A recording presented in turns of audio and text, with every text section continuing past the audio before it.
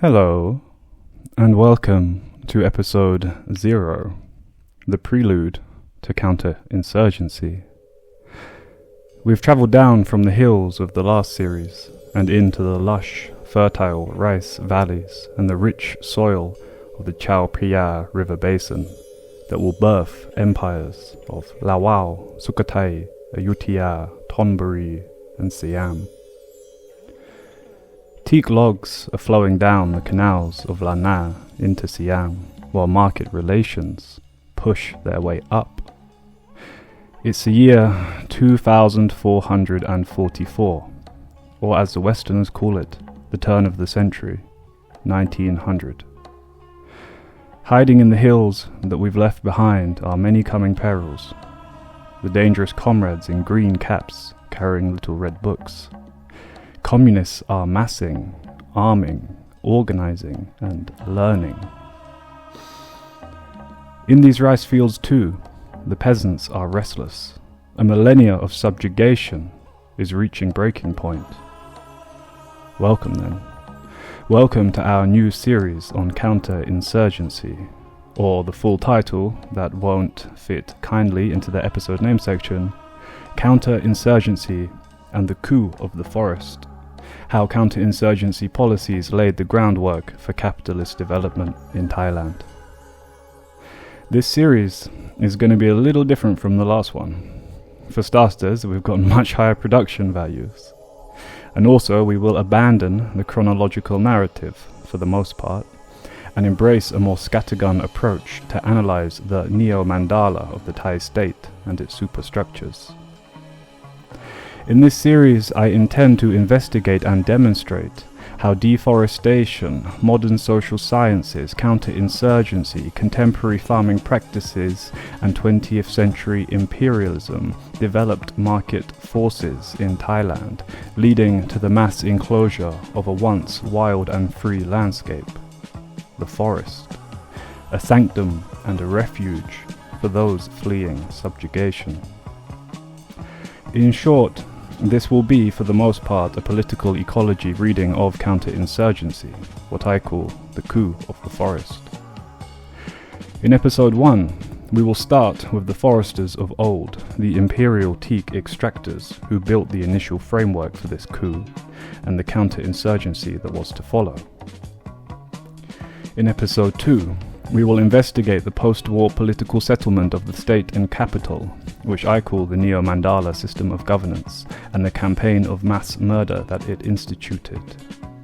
In episode 3, we will reveal the Thai strategies of tension, the Gladio-esque networks, the right-wing paramilitaries, the death squads, the role of the CIA, and the brave peasants who stood against it. In episode 4, we will shine a spotlight on the profession of applied anthropology, as Western social scientists turn warmongers, as part of a bloody campaign of anti-communist restructuring of Asia. In episode 5, we will take a break and go outside.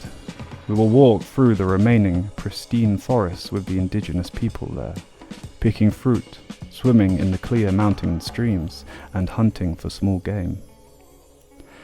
In episode 6, we will see the opening of the frontier, as the release valve is turned, gushing colonizers forth into the forested lands, our sanctum, where our comrades once sought protection and once found peace.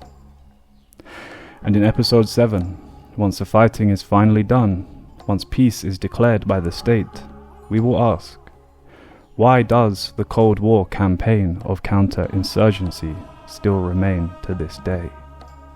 To then quickly state my thesis on counterinsurgency, it is thus.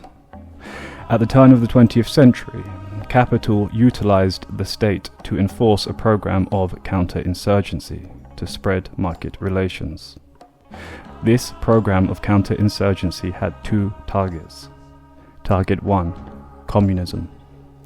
Target 2, anything else antithetical to market relations, be it natural farmers or peasants utilizing common forest land. Both targets which are inextricably tied to the forest. I intend to demonstrate how and why this happened Anyway, listener, I hope you're good. I hope your cats, dogs, gardens, farms and other loved ones are healthy.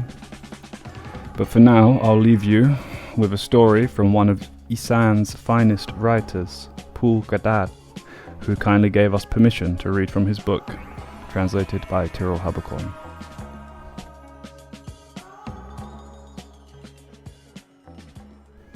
So I will now read from Particles of Perpetual Paralysis by Paul Gadat, the chapter titled, or the short story titled, An Obstacle to Apichat's Exercise Regime.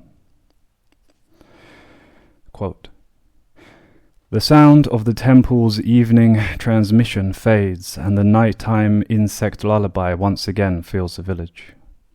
Only one dim light remains in each house, and those without any illumination are those who forgot to pay their fines to the electricity unit. Around an hour ago, every house was still lit up. Now it's around 9 p.m. The evening Dharma lecture begins a little after 8 p.m. Another way to cast it is that the transmission of the Dharma show begins immediately after the royal household news and goes for about 45 minutes or an hour at most. The entire village dwells in taut control. The shadowy murk of each house makes it seem like a haunted village in a novel or a horror film. They are grouped tidily along both sides of the paved road in an ellipse, with the majority at the edge of the road. The roads run through the center and around the edge of the village. The roads around the right and left of the village are roughly 30 meters at the narrowest point from the road bisecting the village, and around 35 meters at its widest. The only remaining nameable living thing is the village internal self-defense and order preservation force. A division is composed of 10 people plus 1 monk, all armed. They go out to patrol as soon as the strains of the Dharma show from the temple go silent. As for the sounds of the nocturnal insects, it is impossible to say whether or not they are alive, because it is impossible to know what kind of insects make the sounds. Are they still alive, or do their voices linger, even though they are dead? It is not only sometimes or the majority of time that it is impossible to clearly name such things like this, but it's just how it is. The house is around 1 wa from the road's edge, with a cream-coloured concrete wall about 3 feet high. Champak trees, wasana trees, many different flowering trees are planted along the wall. The empty space that remains is a wide, nicely paved concrete patch for the walking exercise regime of Apichat's, the owner of the house. The orange of the overlapping roof tiles has begun to fade. Cobwebs fill the 3 upstairs rooms and envelop the curtains, bedding, wardrobes, and ceiling fans. A dim light from downstairs pierces through the curtains of one of the rooms to make visible the shadow of a figure moving around. The other 2 rooms are held in darkness. The thick walls overlaid with zinc with narrow openings. A pickup truck is parked outside. Pieces of wood from the old house are piled up on a raised platform. Termites nest with joy. The wood is riddled with the round holes bored into them by carpenter bees. A coop for chickens and ducks has lattice walls and a grass roof. The land behind the house is without any dwellings or claims. There is nothing but a loamy smell that fills the nose. Bamboo bugs parade back and forth with the air of being the rightful owners of the house. A rainwater urn the size of several adults is placed against the edge of the wall in the shadows. The traces of a self-sufficient garden are now abandoned in green nets left below the fence. Drops of water remain in the kitchen a few steps away. A smoky smell from the charcoal stove, lit to steam rice, remains undispersed.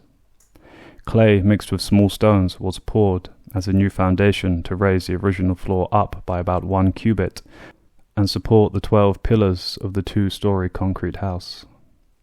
The mixture extends in front of the house to create a paved patch. Apichat's is carrying out his daily exercise regime of walking on the concrete patch. Tonight, He misses his usual time to walk because he just finished meeting with his fellow government teachers at 8 p.m. The Dharma show from the temple ended before he returned home.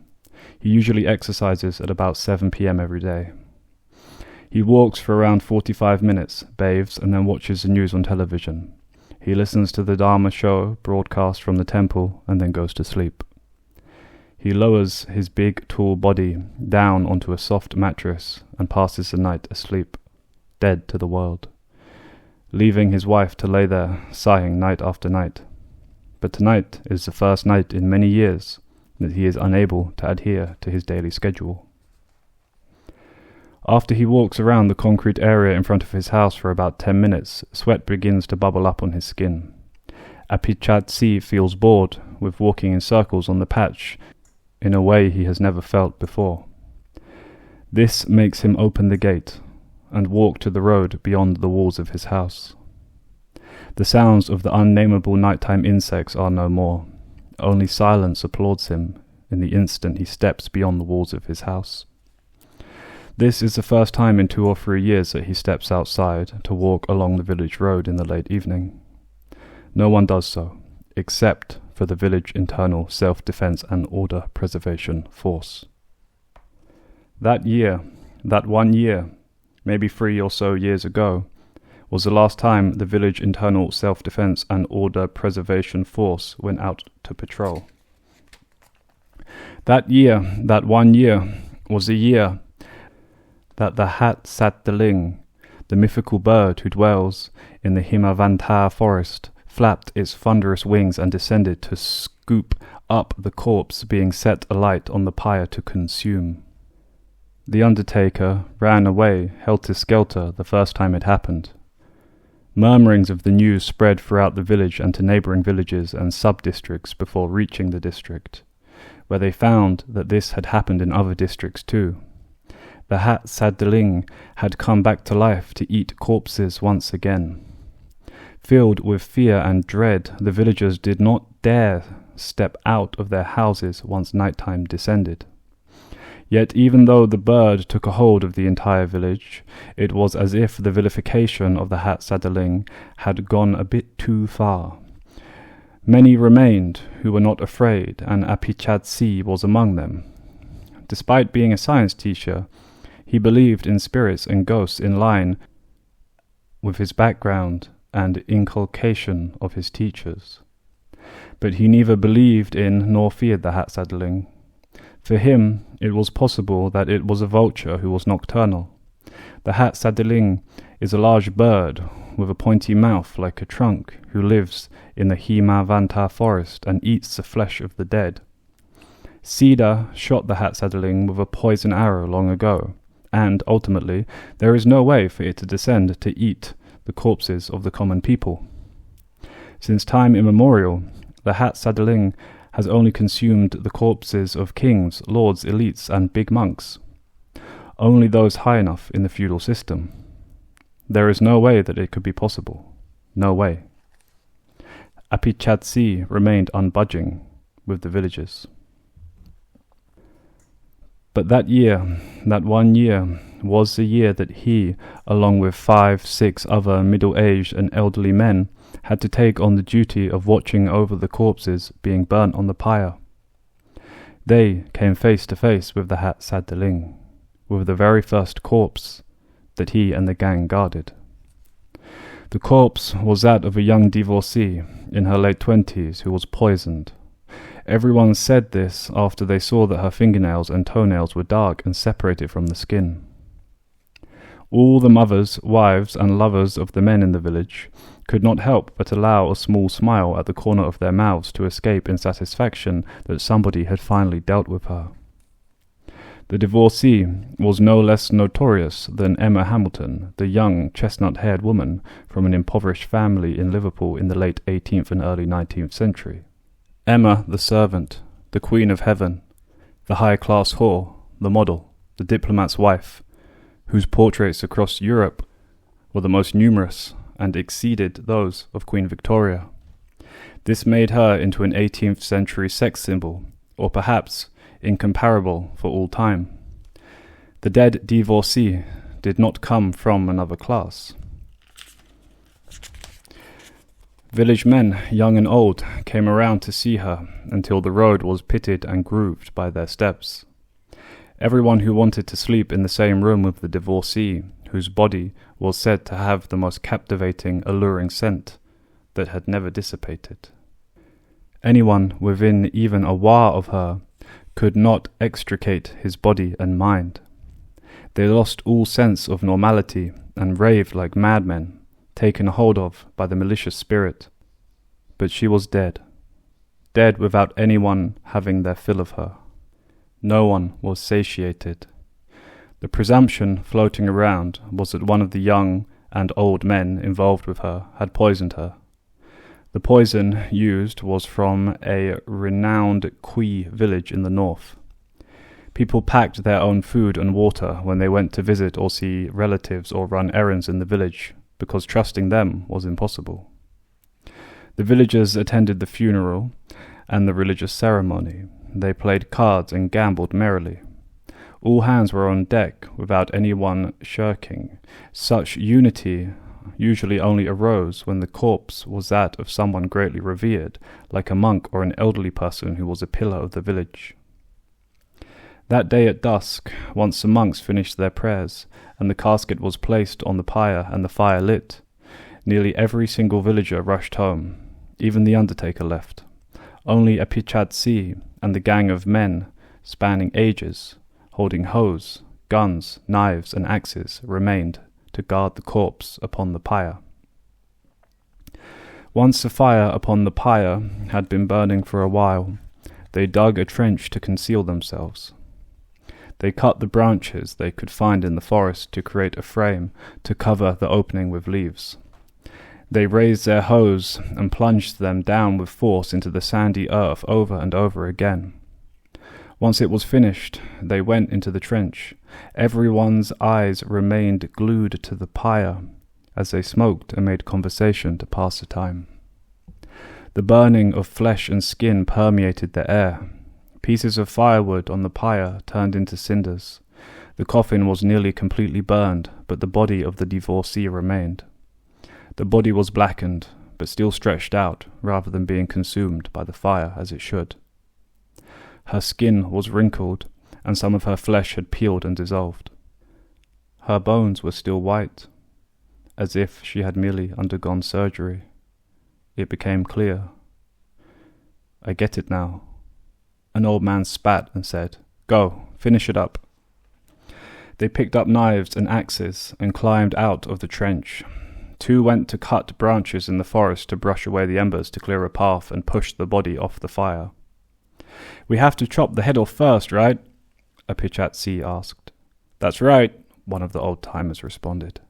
"And then cut off the legs and the other parts." "Who's going to sever the neck?" a young man asked. "I'll do it," another young man volunteered. "No way, you're still young nobodies. I'll do it," another old guy said. "Got it," the young man assented. They brushed away the pile of ash to clear a path. They pulled 10 pieces of partially unburnt firewood, the size of adults and weighing 80 kilos, and put them to the side. They pushed the body off. Then they used axes to sever the blackened throat of the divorcee, perfectly neat. Both eyes were fast shut. The sound of the axe coming down to cut 3, 4 times. Her head was separated from her body and blood poured out onto the ground. Clumps of blood remained, as if the dirt mixed with the sand in the forest and had become saturated with water until the earth vomited it up. After that, they cut up the legs, torso and arms into small pieces. By the time they chopped the body into small pieces, then threw it back into the pyre and piled up the firewood once again, the last light of the day had long gone. Everyone was soggy with sweat and out of breath. They sat and smoked, sat and rested, until they once again returned to the trench. It was a starry night in which the breeze blew and blew. The sound of burning flesh, skin and bones was sharp, and it was as if they were confident that everything would turn to ash along with the firewood, and the Hatsadling would not show itself.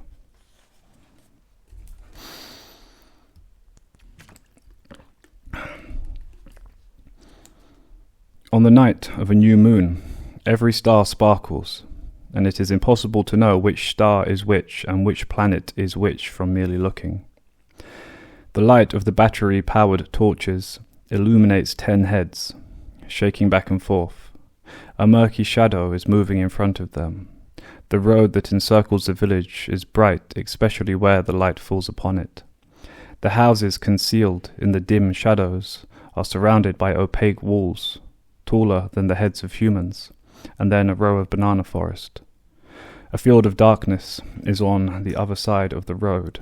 The sound of frogs has disappeared into the late night. The dew has a slight loamy smell, just enough to convey that rice shoots populate the dark fields.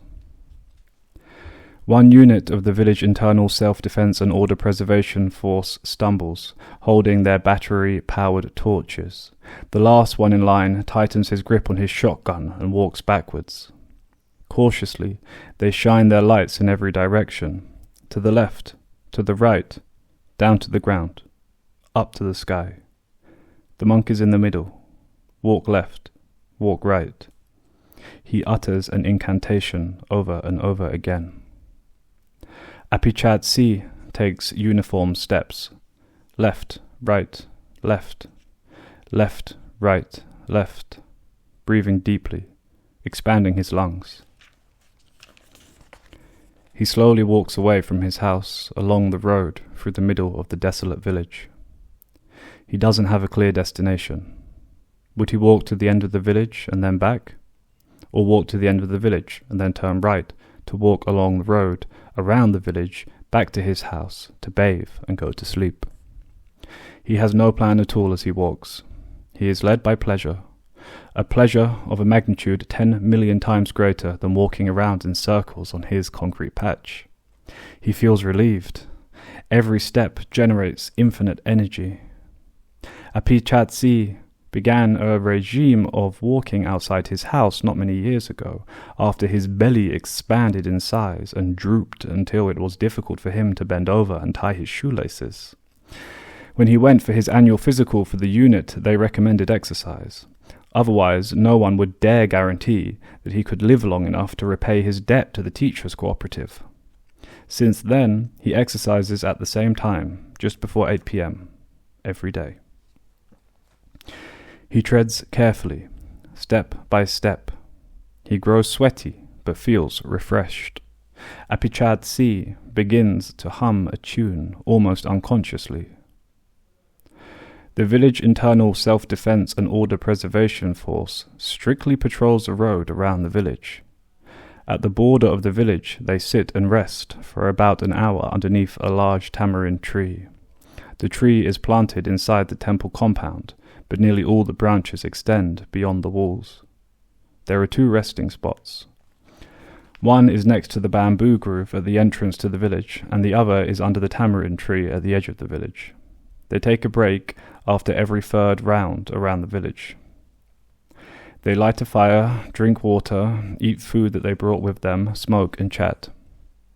In not too many steps, they will reach their rest point, and so they speed up. Chop chop! Apichat-si walks without speeding up. He walks back and forth, in meditation, and his goal becomes clearer in his mind. He will walk to the edge of the village. Then he will turn right and walk along the road around the village, and then go back to his house to bathe and go to sleep. The village internal self-defense and order preservation force remove their gear and put down their guns. They piss and stretch. They light a fire and open their bags in search of water and food. The monk separates himself to sit and clean off. His mouth continues to open and close to chant the incantation. The burning flames give off bright light, and they switch off their battery-powered torches. Everyone takes care of their personal business, and then they sit together in a circle. They pull their food and drink to make an offering to the monk, and then get down to eating and drinking. As they eat, Apichat-si walks into their field of vision. A member of the unit who left the circle after he was full sees the shadow clearly in his field of vision. He calls out in a loud voice, "Who is it?" Everyone in the unit stops short. Their hands halt the motion of picking up things. Their mouths stop chewing. Apichat smiles and yells, "It's me, Teacher Apichat." "Who? What are you doing in the dark?" the original voice calls out again. He picks up his battery-powered torch and shines it onto the murky figure. "Teacher Apichat, it's me," Apichat C answers. "Why are you not answering? Are your intentions good or bad?" the member calls out again and shines a light on Apichat C. All he can make out is a dim shadow, and so he looks for his gun. Everyone, all the members of the unit, take out their guns. The monk speeds up his uttering of the incantation. "Answer, who are you? What sort are you? Answer!" The light of the 10 battery-powered torches shines on him, blindingly bright. "I already told you, it's me, Apichat, Brother Tong. I'm Brother Tong." "Do you hear what I asked you or not? Stop! Stop right there!" Apichat C brings his feet to a halt. He shakes his head and answers, "Brother Saw, it's me, Brother Tong, Teacher Apichat, Mama Dang's son. The house near the center of the village. I'm not anyone to worry about. I just came out for a walk to exercise." "I told you, stop right there. If you don't, we'll shoot." No more warnings are uttered. The advancing body will not halt. The rattle of shotguns begins when he takes another step forward. The sound of cartridges is loud, and the stench of the guns rises. The village internal self-defense and order preservation force bombards him in a blind craze. Apichat's entire body is riddled with holes from 12mm bullets. His screams envelop the entire village, and then he collapses in a bloody mess. Once he falls, his body stretches and grows to the height of a 4-story building. They rain bullets down upon his body without end. The monk chants the incantation until he is trembling. The bullets scatter and ricochet against houses. They pierce through the ceilings and go through the walls, cluster after cluster of houses. The villagers who have been sleeping in their houses must crouch down. They shake and tremble, but no one lets out a cry. The members of the unit shoot until they are out of bullets. The figure falls to the ground with a thunderous crash. With the monk in the lead, they unsteadily walk to examine the figure. The battery-powered torches brightly illuminate the figure covered in blood, revealing Apichat C. The entire unit shrinks back. They lower themselves down around the body and find that he is no longer breathing. They turn to look back into the light. One of them lifts Apichat C's body and takes him back to his house. In the silent village, in the cemetery, Apichat C and the gang still chatted in whispers in the trench. Each waited for the Hatsat-Daling to arrive to eat the corpse. If it did not come, then their duty of burning the corpse would be complete. The corpse would be ashes, and tomorrow morning it would be time to collect the bones and put them in the stupa. It would probably be the first corpse where the ceremonies reached their proper completion, and Apichat C's assertion would be confirmed. There is no Hatsat-Daling.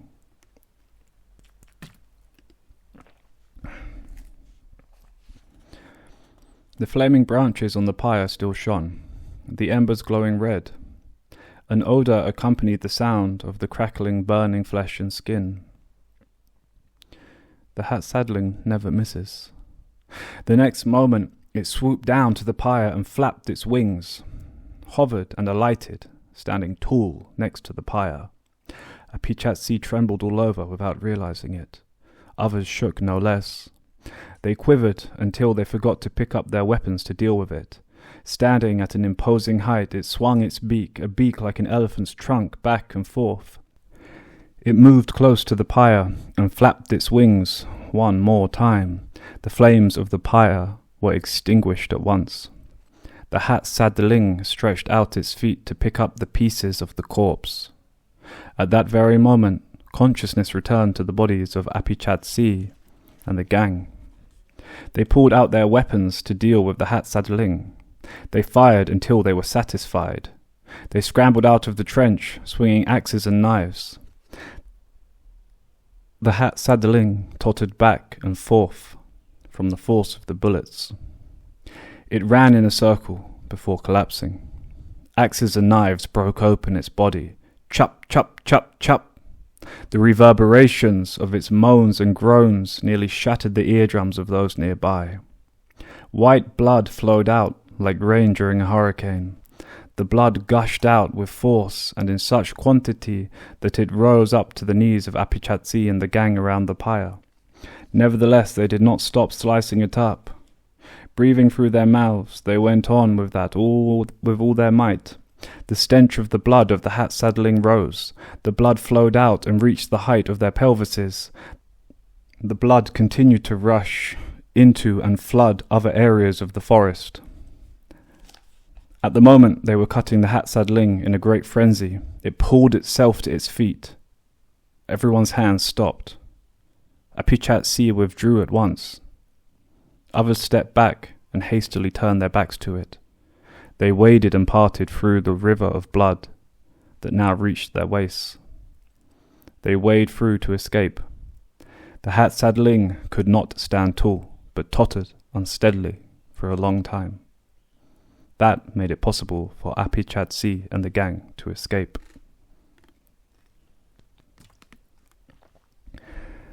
They had to use nearly all their might to make it out of the blood that had reached their waists. With their strength nearly gone, they ran panting to the village. But one had to be sacrificed to the Hatsadling. Once righted, the Hatsadling flew into the air and hovered, hunting them down. It was able to swoop down and capture one person. This has never ever happened before. The Hatsadling had never before captured and eaten a live person. 10 days later, Apichatsi and the remaining members of the gang got a fever and chills. They died one by one. Apichatsi was the only one who narrowly survived.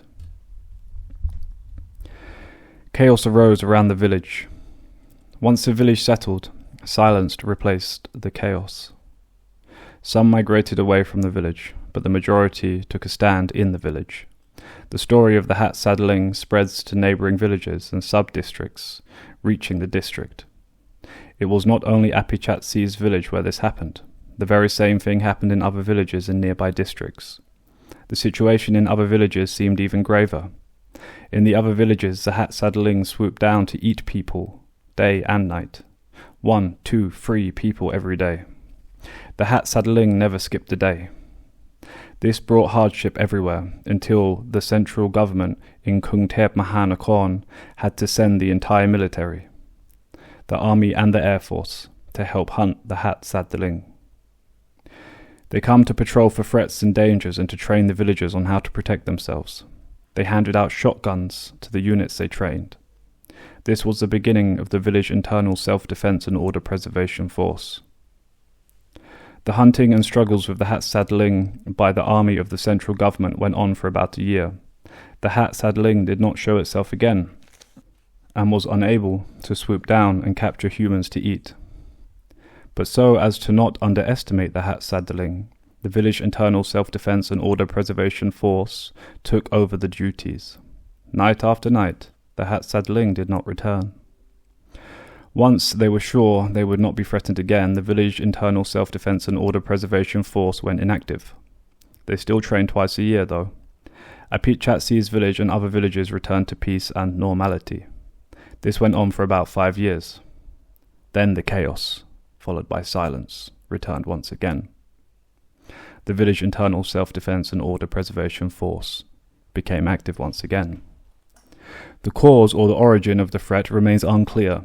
The central government provides no details to the district officers, who provide no details to the headmen, who provide no details to the villagers about what constitutes the threat. They don't know what is threatening them, and there are no details about what they must protect the village from.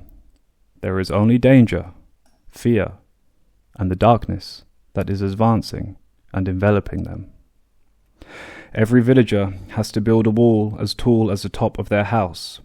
Silence is observed as soon as the Dharma lecture from the temple is over. No one dares to walk beyond the walls of their own home. Activities after 9 p.m. only take place inside the walls of the houses.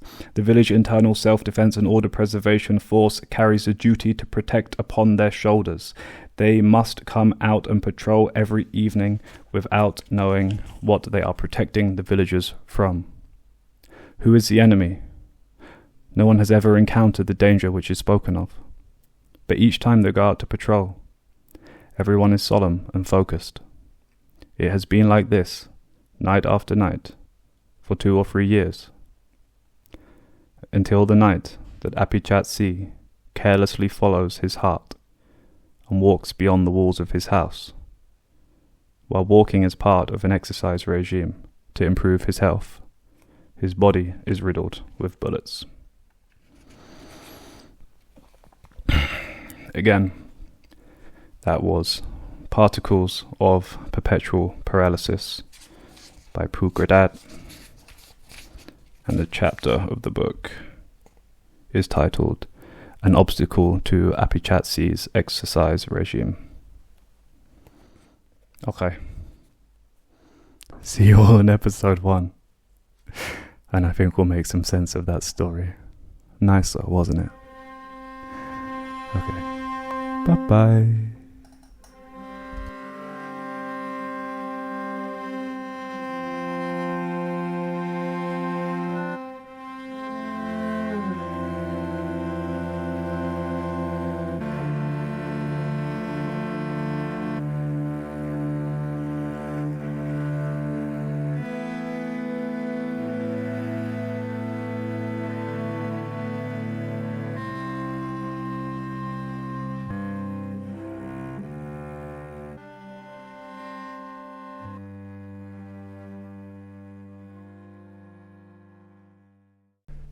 In the rural village of Nong Yai, Korat province, locals found themselves being forced out of their homes by armed men, barking orders to leave, looking at them down the barrel of their guns. The armed men were Thai soldiers. They dismantled houses, schools, and the community center. They laid waste to the tapioca fields, even ploughing the land to prevent the crops from regrowing. Villagers ran into the fields, desperate just to salvage the roots. One local told reporters at the time, quote, "Soldiers were kicking and hitting people. They were dragged away, beaten up and thrown in the back of trucks like they were pigs or dogs, not humans who eat and breathe like you and me." This was a part of the Kor Shor Kor scheme, an ambitious project to forcibly resettle 6 million people from rural forest villages to the newly cleared lands. The specific shape and population sizes of these new villages had even been pre-designated by the central government in Bangkok. No more than 100 families in a ring shape or a square block. To quote the author Anne Daniya Usher, quote, "No apparent allowance was made for cultural or linguistic differences, nor attention paid to the appropriateness of the soil for cultivation. Communities that had formed over decades or centuries along kinship, ethnic and linguistic lines, settled according to the geographic particularities of the area, were literally torn from the land. The people of Nong Yai found themselves relocated not to a newly constructed village, but to a cluster of temporary tents surrounded by armed soldiers. The new village was something between a failure of state planning and a lie." Now, I don't know about you, but when I first read that story, it was extremely reminiscent of the US's Strategic Hamlets Plan during their occupation of Vietnam in the 1960s and 70s, whereby they would force entire villages that were suspected of supporting the Viet Cong into these tightly controlled, closely monitored areas within easy reach of the occupying troops and their South Vietnamese proxies on the ground. So that strategic Hamlet program was largely conceived of by the American Advanced Research Projects Agency, that's ARPA. And ARPA's mission was to take kind of a more holistic approach to US military policy. And unlike the military, ARPA was not run by soldiers, but by bureaucrats and academics charged with drawing up the policies for the US military. So, ARPA opened in an office in Thailand in 1962, the benefit of which was described by one researcher as, quote, like Vietnam, but there's no one shooting at you. The Thai office and ARPA's Thai activities were something of a petri dish for the war in Indochina. In Thailand, these experimental policies and testing the groundwork could be much more easily researched without the constant threat of Viet Cong attack. So when you think back to that eviction scene in Nong Yai village, you may think, okay, I can see where he's going with this. That was obviously ARPA policy being tested in Thailand during the Cold War. Well, that's where you'd be wrong, my friend. The eviction of Nong Yai was not in the 1960s or 70s, but in 1991. Aha, you see what I've done? You see how I've fooled you? So then why, one may ask, was the Thai government still forcefully implementing what amounted to strategic Hamlet schemes long after the war and the great and bloody assault on communism in Southeast Asia was over? Well, I'm so glad you asked, because the answer to that question will take us on something of a journey through the history of counterinsurgency in the Global South, its theory, practice, implementation, and its blowback. Now, before we really get into it, I quickly want to paint another picture. And this is one of a childhood memory of my own from when I was a teenager growing up in London, commuting between my broken up parents' homes in the north and south of the city. Each week, I would pass the Haygate housing estate in Elephant and Castle, where 3,000 of London's poorest people were in the process of being evicted and redistributed to make way for a vast luxury housing development. Haygate's residents were originally promised new homes as part of the project, but these new homes were yet to be built by the time evictions began in 2007. Instead, the residents found themselves in limbo, living in temporary housing far from what was once their home. After more than a decade of fighting the eviction, eventually all of the residents who had once formed one of London's largest poor geographic communities were dispersed across the city, mostly to the outer fringes. I am of the opinion that the parallels between Haygate and Nong Yai are by no means coincidences. In this series, I intend to draw a straight line between the colonial practices of land and populace management, somewhat ironically originating in London, extending through to the colonies, and then eventually U-turning back to the imperial core. So, welcome friends to our new series on counterinsurgency. I honestly have no idea how long this series is going to be. At the time of speaking, I've planned 4 episodes ahead, but this thing has the potential to go in so many different directions. I'm pretty confident on the final destination, but I just don't yet know the exact route we'll be going to take you there. We might even develop it into some kind of indefinite ongoing series. Let's see. And the approach that I really want to take is to follow those structures of counterinsurgency in all their forms, and also widely broaden the concept of insurgency itself.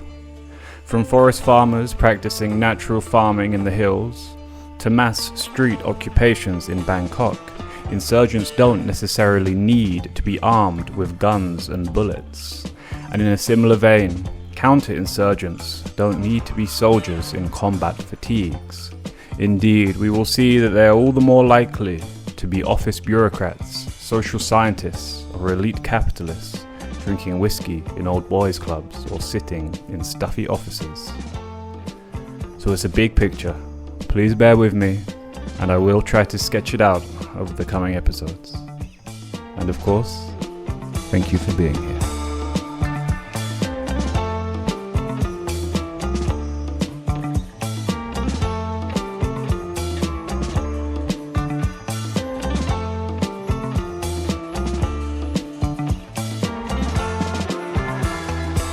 So it's been a while since we last spoke. I think maybe not so long for you as it has been for me, because I recorded the Golden Triangle series well in advance of this one, and I think I might just release this one straight off the bat. I've been fine, thanks for asking. It's just about still rainy season, though it's nearly over. It's unbearably hot outside, but I'm in here with my aircon turned off, and I wanted to say I do hope you enjoyed the last series. I also, I was going to say I would love to hear your feedback, but I don't know if I would. You know what? If you want to say something nice, I'd love to hear it. Anywho, I've got a decent mic now. You may be able to tell it's much better than the last one. So, in that vein, maybe we should just get into it. So, to begin today, and to add a little more context, the Thai Koshokor program that I mentioned earlier, which led to the Nong Yai village being forcibly dispersed, was implemented as part of a much larger movement to remove villages located in forests to non-forested areas. The official reason for this was to, quote, protect the forest from the villagers, while in reality it was widely known as a mechanism to establish timber plantations on state land, which would be administered by private capital. I'm glad to report, however, that the residents of Nong Yai, through their bravery and determination, marched back and reclaimed their land after being displaced for 9 months. This is what makes Nong Yai remarkable and puts them in a small minority of villagers that were able to reoccupy their lands. For every Nong Yai, there are 100 others who never returned. Since we're already talking about forest today, I should introduce a book I'm going to be leaning very heavily on, which is A Critical History of Thai Forestry by the aforementioned and Dania Usher. I really enjoyed the book. If you're listening, Ms. Usher, I thought it was thoroughly good. And as I said in the intro, we're going to be following the development of both land and population management, particularly in relation to counterinsurgency. And so there's an awful lot that we can learn about both through the lens of Thai forestry. So, listener, if you're still not convinced about some of these somewhat tangentially related topics of forestry, anthropology, and counterinsurgency, please do bear with me. I promise it will come together in some form or another at some point. So, let's go back to that wretched island on which I was born, and again to London in the colonial era, where, in the mid-1800s, the British were badly in need of teak wood for ships and railroad building.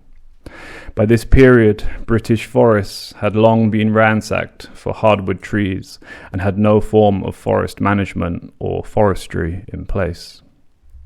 Once Britain had lost access to America's forests and destroyed vast areas of timber in India, their attention turned to the hills around Burma and Siam. Siam in particular was said to hold around 25% of the world's teak hardwood. Britain's dominance of the seas was the key facet to their colonial holdings. As such, hardwoods were essential for shipbuilding. A typical warship lasted an average of 20 years and required about 2,000 oaks, of a size that corresponded to more than 200 years of growth and hardening. I don't know about you, but those numbers seem somewhat unsustainable to me. Anyway, teak wood was to become the savior of the British Empire. An American consul general based in Bangkok at the turn of the century described teak thusly. He said, quote, "The most valuable lumber for shipbuilding in the world, teak does not yield to the influences of moisture and drought. It is not liable to the attack of borers and other insects. It does not split or sprawl, and, while it is strong, durable wood, It is easy to work and very light in the water. Because of its peculiar qualities that resist the influence of iron, there is no substitute for it yet discovered. It's a little bone-chilling, isn't it? To hear, literal imperialists use this kind of language about natural resources. It kind of gives me the heebie-jeebies. So, the word forestry, or the practice of forestry, and the word foresters, someone who practices forestry, I think has quite positive connotations for most people. Indeed, as a very, very young boy, I lived in the very remote countryside in England, and my essentially grandfather was a forester there, and he managed the forest. It sounds rather nice, doesn't it? But when and also this book has really changed my view of that, by the way. But when we use the word forestry, we're simply referring to forest management, be it for conservation or extraction. So it really goes both ways.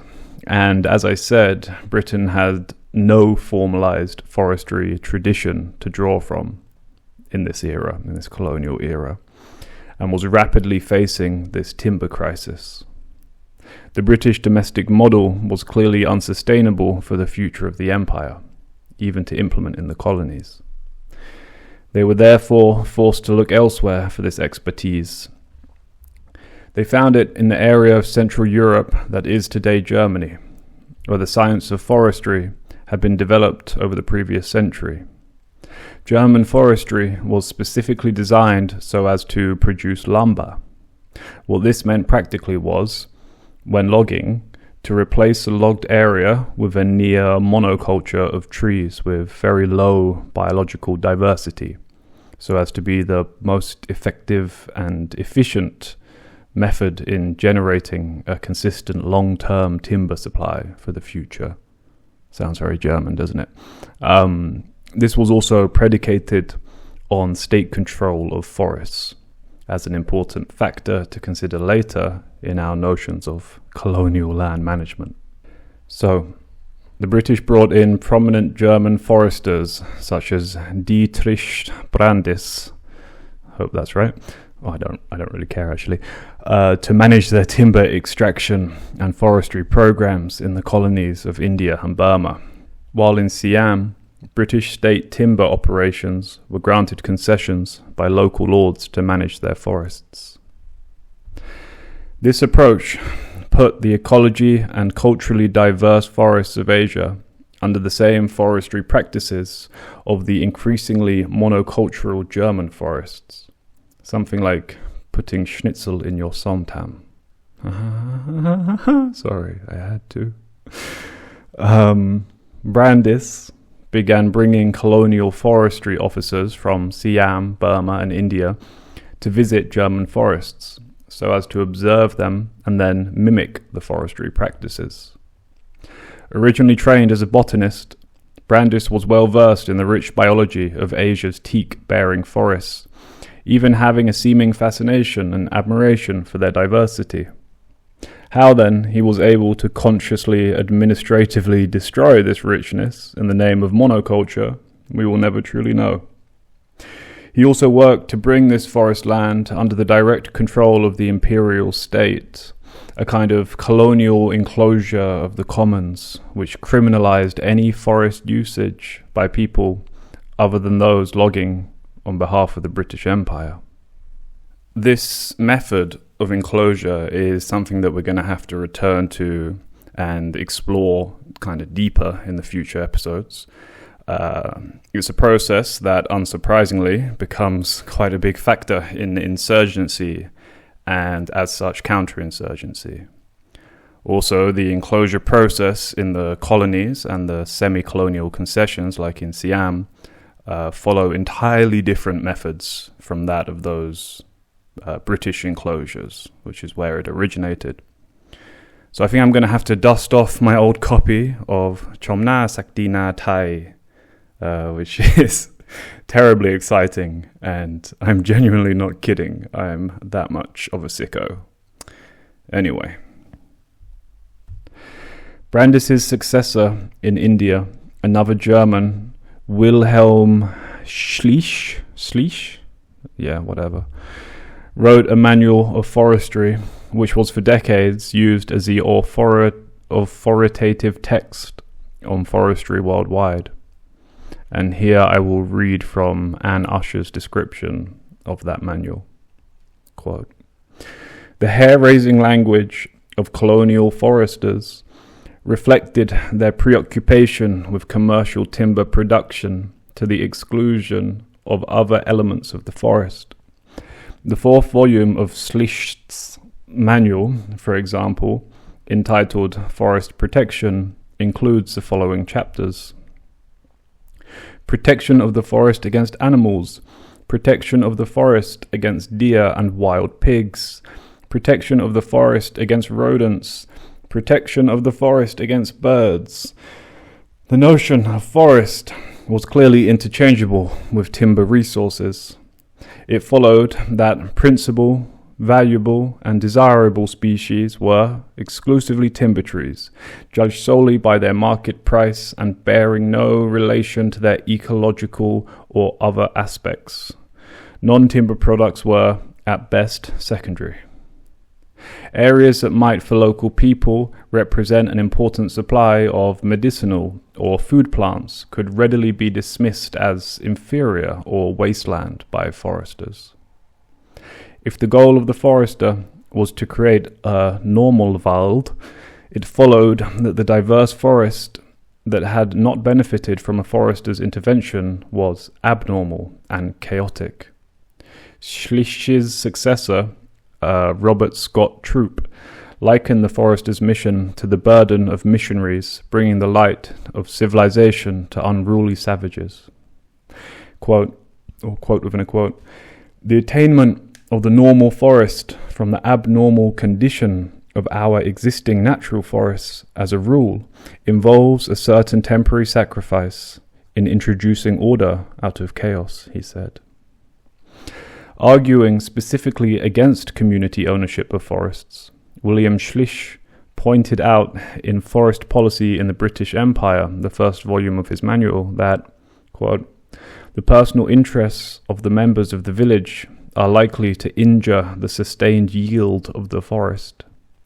The poorer members especially urge the more extended utilization than the forest can stand permanently."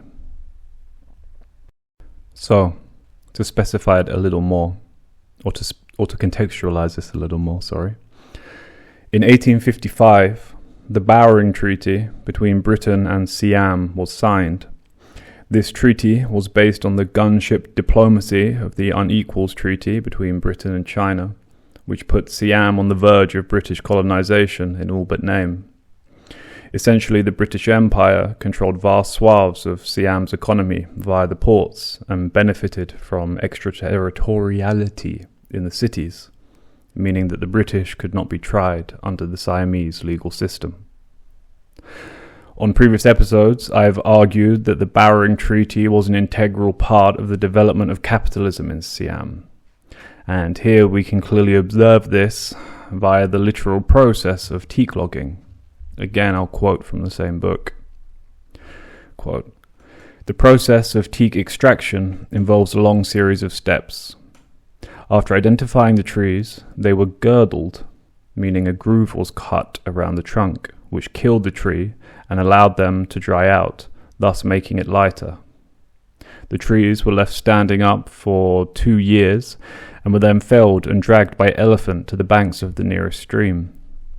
When the next rainy season came, if the waters rose high enough, they could be floated to one of the northern rivers, the Ping, Wang, Yom, or Nan, bound together in rafts and sent on to the Chao Phraya River and then downstream to Bangkok.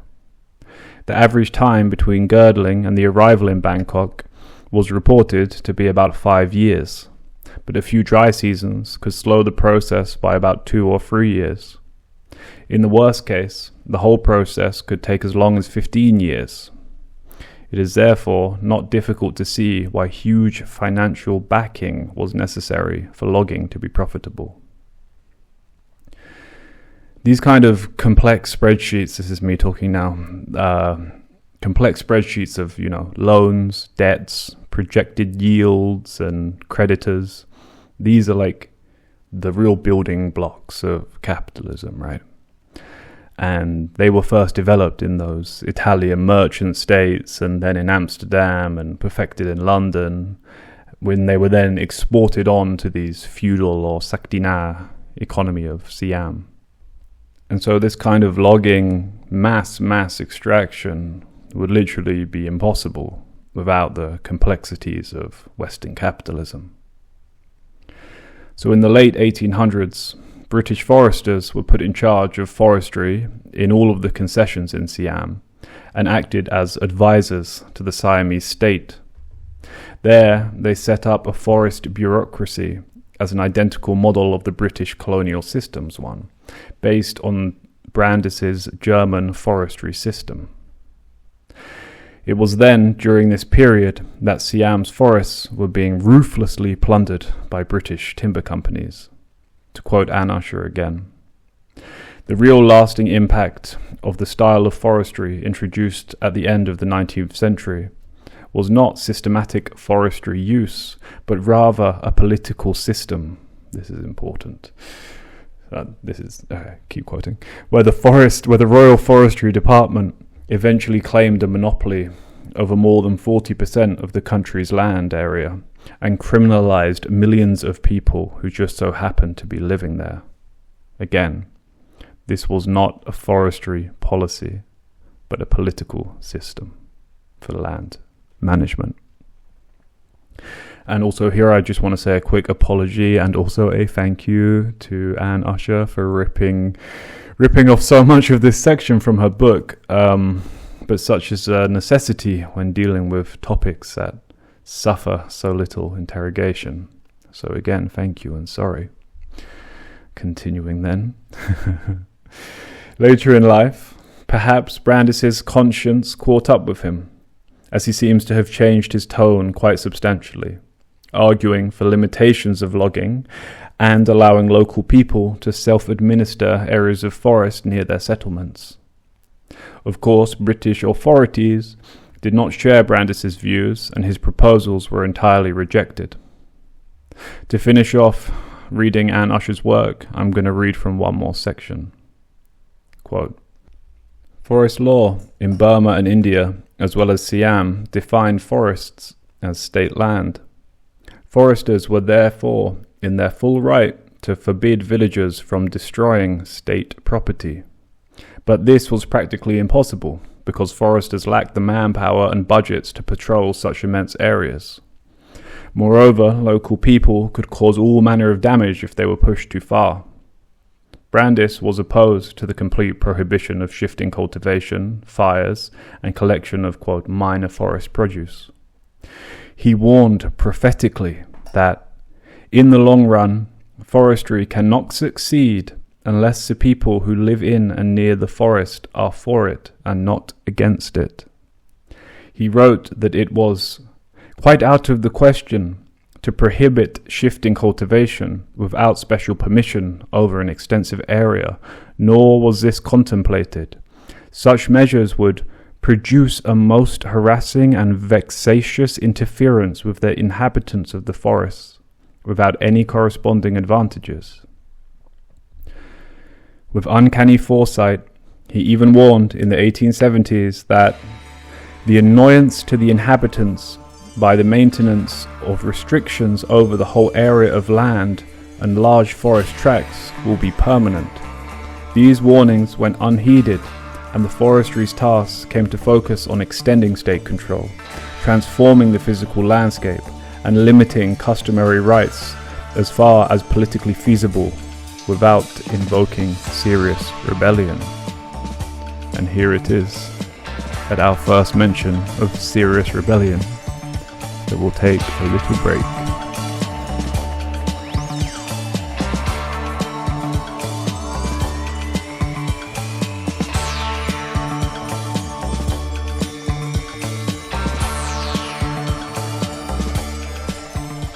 In 1895, a British forester named Herbert Slade was appointed by King Chulalongkorn as a chief advisor to Siam's forest management programs. While Slade came from the Anglo-Germanic forestry tradition, he was something of a renegade on two fronts. The first was that he was one of the original Western foresters to recognize the necessity of wildfires towards forest health, suggesting against solid orthodoxy that fire prevention schemes in teak logging areas be suspended as forest fires aren't intense enough to burn down teak trees. On the second front, however, probably more significantly to our story, was his role in the realpolitik of the region.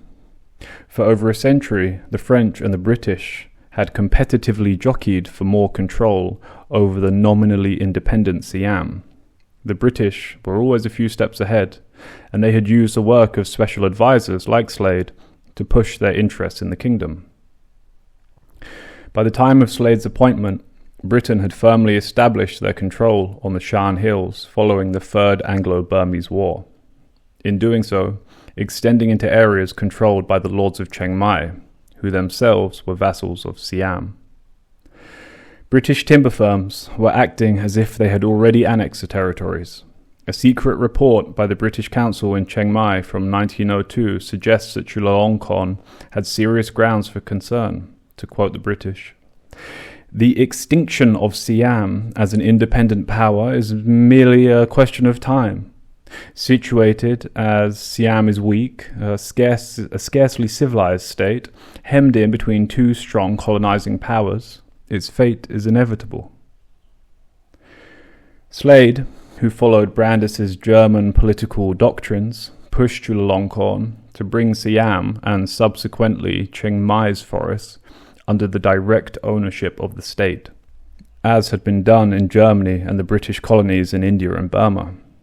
This process of Bangkok taking direct control of forest lands to the north seemed to run against the interests of the expansionist British in the area and contributed in no small part to the complete absorption of the Chiang Mai or Lanna kingdom into Siam. While Slade genuinely seemed to be trying to slow down the rate of extractive logging in the north, as we've discussed many times before on this show, it's one thing to write laws in Bangkok, but enforcing them in the hills is an entirely different matter, and British logging continued largely unabated. By the late 1920s, those Siam's forest lands were officially under state control. The Royal Forestry Department held logging concessions on only 1% of its teak forests, while European firms controlled 85%. As such, Slade's legacy in Siam, along with King Chulalongkorn's, was not just a legacy of forest management, but one of state control and ownership of periphery lands, just like the forests in Nong Yai. Now that we've established the colonial ideology and methods of control of forest land, we have to pivot somewhat to the forest dwellers, who actually lived in those forests and depended on them for their livelihoods. European foresters had long despised those forest inhabitants. Nothing drew their ire more than the slash-and-burn system of agriculture, which I mentioned in the previous series. However, I fear I wasn't able to adequately explain it then, so I'll give it another shot now. And to preface this, I think it's important to point out the practice of slash-and-burn is something of a grey spectrum. That is to say, some groups practice this method more intensely and in different formats to others, to the point that it became almost impossible to clearly distinguish what I'm even talking about at some points.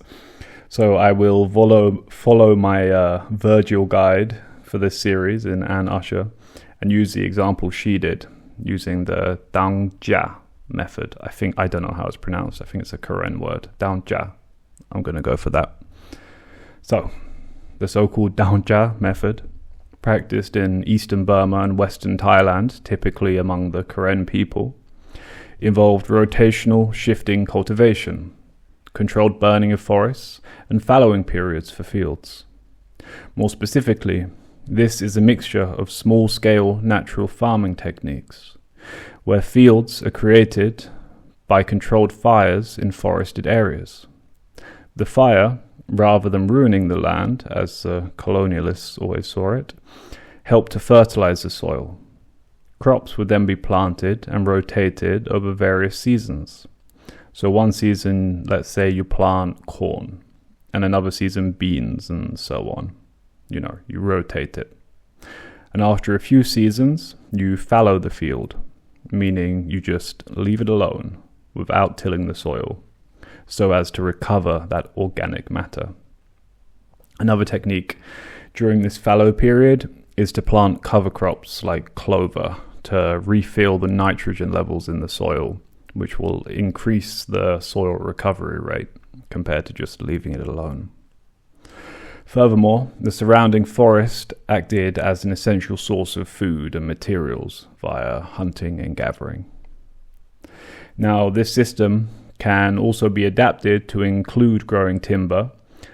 For example, after a few crop rotations, teak trees or other hardwoods can be planted in and amongst the cropland, coexisting with it. As Herbert Slade eventually realized, forest fires do not actually destroy teak trees. As such, there is no contradiction here between natural forest agricultural practices and timber production when practiced in a well-balanced method. Another key benefit to this system is flexibility. If there's a sudden population increase in the village, say the addition of 3 or 4 more families for whatever reason, extra land can quickly be utilized into the system. Indeed, I've heard accounts of more fields being created just to serve the purpose of producing more food for annual festivals where they may have more visitors. The same goes for decreases in production necessity, as these fields can rapidly be reabsorbed back into the forest.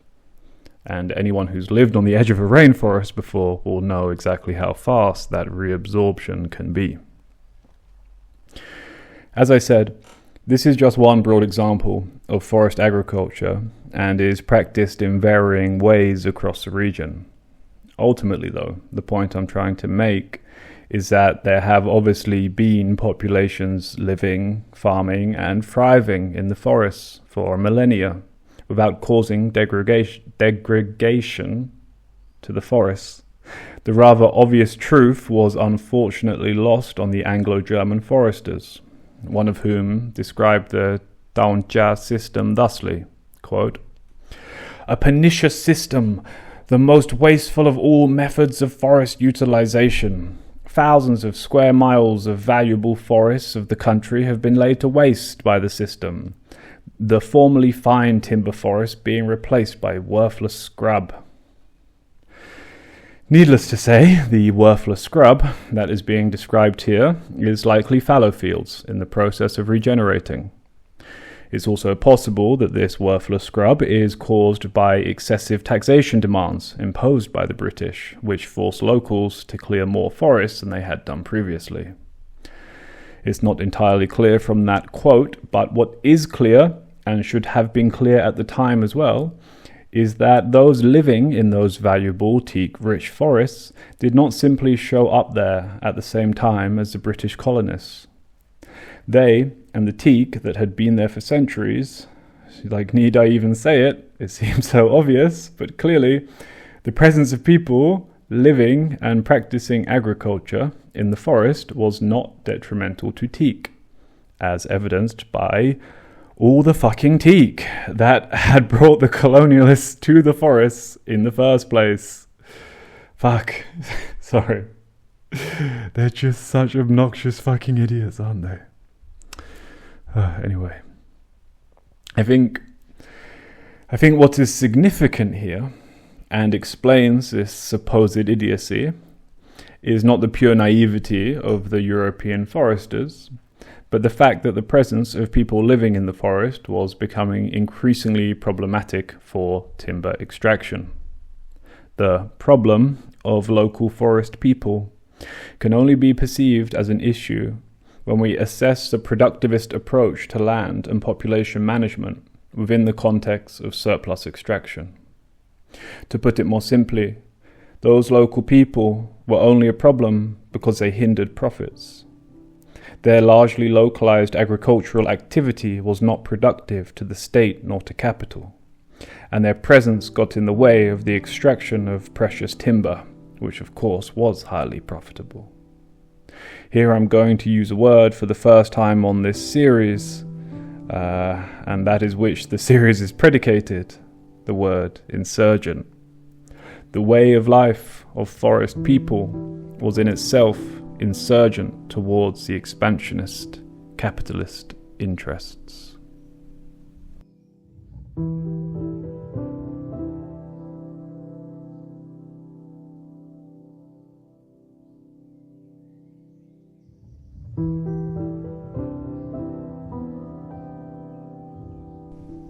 In the strictest sense, it was the initial spread of capitalism and the state into the forests that was at first an insurgency, one waged against lives of trees, plants, animals, insects, and the native human population. In an ideal world, this would be the conceptual framework by which we could analyze and depict both insurgency and counterinsurgency. However, we do not live in an ideal world, and as such, I think the best way to perceive this spread of the state and capital is that of an invading army and an insurgent native population. Let us remain then with the Karen people whom, it should be pointed out, are currently waging an armed insurgency against the Burmese state at the time of speaking, and have been doing so for quite some time. But for the moment, we have to remain within the colonial era of Anglo-German forestry. In British Burma and India, and the Siamese concessions, local people put up a formidable challenge to the imperialist efforts to expand their extractive policies. Initially, the British would utilize local forest people's labor and local knowledge to help with this extraction. Once resistance started to mount, many would simply flee. Others would go on strike, and some even attacked colonial or logging officials. Some other rather ingenious tactics included the destruction of young teak trees to give the appearance that the area was not well suited for teak growth. Here I will quote from the report of one forester in British India who wrote in 1916, quote, "The notion obstinately persists that the government is taking away their forest from them and is robbing them of their own property. The notion seems to have grown from the complete lack of restriction or control over the use by the rural people of wasted land and forest during the first 80 years after the British occupation. In rural communities, there appears no difference between the uncontrolled use and proprietary rights. My best efforts, however, have, I fear, failed to get the people generally to grasp the changing conditions, or to believe in the historical fact of government ownership." Ugh. The historical fact of government ownership. Oh, fuck you.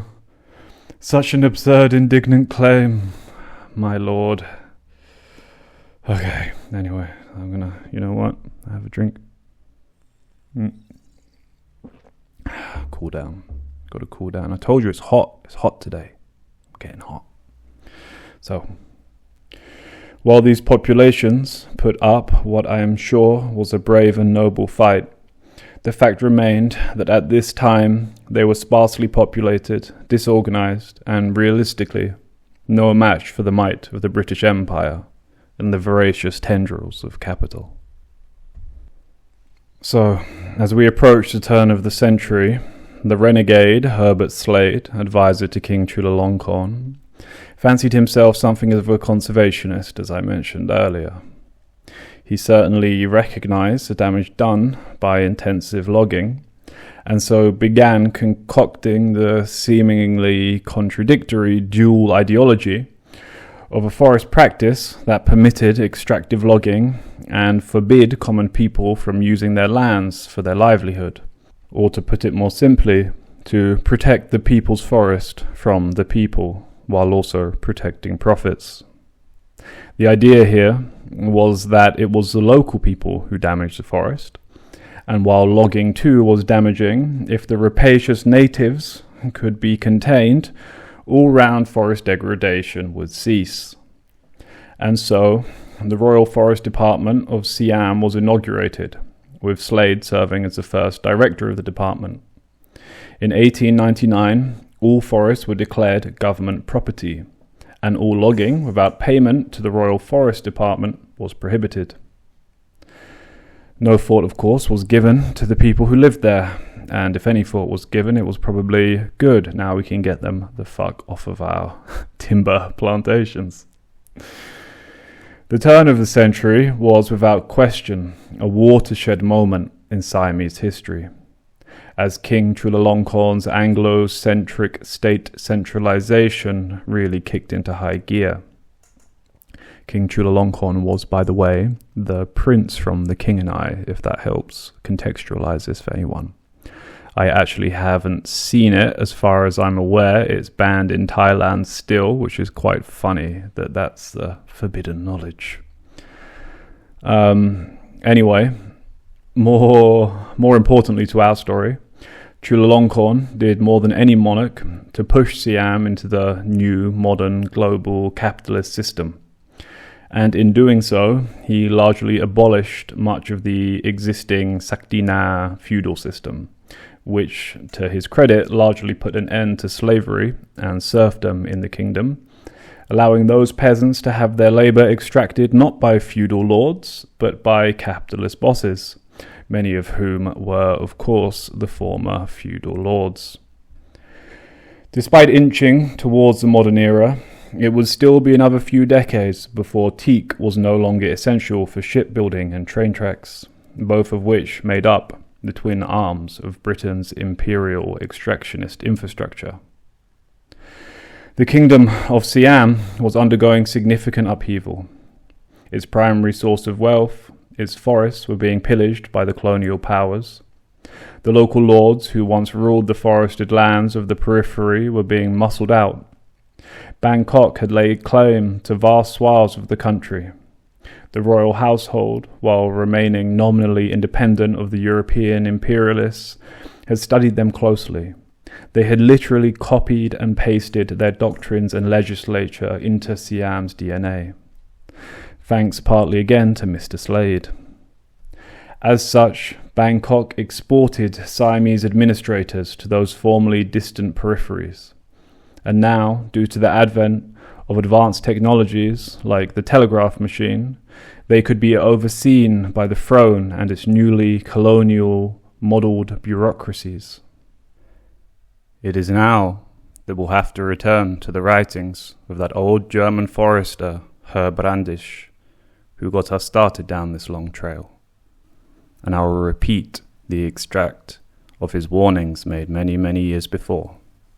Quote, "Local people could cause all manner of damage if they are pushed too far." In July of 1902, Siamese policemen attempted to arrest a group of mine workers at a camp in what is today Phrae province.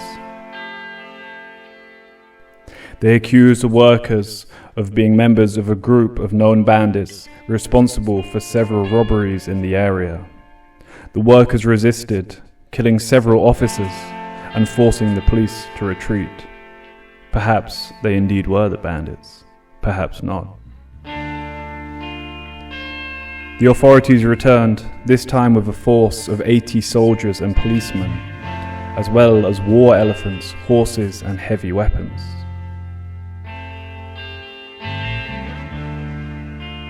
The workers, however, were well prepared. They ambushed the Siamese in a small ravine. It was a massacre.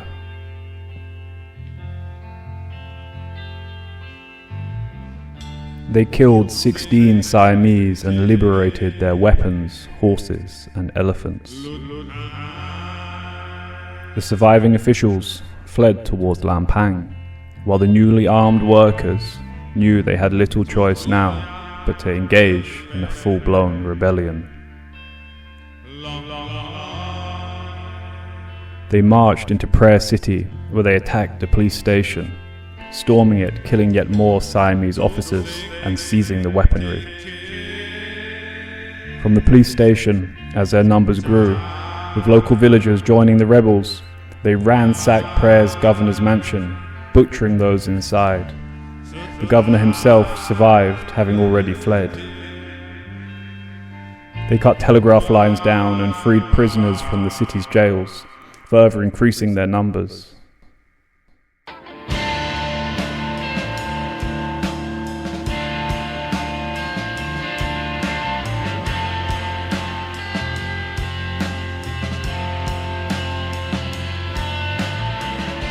Having captured the town, they put a bounty of 400 baht on the heads of Siamese officials. 20 were captured and executed, including the governor, who was found hiding out in the countryside. A man known as Pakamong had taken charge of the rebels. He himself was a teak worker, originally from a minor noble family in the British Shan territories. He had come to Prair with a logging company and now found himself heading the rebellion, drawing up plans to liberate other cities from Siamese control. The rebels split into two forces. One marched south to face the approaching Siamese army head-to-head, while the other marched west to liberate the city of Lampang. Panic set in among the Siamese administrators and their British advisors.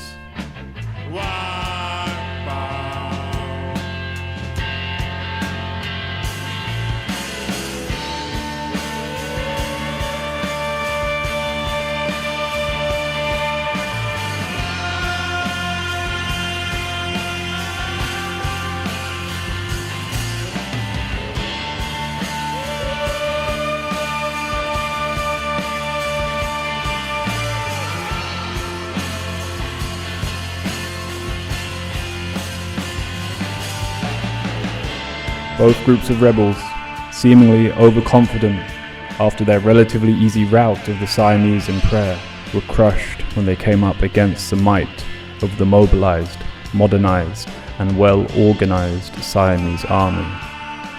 Pakamon was killed. Many others were executed and many more fled. Prair was recaptured. The rebellion, however, fled to the forests, to the border region between French Indochina and Siam. There they went underground, orchestrating raids from the forest into Siamese territory. An insurgency had been birthed in the forests of Southeast Asia, just as Mr. Brandis had forewarned.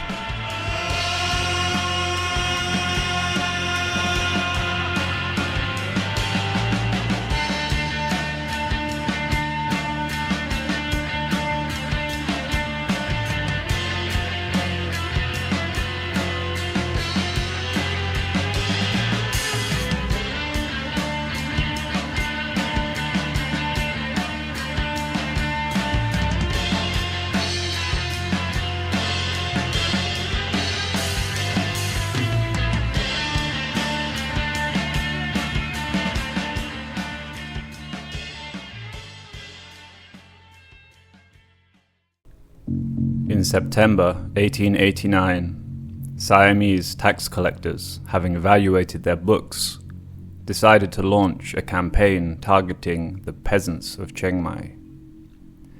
They went into the villages surrounding the city, demanding cash, refusing to accept anything else in lieu of hard currency. Livestock and grains were deemed unacceptable. The peasants of Chiang Mai, who lived on the periphery of the new developing capitalist system, had predominantly relied on subsistence agricultural production and local market exchanges. In the past, they had paid their taxes to the local lord in the form of agricultural surplus, such as grains, beans, or nuts. However, this was a time of rapid change in Siam. The peasants' land had previously been part of the Sakdi Na feudal system of the Lanna kingdom, a vassal to Siam. But with Lanna's absorption into the greater kingdom, modernizing efforts were beginning to be implemented. Agricultural surplus was no longer accepted, as an acceptable form of tax payment, it had to be hard currency. On the 3rd of September, one group of peasants, 4 men and 1 woman, who could only pay their taxes in the form of palm fruit, were arrested by the armed collectors. They were chained up in public, left in the boiling sun, and ordered to remain there, exposed to the elements for several days.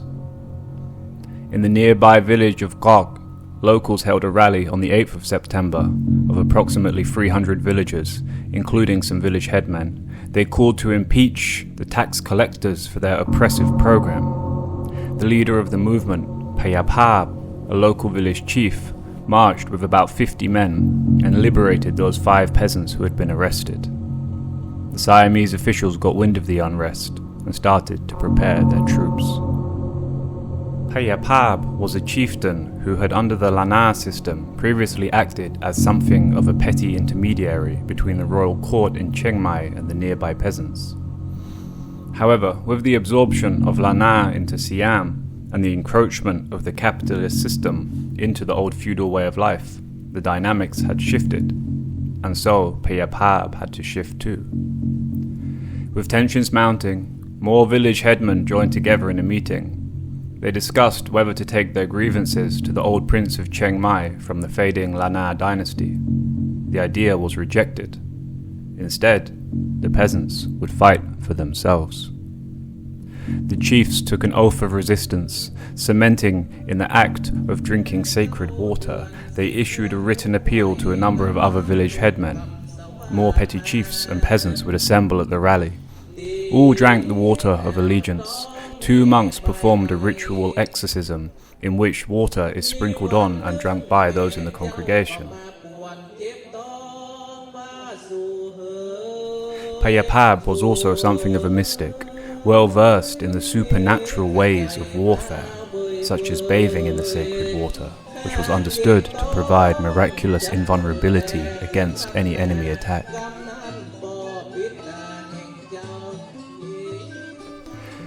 Preparing for the uprising, he produced the sacred water in a large jug with a rattan sling. Holy words were chanted as it was set atop a wooden tower, on which leant a ladder made from 7 swords. At a signal from the gong of the local temple, a great number of peasants participated in the ritual of the sacred water, each one climbing up the tower to bathe in it, and then descending via the sword ladder to demonstrate their newly gained protection against weapons of war. During this time, the revolutionary and spiritual fervor was growing among the villagers. More peasants were joining the proceedings in the hundreds, taking the oath, bathing in the water, and feasting together, eagerly awaiting their inevitable victory against the Siamese oppressors. Also in their sights were the Chinese merchants and Western teak traders who operated along the banks of the River Ping. The rebels declared that all taxation would be abolished and Chiang Mai would finally become independent of Bangkok. On the 20th of September, the striking of the temple gong declared that that long-awaited moment of liberation was at hand. Between 2,000 to 3,000 peasants had amassed, spread across from the nearby villages. Gongs were struck in village after village, relaying the message of revolution. From there they marched towards Chiang Mai city, armed largely with their means of labor, the sickles, hoes, scythes, and their very bodies. But for all the revolutionary fervor, and despite the power of the sacred water, they were no match for the modern instruments of death wielded by the Siamese army. Awaiting the rebels were 5,000 well-organized, highly trained men who deployed modern rifles and Gatling guns. In the end, there was no battle, just a massacre, as the holy peasants were easily picked off and gunned down by Bangkok's cannons.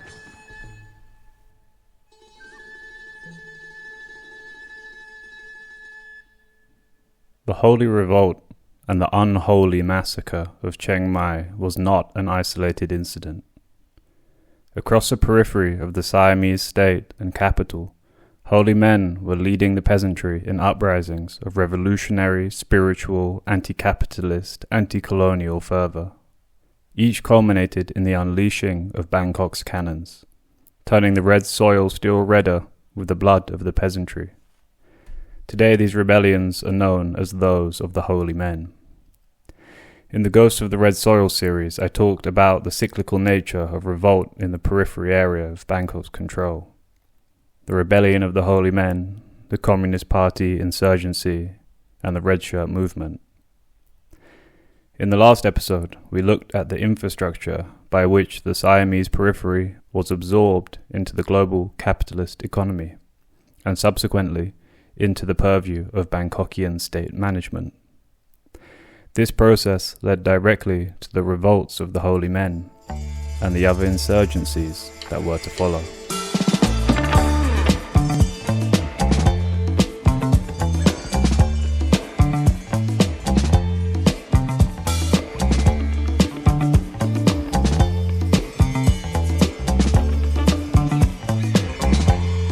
Hello and welcome back once again to the land of the red soil and our ongoing series on counterinsurgency.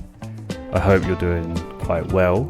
It's still raining here, though yesterday I did see some rice fields burning for the first time this season, ushering in the smog to come, I'm quite sure. Other than that, rather unsettling feeling of impending environmental catastrophe, I'm quite alright. Actually, right now I'm feeling a little conscious of my accent. My partner listened to an episode and pointed out that my accent does fluctuate a little bit.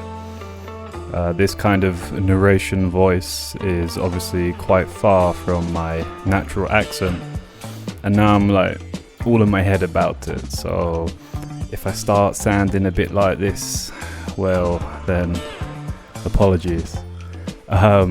Anyway, we really ought to get down to business today because I think it's going to be a long one. In today's episode, we're going to focus on the Siamese and then the Thai state's response to these many revolts. We will follow the development of the dual architecture of state and capital as a means of population control for surplus extraction. That is to say, the mechanisms by which the Thai state developed into the neo-mandala system that we see today.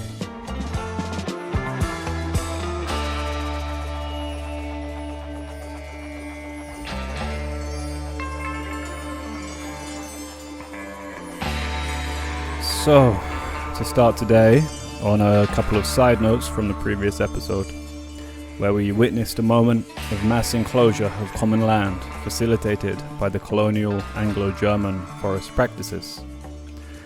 I have tried to find more theoretical or conceptual writings about colonial land enclosure of forests, but have frankly struggled to find anything in the Marxist or materialist lens, so please do let me know if you know of anything particularly pertinent to that. I also wanted to briefly touch on the prayer rebellion that we closed on in the last episode.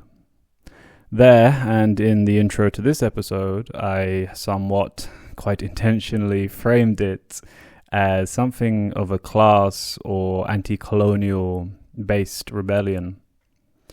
Honestly speaking though, I really haven't got a huge amount to go on here, particularly with the case of prayer. Other than that old adage of all history being that of class struggle. Often in the literature about the rebellion in prayer, it seems to be considered a ethnic Shan rebellion. And to be honest, I see little evidence of that, nor do I see very strong distinctions between Shan, Lao, and Khon Mueang or Lana back during that period, and even to a large extent today. I think it's important to consider when researching this rebellion in particular that all of the sources point time and time again to old Siamese accounts. And as an elderly Romanian comrade once repeated to me, another old adage, which is that history, of course, is written by the victors. Despite considering myself, or at least my political education, as emanating from the red soil in the north, I hold no illusions towards Lanna nationalism that more recently has seemingly been rekindled as a fondness for an ancient, strictly class-based society. As such, I think more than anything else, for narrative purpose, we can read the Prayer Rebellion as a class-based uprising. Because, well, why the hell not? It's my show. It's all class-based struggle, as we said. Now, with that out of the way, time to move on to another class-based struggle, as we so often do.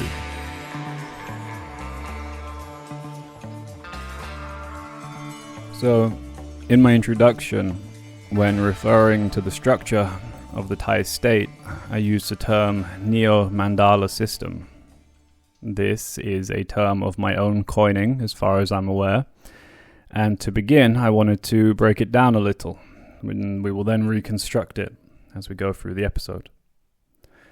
So the Mandala system, as I'm sure my very intelligent listeners already know, is a vague term given to the overlapping systems of governance in Southeast Asia up until the colonial era, whereby political power was vested in the lords of different cities, which in turn administered and collected taxes in the geographical areas around them. Oftentimes, areas would fall under the purview of more than one city lord, in which case both lords would collect taxes and administer the region, sometimes cooperatively and sometimes in opposition. And sometimes other lords would have to step in to settle the disputes. And we did an episode on this system in the last series, which is episode 45. So to get a little bit more specific, in the case of Siam's Mandala, and here I'm intentionally speaking very vaguely because the specific processes fluctuated over the centuries. Anyway, Bangkok, generally, acted as the central city-state, and other city-states paid tribute to the king of Bangkok. Many of these other city-states are today the modern provincial capitals. The same was true of Siam's vassals like Pattani, Vientiane, or Chiang Mai or Lanna, which were capitals of their respective regions and administered through a similar overlapping process. It was during the reign of King Chulalongkorn and the peak of European logging that Bangkok sought to modernize this system, based on European statehood models, with a clearly defined capital whose rule over the land was to be undisputed.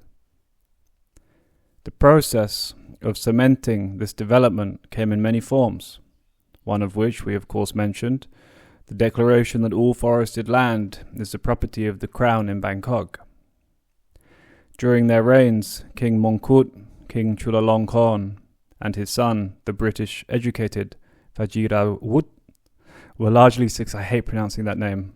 I love the kings, I love them all, but no, I take it back. Sorry, I don't want to go to jail.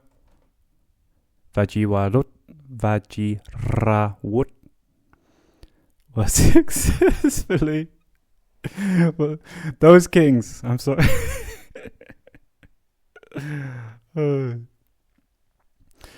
During the reigns of those kings, they were largely successful in the process of centralizing state control and doing away with the more ancient aspects of the Mandala model, despite the aforementioned Holy Men rebellions.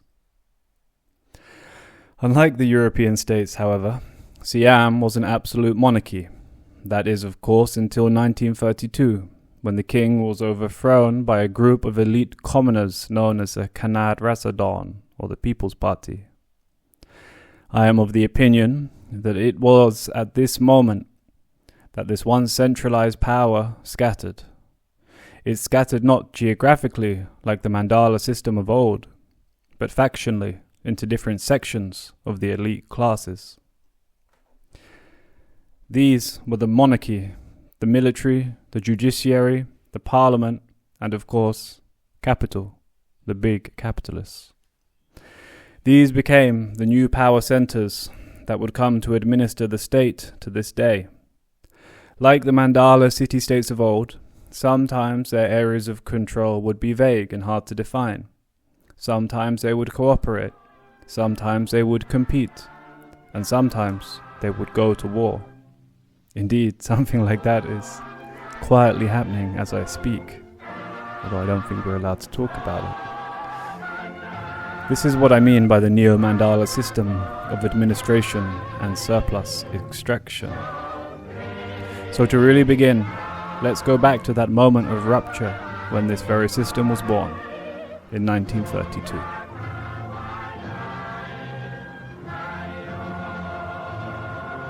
I should like you to see with me something of the land of Siam, a land of strange contrasts in the faraway Orient. Here we have the only independent, absolute monarchy existing today, yet the people enjoy as much freedom as they do anywhere else in the world.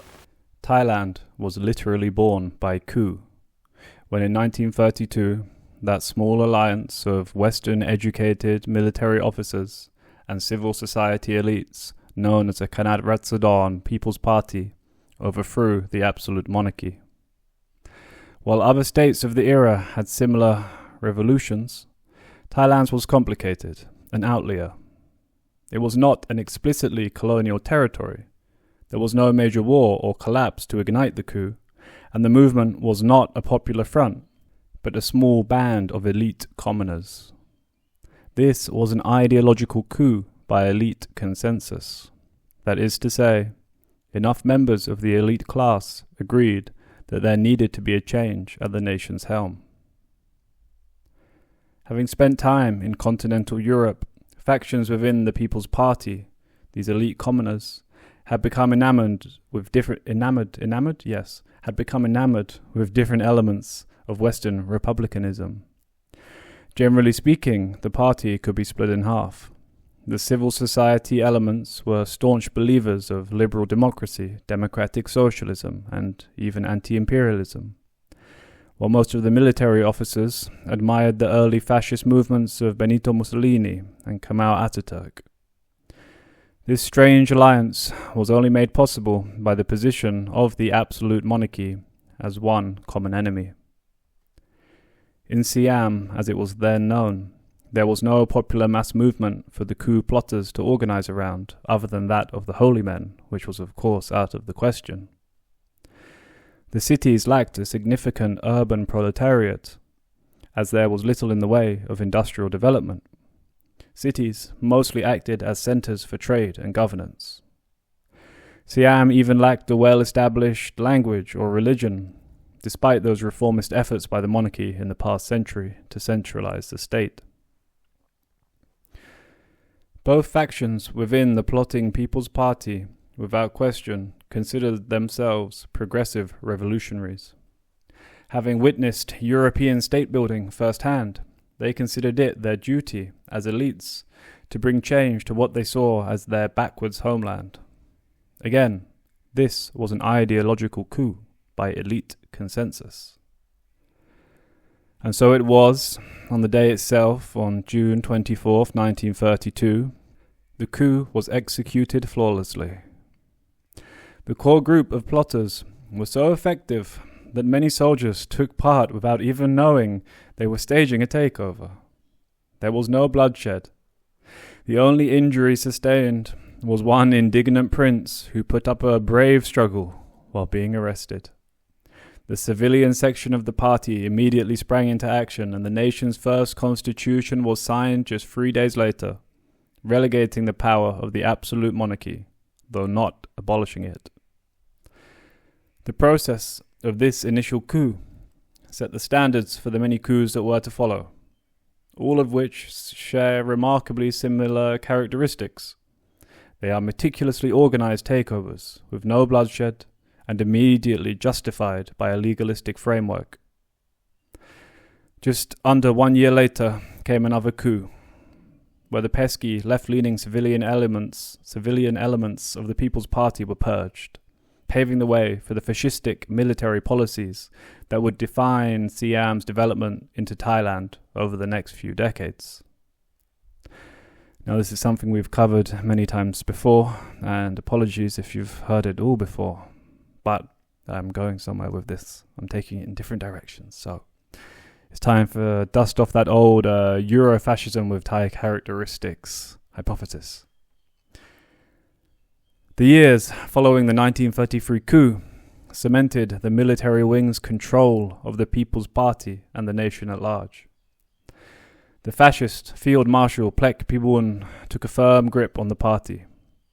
There were 2 other coup attempts from factions still loyal to the monarchy, and several purges of those seen as sympathetic to the left-leaning civilian wing. By this time, World War II came to Asia, and Pibun was the absolute ruler of the country. Under his premiership, the country had rapidly modernized in line with the Euro-fascist policies he had so admired. The name Siam was changed to Thailand to reflect its new ethno-state status. A militarized Bangkok variant of the Thai language and culture was forcibly exported out to the other urban areas and subsequently as far into the periphery as it could push.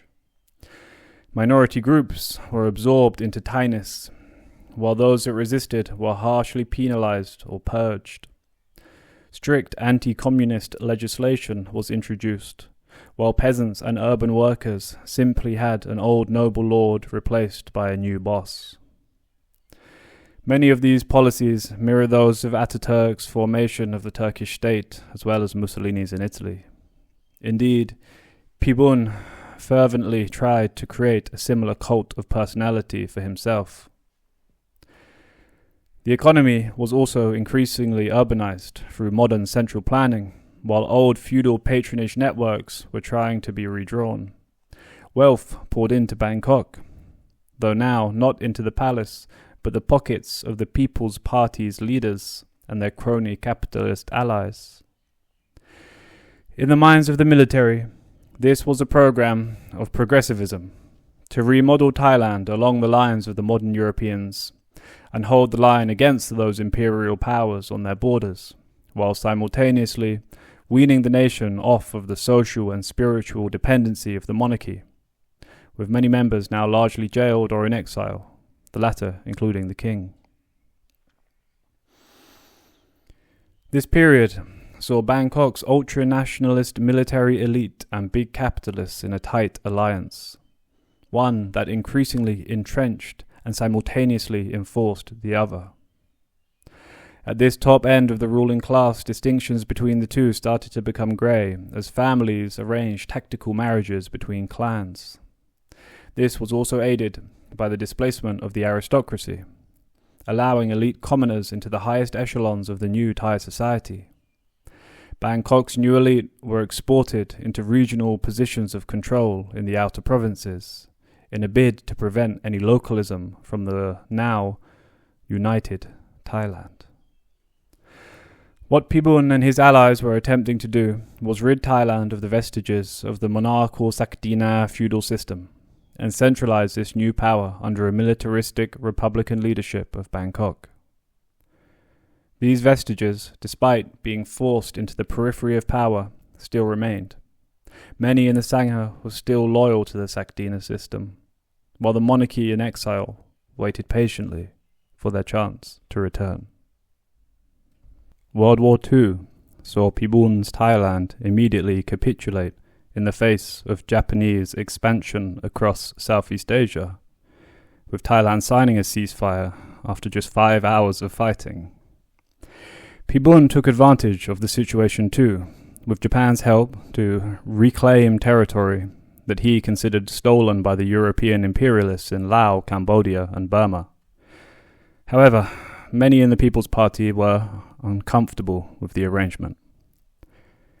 During the war, anti-Japanese resistance cells were formed, with the help of the Western Allies, known as the Seri Thai, the Free Thai movement. Another strange alliance, this time between the left-leaning civil society elements of the People's Party and those ousted royalists. They took part in covert operations on the ground against Pibun's state and the Japanese occupiers, while Allied forces bombed Thailand from above. Ultimately, though, it was the shifting of global tides in the war that started to push the Japanese out. Pibun was delicately removed from office, again by elite consensus. though he would face no consequences for what many considered to be a treasonous relationship with the Japanese. His replacements quickly orchestrated back-channel diplomatic negotiations with the Allies. Following Japanese surrender after the nuclear bombings of 1945, the same three major factions were set to battle for the future of Thailand: the monarchy, the liberal elites, and the Republican, militaristic fascists. These three all found themselves in a Bangkok now empty of Japanese occupation. Of course, within all of these constituencies, there existed multiple different factions jockeying for control. Thailand had been like a snow globe, picked up and shaken by the war. Now, with no single faction powerful enough to rule outright, the scene needed time to settle, and compromises need to be made. Alliances needed to be formed. Initially, it was unclear how thoroughly Pibun's republicanism and anti-communist programs had penetrated. The monarchy still retained immense prestige and good relations with overseas powers. Meanwhile, the civil society wings were buoyed by their success in the Seri-Thai resistance, as well as the success of left-leaning independence movements in the surrounding region. Beginning in 1944, the snow globe began to settle, by which I mean there were 9 prime ministers over the next 4 years. That's crazy, right? Fucking hell. And that included 2 more meticulously planned, bloodless coups by the military. It was during this period that a 4th and definitive pillar emerged. This was, of course, the United States of America, and this will be the topic of our next episode. But for now, neighbouring Britain and France's empires were in freefall, and battle lines for the coming assault on Asian communism were being drawn. The US had strongly backed the royalist right wing of the Seri-Thai movement during the war, but admired Pibun's anti-communist fascism. And so, an uneasy diplomatic marriage of the 2 wings emerged supreme by 1956. Pibun once again took parliament, albeit with an increasingly powerful monarchy entrenching itself in the palace. This alliance was facilitated and reinforced by the USA, which had just intervened in the Korean Civil War. Those in Washington and London perceived Southeast Asia as a buffer zone to constrain the spread of communism. As such, Thailand was the perfect bulwark, lacking a clearly defined domestic anti-colonial or communist movement, and providing a long and entrenched local anti-communist coalition. It was to become the staging ground for the US's war on Southeast Asia. Pibun was back, and the left liberal wing of the People's Party was once again purged. This second coming, however, was entirely unlike the first. This time, Pibun had the monarchy to contend with, specifically the charming young King Bhumibol Adulyadej and his savvy Privy Council. During this tenure, the monarchy was able to steadily reassert its influence, at first to Bangkok and gradually out into the periphery. It was clear, though, that the days of absolute monarchy were long gone. The People's Party had, over the course of 2 decades, irreparably reshaped the kingdom. A different ideology had to be adapted, purpose-built for the new Thailand of the 20th century, one which somehow combined a progressive, modernizing nation with a bygone feudal monarchy. During this era, the project of state building and centralization continued its process of expansion and Thaification, only now with the face of King Bhumibol as the figurehead. To put it bluntly, regarding policy, there was very little difference between Pibun and the newly empowered monarchy. Both were militaristic, expansionist nationalists who enforced central Thai hegemony, though the figurehead had changed. And here I think a really good example is anybody who's lived here before has of course heard the national anthem, you know. blah, blah, blah, blah, blah, blah. For me, and I'm sure for everyone here, that is just so... If I close my eyes and I hear... I just see yellow, yellow, yellow, yellow, and gold, and King Bhumibol Adulyadej and Vajiralongkorn, you know. And of course, I'm sure many of you know, this national anthem is the old People's Party national anthem from 1932. But it is so intrinsically, in my mind and the minds of many others now, just absolutely linked to the monarchy that it becomes inseparable. So, as I said, you know, there's a changing of the face, and that's pretty much that, you know. Anyway, we'll get into it a bit more. So, the powers that governed Thailand were still, however, on shaky ground. Again, just to review, the key nodes in the developing Neo-Sakdina system were the military, the judiciary, the Sangha, the parliamentarians, the monarchy, and of course, capital. Just as an example of the interplay between these different power bases, during the 1940s and 50s, there was fierce competition between the monarchy and the military over the loyalty of the Sangha. Each had their favoured high-ranking monks, who they could rely on to translate the necessary ideology of either monarchism or republicanism into religious teachings and practice. Key to this battle was the fealty of the Supreme Patriarch, and Thai people often referred to him in English as the Pope Monk. Kind of cute. It sounds cute. I don't know why. Anyway. Phibun had, in his first reign, assumed the royal role of directing the Sangha, promoting his own loyalist sect. But in the chaos of the immediate post-war years, when Phibun was out of office, the Pope Monk had died, and the monarchy had managed to get their guy in there instead, disrupting the balance of power within that institution. The thing about Pope monks is, like Catholic popes, they're usually appointed when they're pretty old, and they die fairly often, particularly back then. As such, in the role of the Supreme Patriarch, post-World War II, it had a high changeover rate, meaning the Sangha was increasingly loyal to the monarchy.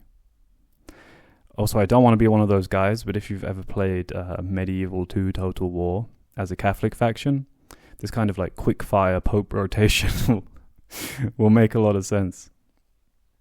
Anyway, another fun example of the not-so-secret war between these different factions is that opium war between the police and the military that we talked about in the last series on the Golden Triangle, wherein both factions jockeyed for greater control over the illegal opium smuggling market.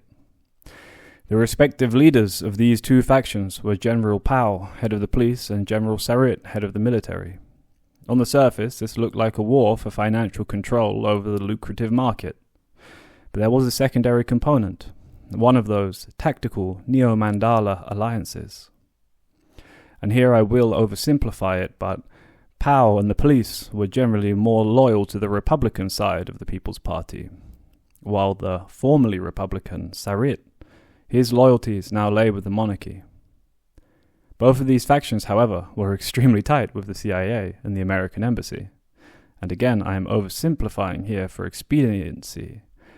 And while the explicit civil war never broke out, there were armed standoffs and assassinations. Eventually, however, Sarit was able to outmaneuver Pao, exposing his opium trafficking while concealing his own. And here I will quickly recap from the last series that little extract from The Politics of Heroin by Alfred McCoy. Quote, on September 16th, 1957, tanks and infantry from Sarit's old 1st Division moved into Bangkok's traditional coup positions. Pao flew off to his numbered bank accounts in Switzerland. Sarit's only major worry was the possibility of a counter-coup by the younger colonels and lieutenant colonels whose loyalty to the regime was in doubt. Sarit and his fellow generals grappled for a solution.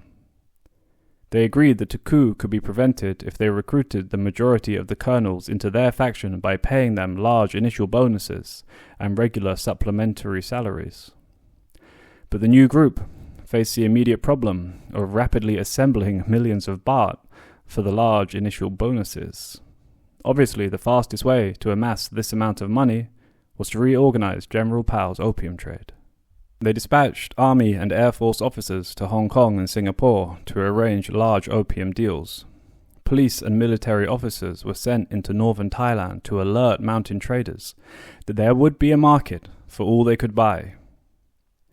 As the 1959 spring opium harvest came to an end, the army staged its annual dry season war games to the north to maximize opium collection. Every available aircraft, truck and automobile was pressed into service, and the hills of northern Thailand and Burma were picked clean. Soon after the opium had been shipped from Bangkok to pre-arranged foreign buyers, and the flickering flames of the counter-coup were doused with opium money. End of quote. So following that coup and that ingenious bit of God, I'm not sure what kind of agriculture we can call it. Narco-state agriculture, I suppose. Following that, anyway, Pibun was also forced into exile, never to return. The 1957 coup began a new era of the neo-mandala system. One in which, like the feudal mandalas of old, would center around the throne in Bangkok.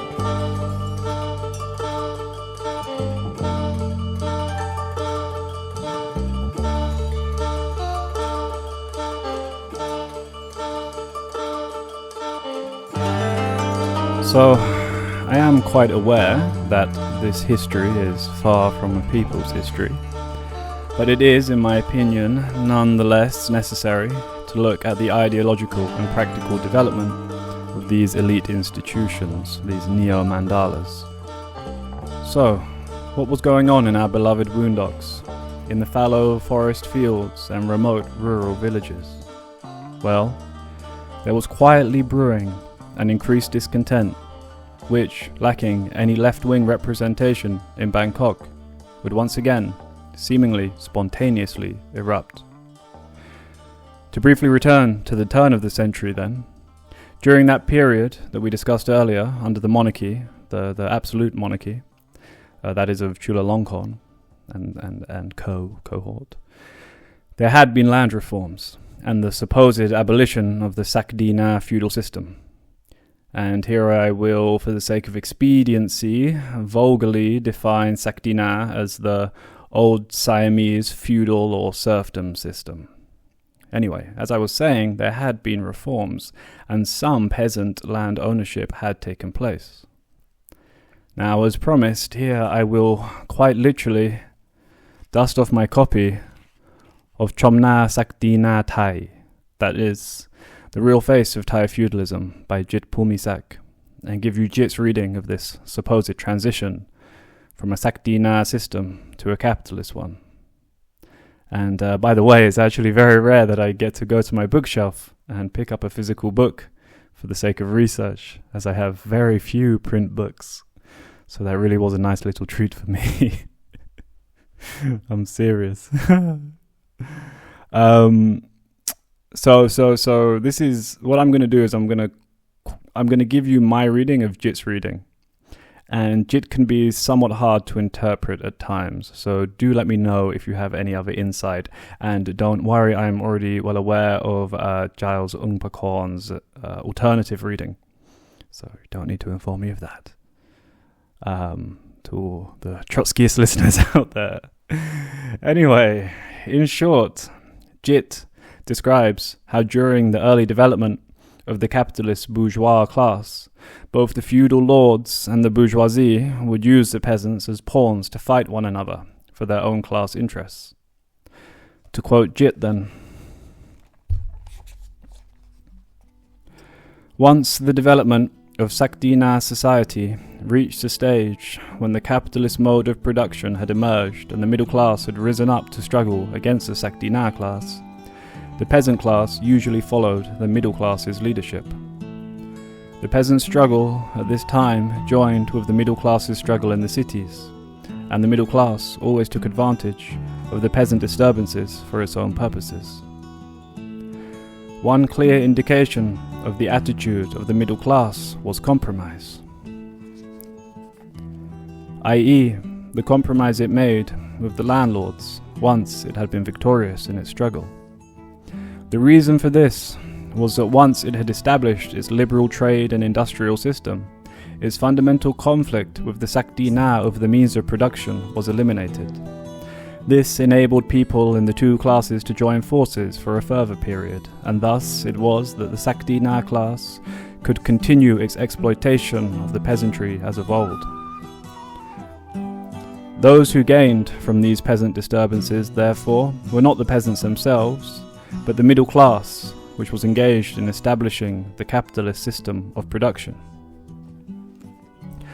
Those in the middle class, struggling against the Sakdina class, did not do so alone, but in alliance with the brutally repressed and exploited agricultural slave class. And again, I think he's referring to the peasantry there, or the prai, as they were known. This gave the middle class tremendous power, and eventually, with the support of the people as a whole, it destroyed the Sakdina political power and established a middle-class state in its place. This was the end of Sakdina political power. We should observe, nonetheless, that this demise of the Sakdina system affected by the middle class was in terms of political power alone. In terms of production, this is important, right? In terms of production in agriculture, decayed remnants of the Sakdina continue to be fully exploitative and repressive. So again, I think that's where he's referring to how peasants actually experienced labor extraction. Continuing then. As no land reform has yet taken place, land of means of production remains completely in the hands of the Sakdina class as before. What the Sakdina class has lost, therefore, is no more than an institution, the committee allocating and looking after its profits. The decayed remnants of the Sakdina continue in a prolonged and stubborn struggle for power through political institutions. End of quote. So to sum up, essentially what I think Jit is saying here is that while there was a development of a middle class, that experience of labor extraction of the peasantry remained effectively the same during the development of the capitalist class in Thailand that we discussed earlier. Skipping ahead then a little, in every region of Thailand, living conditions for the peasantry worsened during those chaotic years of the Second World War. Just as before the war, the dominating factor was the rapid spread of market relations and commercialization of land, as the country was more rapidly integrated into the global capitalist economy. Chemical-intensive fertilizers and other so-called green revolution technologies began to reach farmers, increasing their surplus. However, despite this supposed modernization, and antiquated systems of taxation of landless peasants prevailed, and any additional profit gained from that surplus went to the elite landlord class. Conditions were not easy for these tenant farmers, with rents in central Thailand rising from over a quarter of the crop in pre-war days to half or more in the post-war period. In the northern region, the situation was yet more bleak, with reports of landlords regularly demanding 2/3 of the harvest as payment for rent. Fucking hell. While in the northeastern region, in Isan, the booms and busts of the international market for rice and cash crops like sugarcane and cassava led to widespread indebtedness, forcing farmers to sell their land and become tenants or landless workers on land that they had formerly owned. Across the country, these issues were exacerbated by the decrease of forest land and the loss of any legal common access to it, as you should well know by now, having listened to the last episode. These forests had not only been a relatively untaxable source of medicine and food, but also a common land for natural farming, which was often untaxable. Between 1945 and 1975, forest cover in Thailand declined drastically, from 61% to 34% of the country's land area. That is genuinely devastating to hear. Unlike the heady colonial days of mass teak extraction, this 20th century foresting was intensified by universal capitalism and its modern industrial machinery, clearing the land of any trees and resources that could be commodified. Much of this cleared land was then turned into farmland and orchards or timber plantations. Yet more geographic space to practice the labor extraction of the peasantry.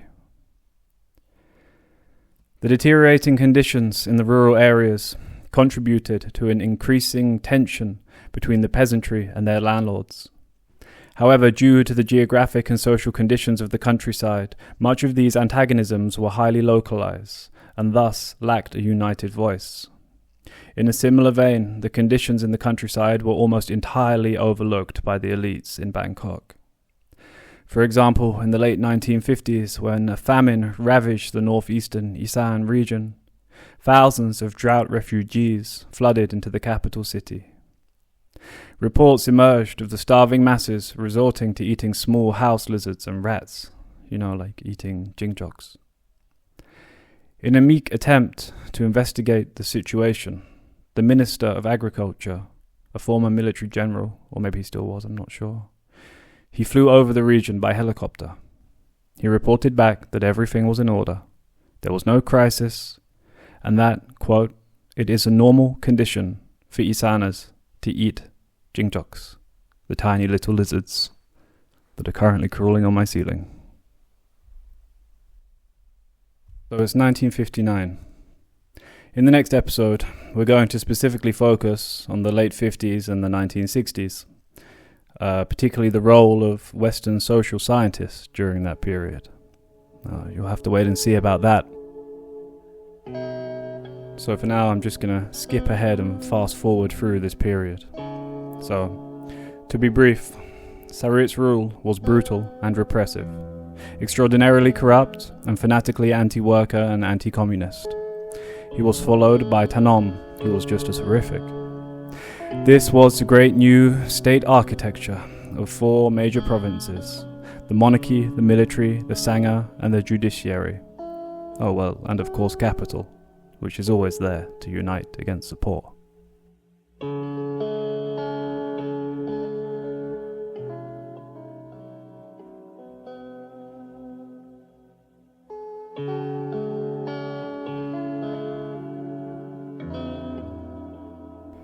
So, to give you a taste of this era, I'm going to quote from Tyrell Habercorn's Getting Away with Murder in Thailand, State Violence and Impunity in Patolung.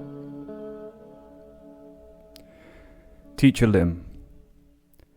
On August 7th, 1972, Lim Pao Sen, a teacher in Patolung province, was taken from his home and never returned. Teacher Lim left his house in the morning to go observe a school in another district as part of his work as the acting head teacher in his village. While he was out, an army soldier came looking for him. His mother-in-law, Khloe Ketsang, said he was not home and told the soldier to come back later. The soldier searched and found Teacher Lim in the other district and forced him to come with him. He took Teacher Lim home and asked him to change his clothes as he was wearing a sarong, and then took him to a nearby army camp to meet his superiors. Cha Wee Wan, Teacher Lim's 8-year-old daughter, was home from school while this series of events occurred and pleaded with the soldier not to take her father away. Cha Wee Wan and her grandmother cried and asked the soldier to let them come to the camp too, but he refused. When Krua Wan, Teacher Lim's wife, arrived home in the evening, she became immediately concerned. Teacher Lim suffered from chronic illness and had not taken his medication with him. But the soldier had not given Khloe or Cha Wee Wan information on where precisely he was taking Teacher Lim. Chom Geopong, another man from Teacher Lim's village, was taken on August 7th, 1972 as well, but he was released a few days later. Chom told Krua Wan that he had seen Teacher Lim at the camp where he was held. She quickly prepared a supply of medicine for Teacher Lim and rushed to the stated camp. When she arrived at the army camp where Chom had been held and released, the soldiers told her they had not arrested Teacher Lim and that he was not there.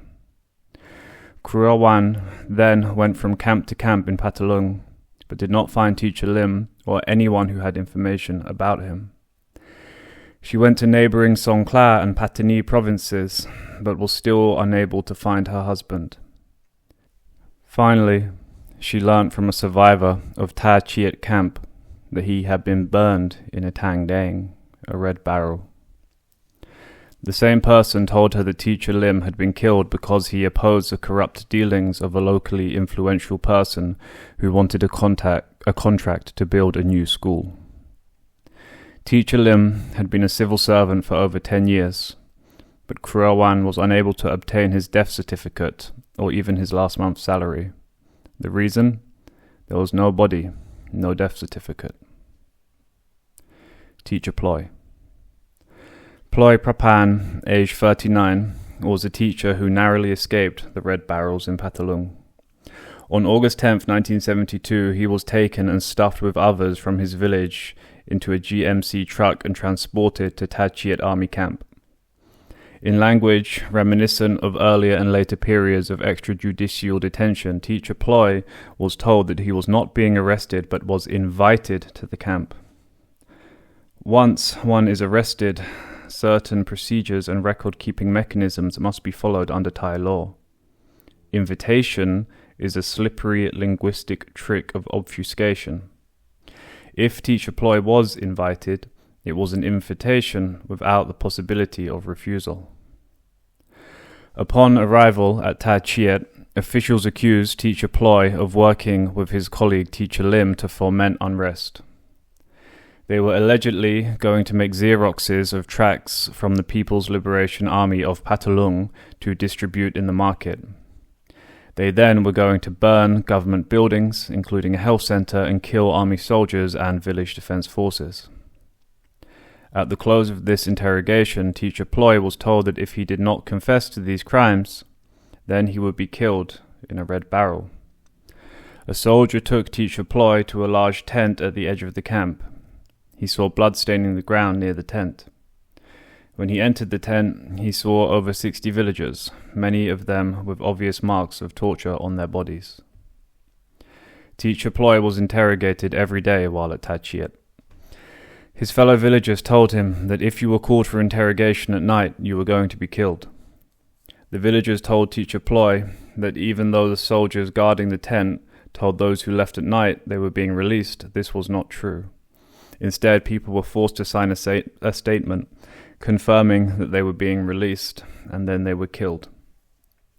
Every night, those inside the tent saw the fires as the oil and the bodies in the red drums were burned. On his 5th night at the tent, Teacher Ploy was taken to be interrogated. He was forced to sign a paper stating that he had been released. Then a high-ranking officer came into the room and said he was innocent and to take him back to the tent. Teacher Ploy was held for 7 more days. During those days, he underwent training in the camp. He was very surprised to see himself in documents distributed by trainers from the CSOC. I'll explain that in a minute. Apparently, Teacher Lim had turned himself into the CSOC. It's like the Thai CIA. And Teacher Lim had confessed to planning to distribute communist documents and destroy government property. He had neither turned himself in nor confessed. After his release, Teacher Ploy remained afraid, but felt lucky to be alive, and returned to work. End of quote. Again, that was from Getting Away with Murder in Thailand, State Violence and Impunity in Patalung. And a huge thanks for Tyrrell Habercorn for sending her piece over. The stories of Teacher Ploy and Lim are just 2 cases from the mass murders in Patalung and the surrounding area in 1972, known as the Red Barrel Killings. And if you've read The Jakarta Method, this will sound very familiar. The Red Barrel Killings was a campaign of mass murder and repression against farmers and suspected communist or left-wing sympathizers in and around Patalung. The campaign was led by the ISOC that we mentioned earlier, the Internal Security Operations Command. Maybe it's kind of like the Thai FBI, and it was originally established specifically to target communist organizers by the CIA. The ISOC coordinated and executed the massacre with local state-backed paramilitaries over the course of 1972 and 73. And we will focus more on those paramilitaries, the Thai intelligence services, and the role of the American CIA in getting them started in the next episode. Estimates of the number of victims varies wildly. The Thai state recognizes 80 victims today, while other investigations have come out with as many as 3,000. Patalung is a province in the south of Thailand where the Communist Party was indeed active, though in 1972 it was far from a stronghold. As Tyrrell puts it in her paper, the boundary between communist and villager seemed almost entirely arbitrary at times.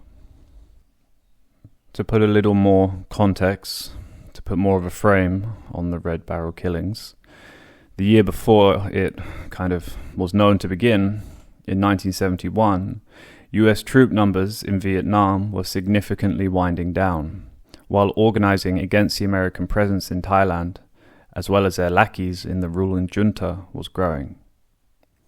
It was within this climate that Field Marshal Prapat Jarusathien, who was one of the top 3 military elites in the junta, claimed that within 6 months, all traces of communists and communism would be eradicated in Thailand. This may sound, again, a lot like the Jakarta method. The violence that emerged afterwards in Patalung the next year was not so much a response to a genuine communist threat in the region, but a frenzied act of mass killing by reactionary actors who could see that their power was beginning to slip away. To explore the local context a bit more, I'm going to quote extensively from Tyrrell's piece again. And thanks again, Tyrrell. Again, quote, "One particularly proactive response to the Field Marshal's statement in 1971, that is, came from a teacher and village defense volunteer," so that's the paramilitaries, state-backed paramilitaries, from Khao Chai Son district in Patalung, a man called Yung Yut Dusit Tamo. Teacher Yung Yut recruited a group of young men and instructed them to recreate the appearance of having fought with communists. 13 young men were given 5 guns and 20 bullets per night.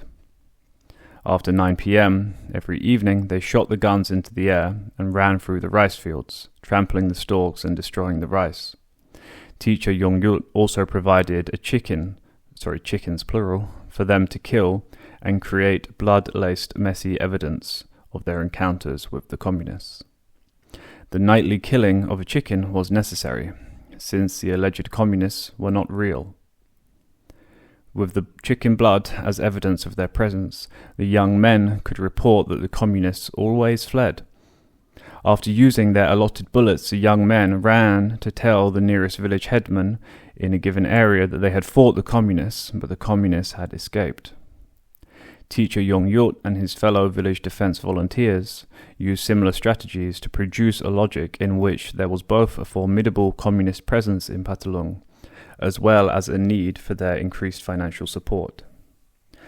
Through their nightly fights with a chicken, his volunteers produced an idea of communists so fierce that they always escaped, unstoppable even when wounded. If this many communists allegedly existed and needed to be eliminated, but did not really exist, then who would be killed in their place? One answer is how the Red Barrel killings unfolded. While a range of experiences are described in the various accounts, common to all is a high degree of arbitrariness. Villagers were asked to inform state officials about who among their neighbors and colleagues was a communist. In some cases, this was an informal process, and in others, villagers were actually placed on the payroll of the CSOC as spies. One could end up on the communist blacklist due to a dispute over an unrelated issue with a neighbor. The blacklist became a way of eliminating one's enemies. Actually being a communist was not a requirement for being taken, and reports indicate that the first to be arrested were those who knew about the corrupt, abusive actions of state officials, such as Teacher Lim. Within this context, personal connections could function to lead to either one's death or one's survival, as in the respective cases of Teacher Lim and Teacher Ploy. The Red Barrel killings are an incredibly difficult topic to navigate.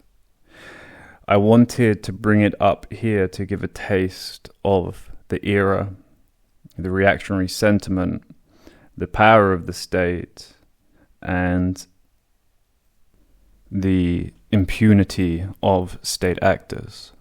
Now, there are a lot of other factors that went into the Red Barrel killings, which Tyrrell mentions in her piece, but we haven't really covered them so much, and we're going to get back to it, and we're going to focus more on this region, and particularly peasant organizing, in the next episode.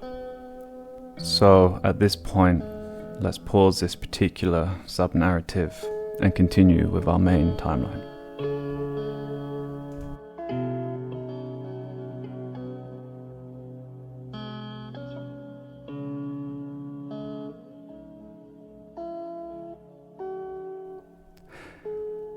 So, again, fast forwarding. On April 29th, 1973, a helicopter flew over the forests of Kanchanaburi, spraying bullets into the trees.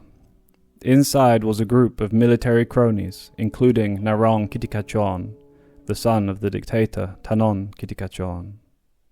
They had been hunting forest animals with military-grade weapons from the air. How very sporting. However, there was a malfunction, and the helicopter crashed. What an L.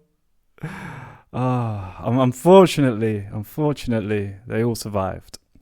Although, if they were at all religious, that really ought to have been interpreted as a sign, which it certainly was, as you will soon see.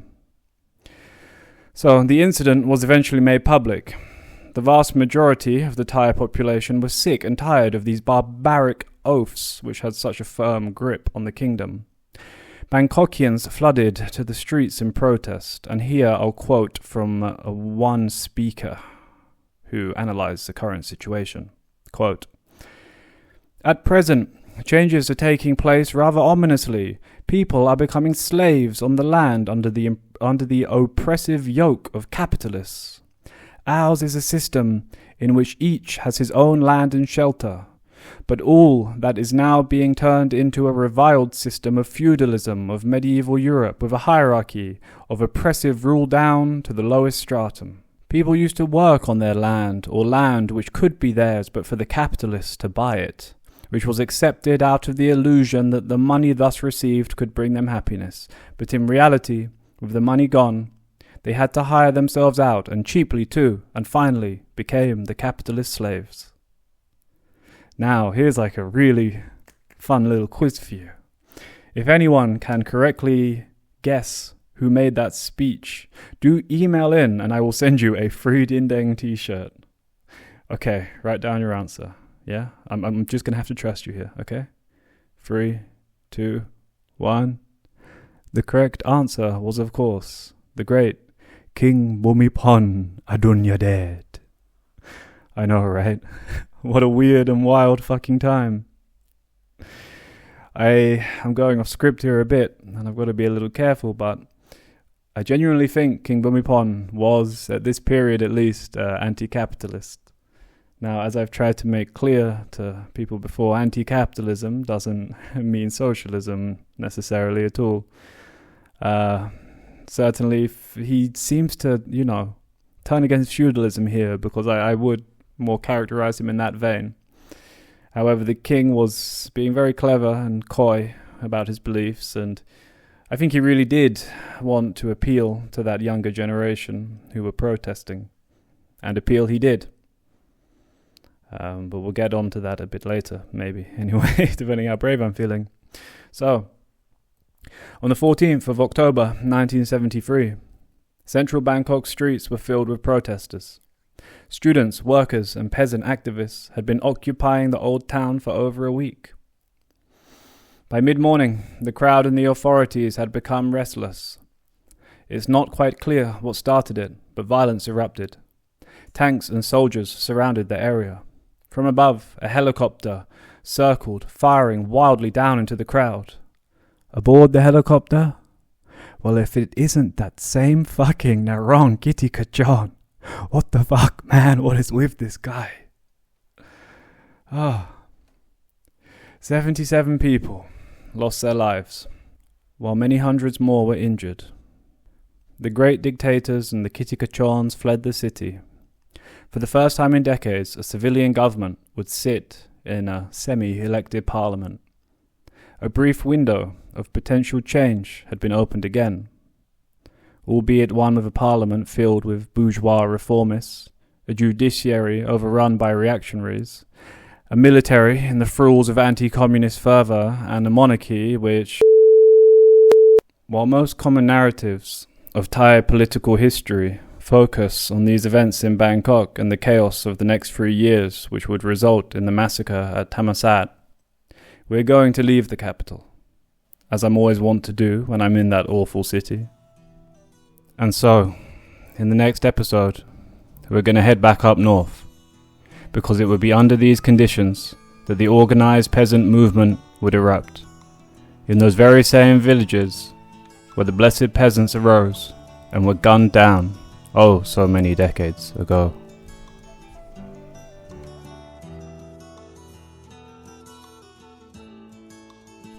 So, I was planning on diving into the peasant uprisings of the 1970s in this episode, but it's already gone a little longer than I expected, so we'll leave it until next time.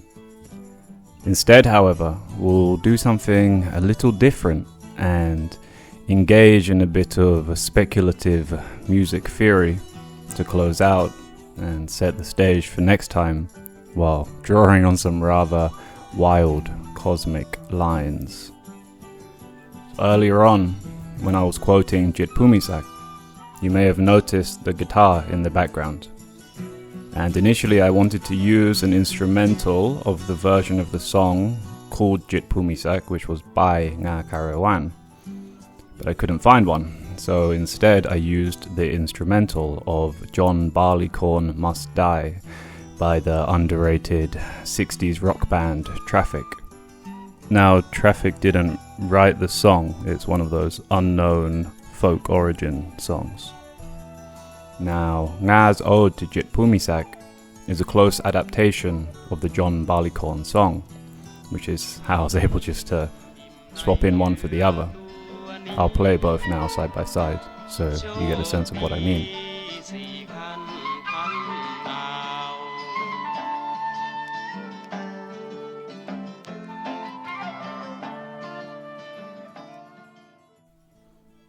Also, shout out to my dad for pointing this out. His encyclopedic knowledge of English folk music is really something. So where on earth am I going with this?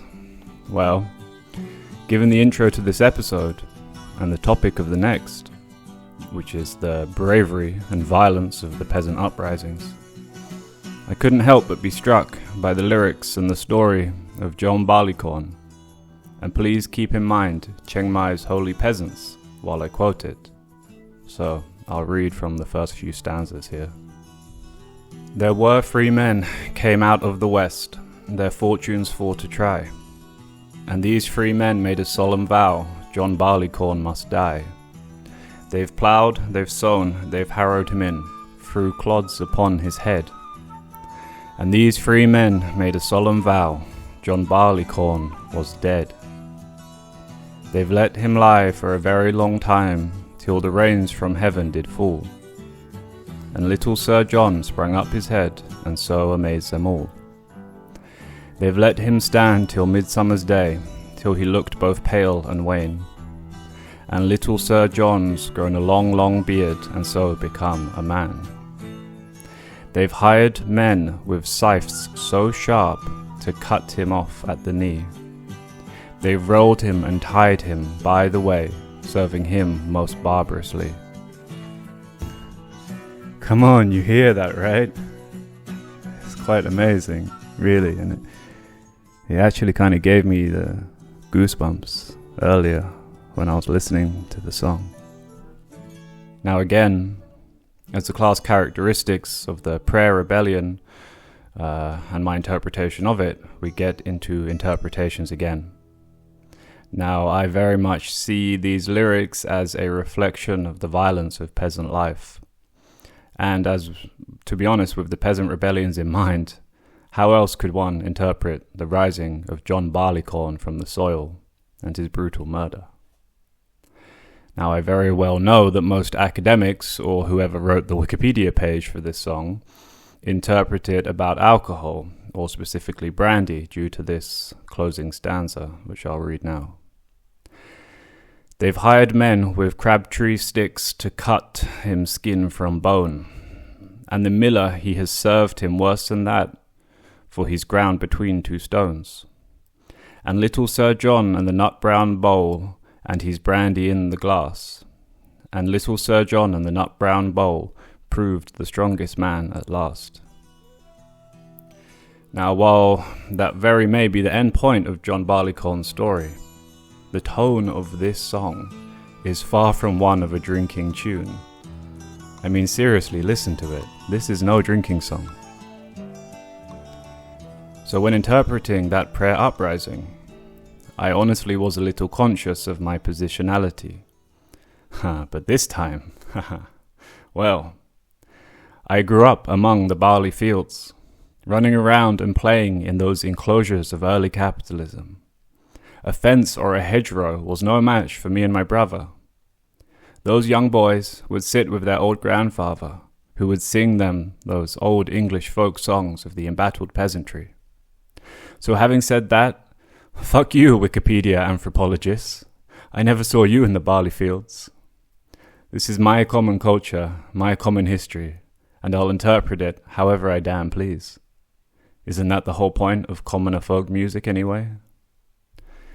As such, I will posit that the story of John Barleycorn is that of both the barley seed and the peasant, both subjected to hired violence, both cut down when they rise up, they're mutilated, thrashed, and torn apart. The brandy in the glass is that blood of the peasantry that Nga sung about so many years later. Now, I don't know whether there was anyone translating these songs in Bangkok in the 1970s. Whether Nga Karawan knew the meaning of the original, I don't know. Nga also famously recorded Kongap Kwai, Man with Buffalo, though he didn't write it, which is another tale of the symbiosis of the peasant and the fields. These commonalities are so vivid that they cannot be overlooked. While personally, I am no doubt something of a third worldist, the universality of the lived experiences of the peasantry in England and Siam is striking. And here we can see how easily those experiences, or simply that feeling, that vibe, can be transposed between the two. Perhaps even it's my own desire to return to those barley fields that has brought me to live among the rice paddies today, among the descendants of those holy peasants. Although perhaps that's a conversation between me and my therapist for a future date. So today, I'll leave you once more to hear the story of those peasants. Thank you. There were 3 men came out of the west, their fortunes for to try. And these 3 men made a solemn vow: John Barleycorn must die. They've plowed, they've sown, they've harrowed him in, threw clods upon his head.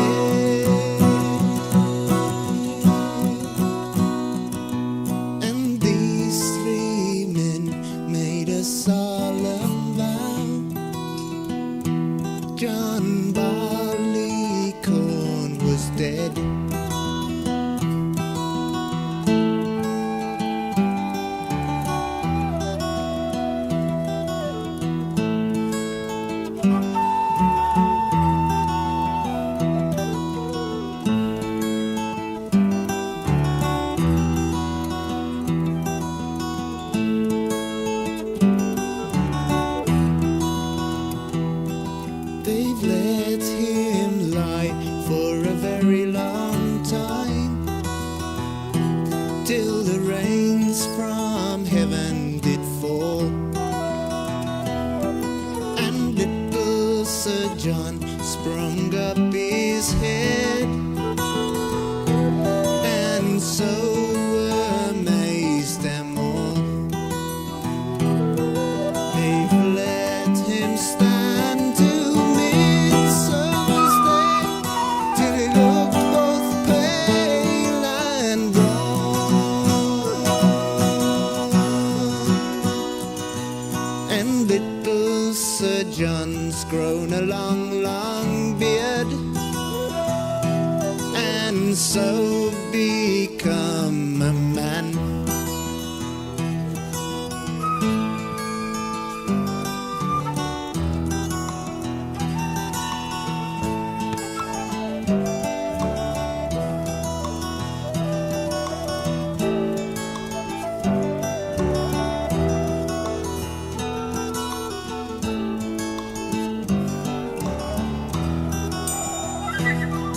They've hired men with the side so sharp to cut him off at the knee.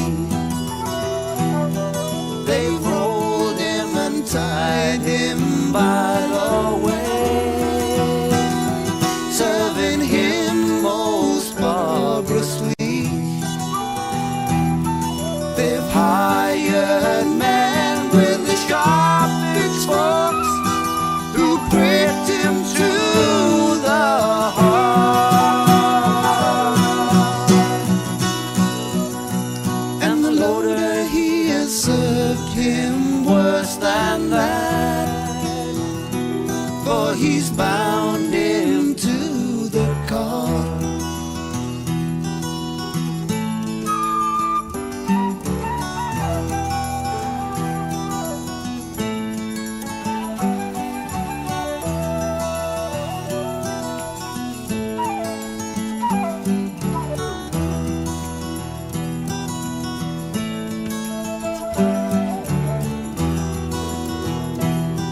They've wheeled him around and around the field, till they came unto a barn,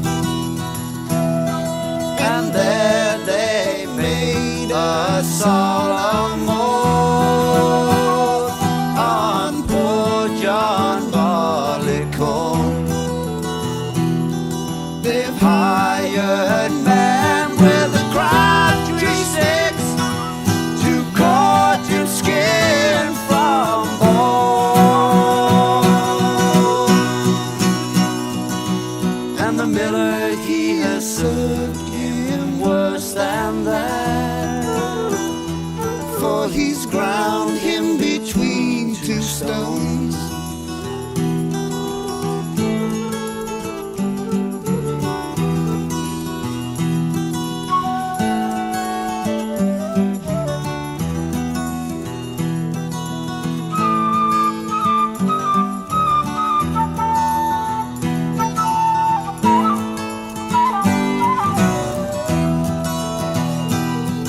And little Sir John and the nut round bowl, and his brandy in the glass, and little Sir John and the nut round bowl grew the strongest man at last. The huntsman he cut off the fox, nor so loudly to blow his horn, and the tinker he can't mend kettle nor pots without a little barleycorn.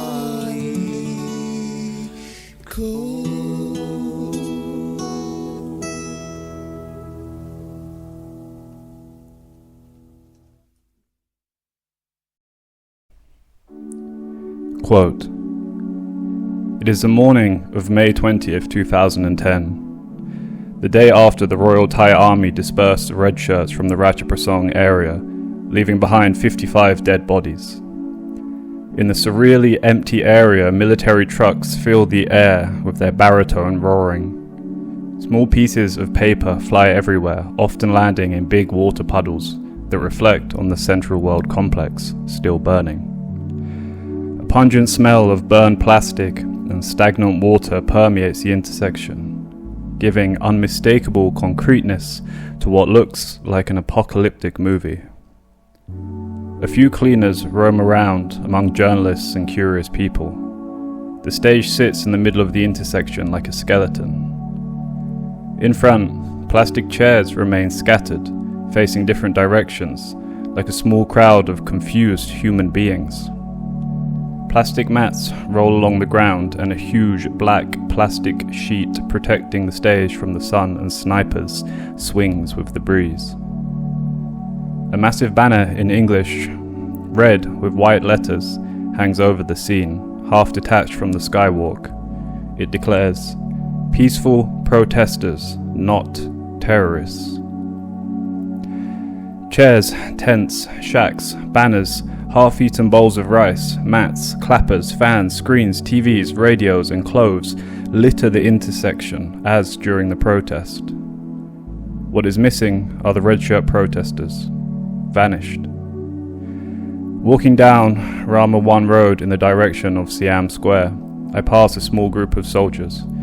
Young guys with scared and confused looks on their faces, sweating in their camouflage fatigues. In the middle of the street is a carton filled with small bottles of Red Bull, transformed into mini Molotovs, and capped with a few wooden slings and metal bars, ready to be photographed. Along the street is Wat Patum Wanaram. This temple, surrounded by skyscrapers and shopping malls, was designated by the government as a safe area for red shirts who wanted to retreat. But yesterday, it became a theatre of 6 deaths in one of the most unclear circumstances of the whole protest.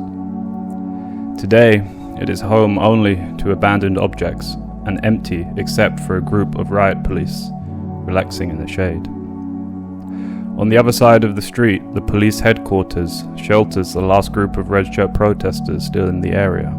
The large open space outside the police headquarters is packed with people sitting everywhere, clinging to small plastic bags filled with what they could recoup from the final rush. They wait, confused, hoping to be sent back to their homes. The process has already taken some hours, and most of the protesters from other regions have already moved. I sit with a small group close to the entrance. 2 old women pass bottled water in silence. Their faces do not smile. They stare around with wet eyes. A man sits on their left, on a portable chair. He lives in Dindang district, a few kilometers away from here, yet unreachable during recent days. He hasn't had a chance to go home in a week. It's too dangerous to go in that direction since the military surrounded the area. "Why are you still here?" I asked, puzzled. "Please tell us to stay. Things are not yet safe." He points his eyes to the gate that I've just come through a few meters away. "Before we didn't believe the police, but now we believe them. This morning a police officer told us not to go out and grab our stuff, to remain in the area and not to trust anyone. 2 men did not trust the police and believed they could go home. They went out and were shot dead in Ratchaprasong, so now we stay here until they tell us to go." His dark eyes, squared into thin metallic glasses, move restlessly underneath untidy grey hair. "Yesterday we stayed at the temple." He speaks softly.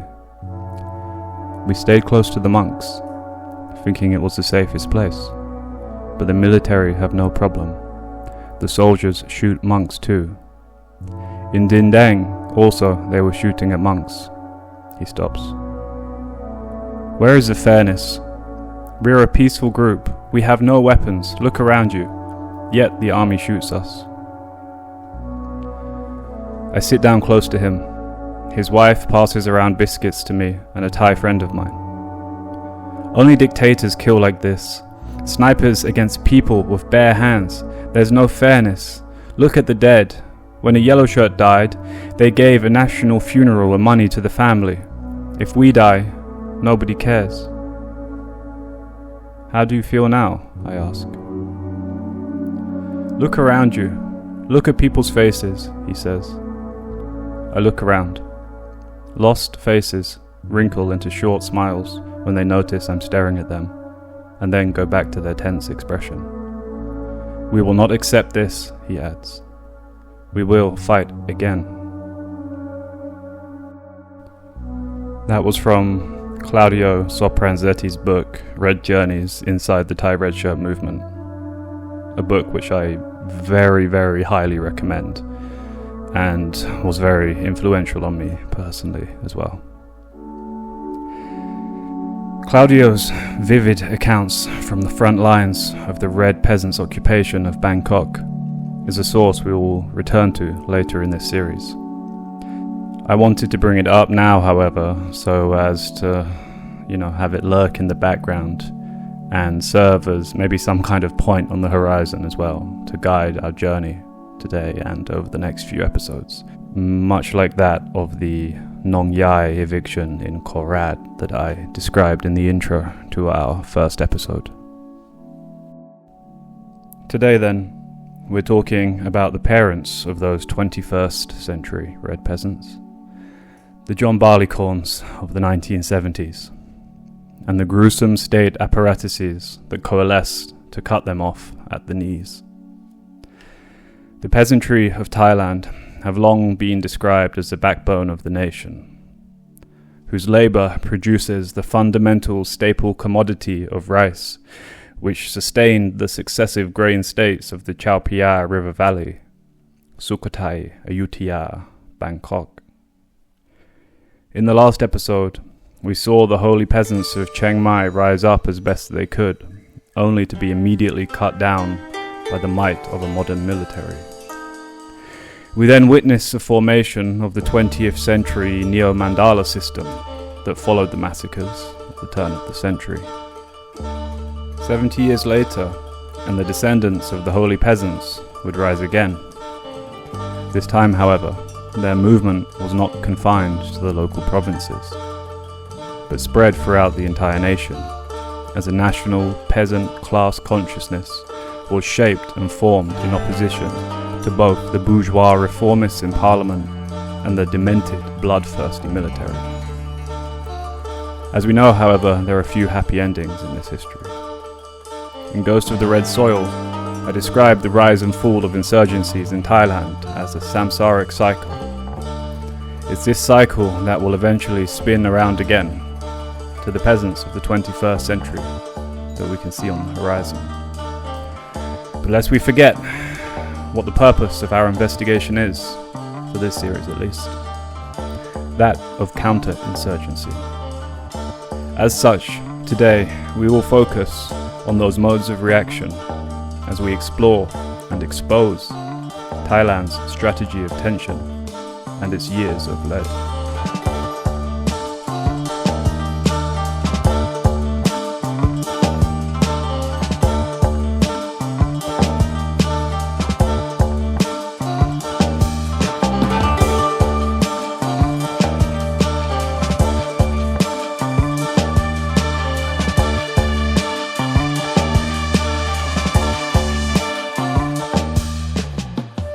Hi, how are you?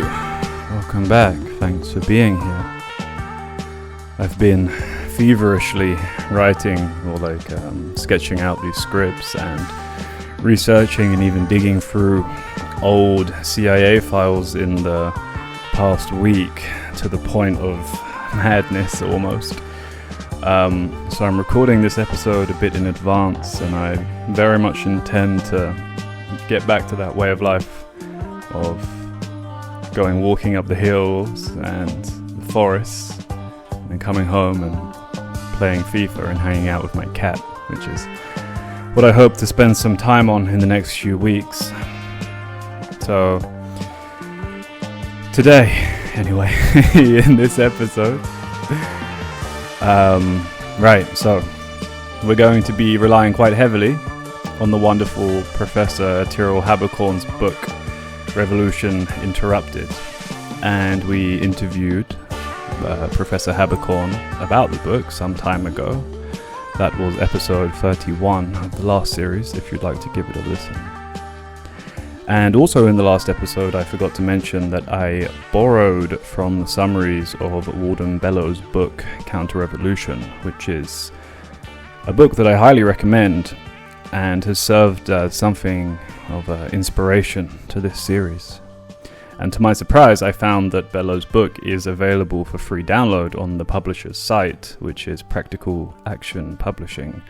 So you don't have to feel guilty reading it from LibGen or something, since Bellow himself is a pretty cool guy, I think. I actually heard he was trying to get in touch with us just before he went to jail, so if anyone knows him, we're happy to have a chat. Anyway, back to the 1970s. And to open up this section, I will read briefly from Tyrrell Habercorn's aforementioned book. Quote, "In the months following the end of nearly 40 years of dictatorship and the democratic opening inaugurated by the events of the 14th of October 1973, farmers were one of several politicized groups that took to the streets in Thailand. For months they had beseeched the Prime Minister to take action and reduce their debt and secure a fair price for rice. Their appeals were ignored. The Deputy Prime Minister refused even to meet with them. With nowhere else to turn, they turned to themselves. Unafraid of creditors and other capitalists, they hoped to win for themselves a new life without oppression. The farmers announced their intention to cease paying taxes, to end their recognition of the Thai state leadership as their own. Instead, they planned to set up autonomous, liberated zones. By September 1974, the farmers were standing firm in their threat to secede. If the state used force against them, the farmers promised to respond in kind. Police Director General Prajuab saw in them a real and imminent danger. He cautioned that, quote, the phrase liberated area is one that communists use, perhaps suggesting the farmers have been incited by communists. He ordered the police to investigate the farmers' meaning in the using of the phrase. If the farmers violated the law, he would order their immediate arrest. Now, while cadres from the Communist Party were certainly in contact with the organized peasants' movement, the formation of the Farmers' Federation of Thailand in 1974 was, by all accounts, a largely grassroots affair. Having said that, the role of left-wing university students was also an essential element to the rapid growth of the movement. The students provided much-needed technical and organizational support, but this was very different from the approach of the vanguardist underground cadres of the Communist Party, and we will focus more on the activities of the party in the next episode. The role of the students, then, was more focused on linking up the formerly disparate peasants and helping to form a national structure for the movement, which historically had been fought only in highly localized settings. The Farmers' Federation served to bring together issues, concerns, and demands from different regions and different sectors of the Thai peasantry, not all of whom had experienced the same problems or suffered them to the same degree. To quote Andrew Turton, writing in the Journal of Peasant Studies, some were demands for immediate action, such as grants of land for the coming planting season, price regulations, reduction of farm rents, suspension of court cases involving farmers, release of those arrested for trespassing, and help for flood victims. Others were longer-term demands, such as those for land reform and permanent provisions of land to the landless, as well as a solution to the problems of indebtedness and high interest rates. Some demands were more immediately political, such as the lifting of martial law in the outer-lying provinces. So, this sudden upsurge in politicized peasant organizing struck fear into the land-owning class and their crony enforcers within the military. The peasantry had long been seen as a vulnerable target to communist subversion, and hunger being the perennial symptom of that suspected vulnerability. Again, I will read para-quoting here from Tyrell Haberkorn's book, from the section where she writes about hunger and counterinsurgency. Quote, "With the establishment of the People's Republic of China on the 1st of October 1949, Thailand wanted to ensure that communism remained outside of its borders. Perhaps ironic, or perhaps prescient, given the vanguard position of farmers in Maoist visions of revolution, farmers emerged in the 1950s as key protectors capable of halting the spread of communism in Thailand. The representations of farmers in government documents, Thai and English language newspaper accounts, and the Royal Institute Dictionary shared one characteristic. Farmers are important to politics, but they are not imagined to be political.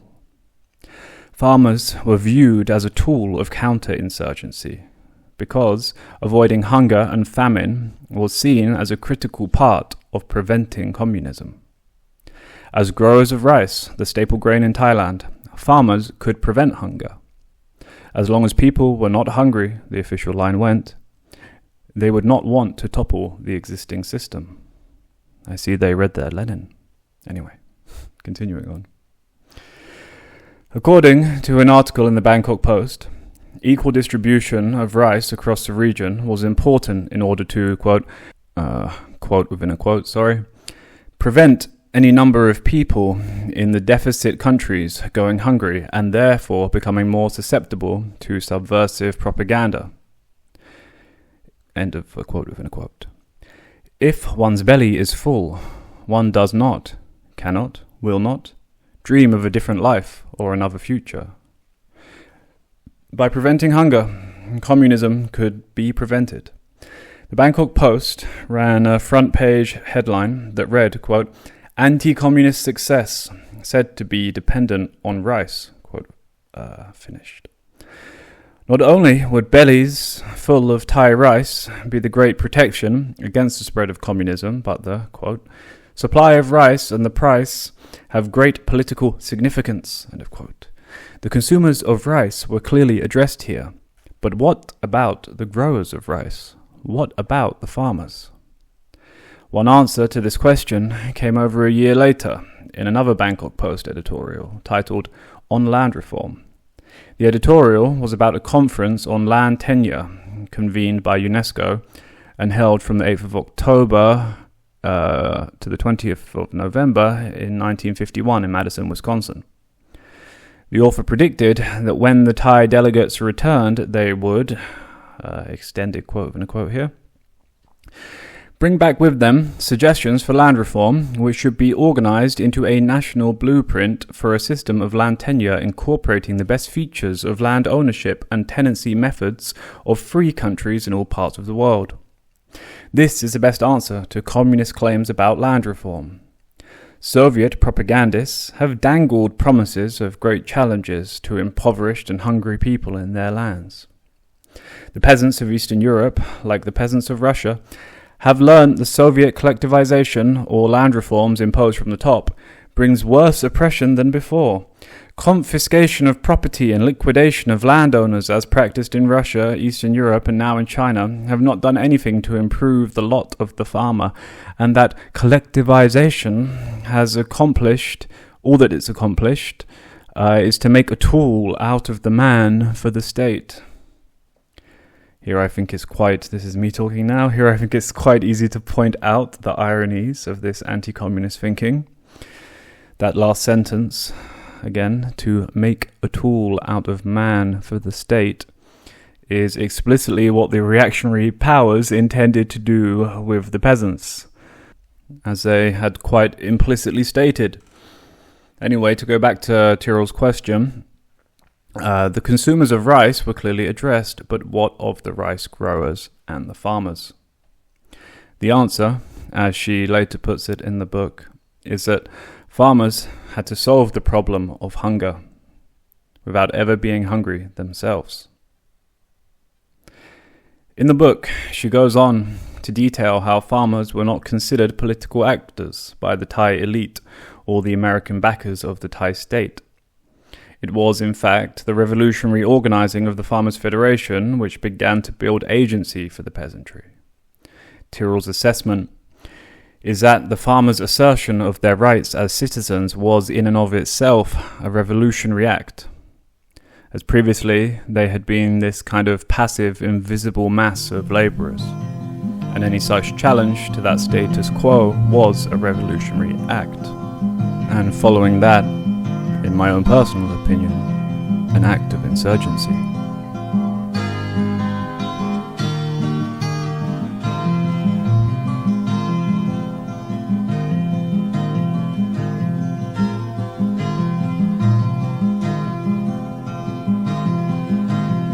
In early 1974, mobilized peasants increasingly took to the streets of provincial capitals, demanding reforms from that new civilian government. The movement snowballed, as through their collective mobilization, they fostered increasing class consciousness and group solidarity. As Tyrrell puts it, over the course of 1974, the farmers' stance towards the government shifted from one of a beseeching subject to one of a demanding subject.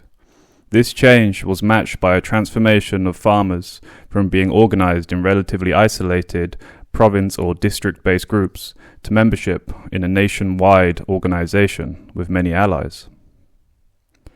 By March, the first mass peasant movement, protest that is, took place in central Bangkok, outside of the royal palace, Sanam Luang, when around 1,000 farmers assembled, demanding the government to guarantee the price of rice. Here again I'll quote from Tyrrell's book. As the FFT, the Farmers' Federation Thailand, was established in Bangkok on the 19th of November 1974, simultaneous protests began in Chiang Mai. There, approximately 2,000 farmers massed at the provincial building. On the morning of the 22nd of November, thousands of farmers from different districts flooded into Chiang Mai city in trucks and buses.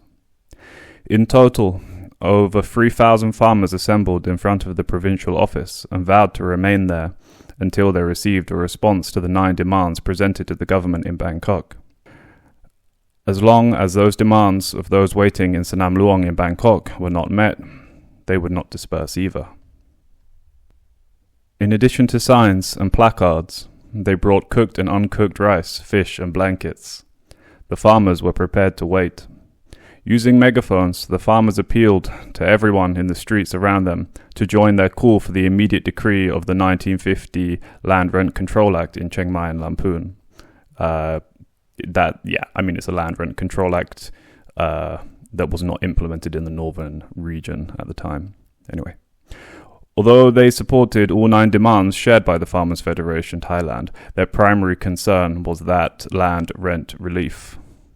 Also that imagery of the farmers entering the city, I hope that you can now see why I referenced the red shirt protests earlier. Anyway, continuing on here. Those who spoke called for sympathy with the farmers, claiming, quote, "We grow rice with our own hands and are taken advantage of by capitalists all the time, until we have become like slaves who cannot raise our heads. From the time of our grandfathers to the time of our children, the posters carried," end of quote. The posters carried by the farmers similarly appealed to those around them to join the demonstrations. One poster carried by a group of farmers from Mae Tang district in Chiang Mai province simply read, "The struggle of the farmers will grow, will win." Again, that growth, symbology just reminds me of that John Barleycorn song again when it comes to farmers' uprisings. Anyway, continuing the quote. Sorry to keep getting distracted. When the government failed to take action, farmers turned to their fellow citizens for sympathy and support. Skipping ahead here. In late November, the official stance of at least one part of the state administration shifted sharply. What was initially worry turned to anger towards the farmers, who were perceived as ungrateful.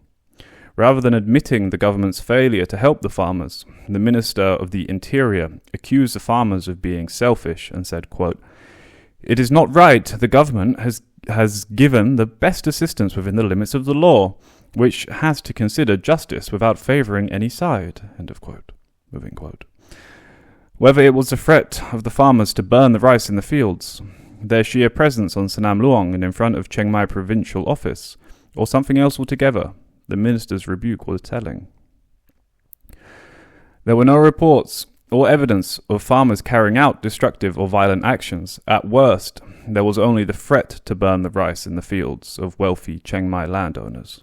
The selfishness cited by the Minister of Interior must have referred to the speeches and demonstrations in the streets. In the minds of some, farmers were expected to be grateful, quiet, and hidden, or at least in the fields outside of the city.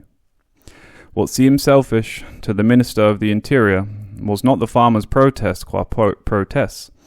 but the gap between the farmers' protests and the expectation that they would not protest. End of quote.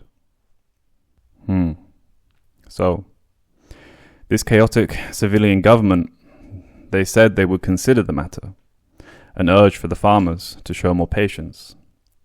And this would become a cycle of protests followed by empty promises and anger, which would bring the farmers back into the cities in more protests. One protester was quoted by a newspaper at the time in saying, quote, "The farmers who ask for help are in distress because we are poor. In the past, when we have asked for help from civil servants, they have not wanted to help because we have nothing with which to reciprocate. But when the capitalists seek out help, they will help because the capitalists are wealthy. They give them ducks and chickens to eat." I don't know about you, but I think that's a very good articulation of the kind of... what did the Burmese Communist Party call it? Hold on just a minute.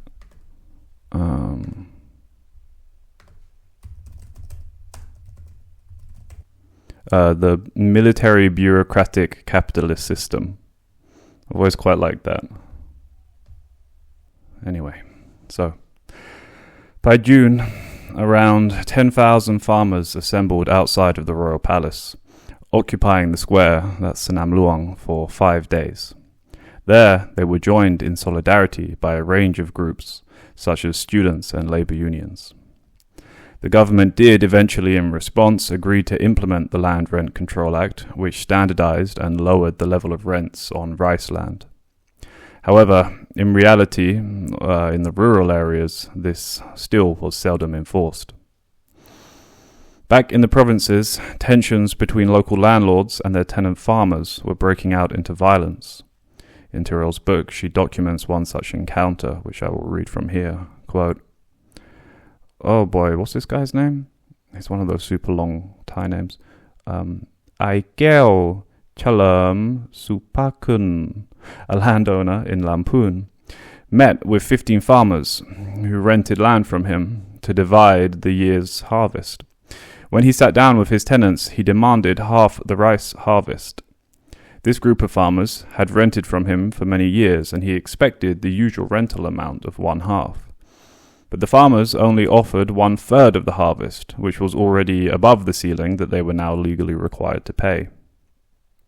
Aigel and the farmers argued for many hours, but they were unable to come to an agreement. Aigel began to feel displeased with the situation. He pulled out a gun and fired 4 shots. Luckily, the bullets didn't hit anyone. Immediately, the farmers left the meeting and went to the police station to report his actions. Aigel was called to the police station, where he confessed that he had shot the gun 4 times into the ground. He was charged with 3 offences: intimidating and frightening people, carrying a gun in a community, and discharging a gun in a community. He paid a fine of 1,600 baht and left the police station. Having failed to frighten the farmers, Aigel also found himself on the wrong side of the law.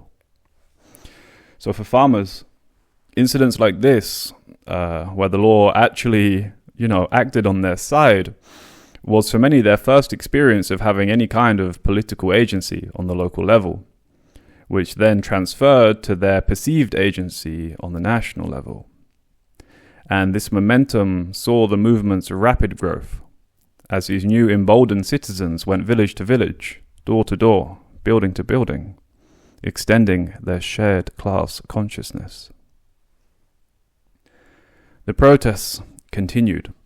This has been me talking ever since that story ended, by the way. The protests continued, with increasing solidarity being shown from the aforementioned allied groups. The rhetoric and threats from the farmers became increasingly radical.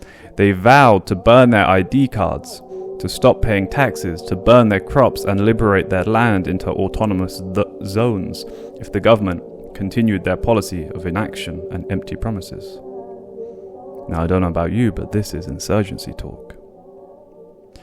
Especially the liberated zones part, And there was also this swell of support from these other student and labor union groups, as well as the general democracy activists, as they call themselves.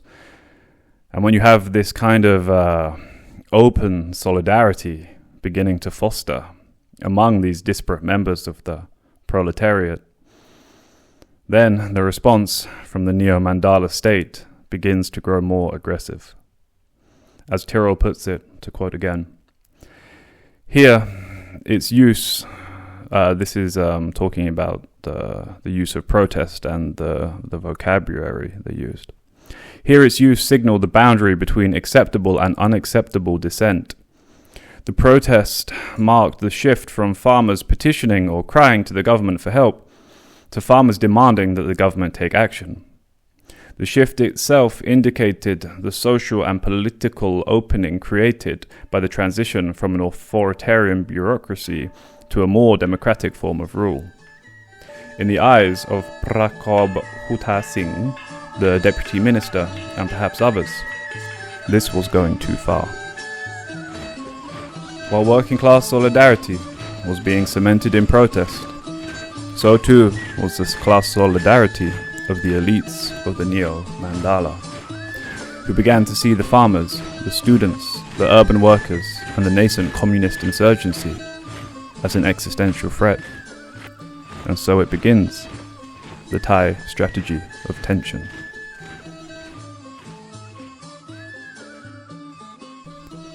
Different elements within Thailand's neo-Mandala system had already built a large force of reactionary paramilitaries, which we could very easily call the Thai Gladio Network, for lack of a better word. Some of whom had already cut their teeth in combat, serving in Laos, Vietnam, and the border regions as, those wink-wink volunteers that I talked about in the last series. So I think it's important to survey the grounds on which these paramilitaries were formed. And a lot of this will link back to the Golden Triangle series. So in episode 3 of that series, on the CIA, I talked about Bill Donovan and the significance of his short-lived posting as ambassador to Thailand during the post-war period. Now, when I recorded that episode, I hadn't found much on what specifically he was up to during that time. But since then, I've hit something of a goldmine in the book The United States and Military Government in Thailand by Daniel Feynman, published in 1997. To be honest with you folks, I dropped the ball a little bit before by not digging this up earlier. But at least I've got it now. And frankly speaking, the very reason I do these podcast series is as a means of research, so as to kind of learn more and maybe do another book sometime. Let's see. Anyway, back to the years of lead. Maybe we can come up with another term for it. No. If you can think of another good term for like Thai years of lead, let me know. Something fun, or not too fun though. I really gone off track here.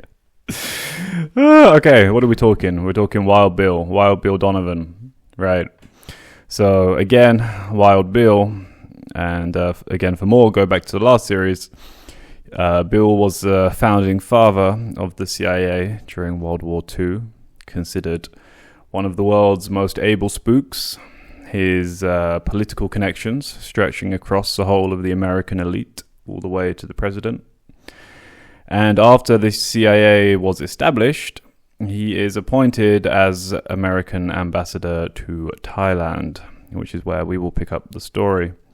And here I will read from and paraphrase quite extensively from that aforementioned book by Daniel Feynman. So, to set the scene of the Yankee imperialist approach to Thailand in 1953. Quote, American plans for employment of Thailand as an anti-communist bastion took the shape in the spring of 1953. On May 6, during the National Security Council meeting discussing the crisis, C.D. Jackson, a deputy of President Eisenhower's Psychological Warfare Division during World War II, who was then acting as Special Assistant to the President for International Affairs, suggested that the Security Council, quote, look what could be done by way of psychological warfare with Thailand as a base. Eisenhower approved of the idea, and after Jackson, a firm believer in the efficacy of psychological warfare, delivered his recommendations the following week, the Security Council ordered the Psychological Strategy Board to draft detailed plans for psychological warfare based in Thailand. So that draft, which was called D23, Draft 23, going back to quoting now, represented the culmination of this new fascination with Thai ethnology. Based on a variety of truths, half-truths, misconceptions, and outright falsehoods, the 38-page report drew heavily on impression and apparently anthropological theories in vogue at the time, describing Thailand as a, quote-unquote, loosely structured society. The report began its analysis of Thai ethnography with a set of sweeping generalizations of the Thai national character. Thais, the draft explained, are incorrigible individualists, gentle and light-minded. Thais are not given to ponderous philosophic thought nor great warlike and military ambitions. Because of such attributes, the Thai character, I'm doing a very English accent here, innit? But these are Americans. The Thai character and cultural institutions are better suited to guerrilla activities than to the development on a large-scale conventional military force. I think I'm doing the British, the very like posh English accent because it just sounds so British colonial, doesn't it? Anyway, continuing on with quoting. Thailand's ethnic makeup made it ideal for psychological warfare against the Viet Minh. Lao, a dialect of Thai, was spoken, the draft notes, in northeastern and northern Thailand as well as in Lao, and indeed, Thailand has several times more ethnic Lao than lightly populated Laos itself. Shans in northern Burma and tribesmen in northern and central Lao and in Yunnan's new Thai autonomous zone also speak the Thai dialects. Significant numbers of Lao also live in Cambodia. This is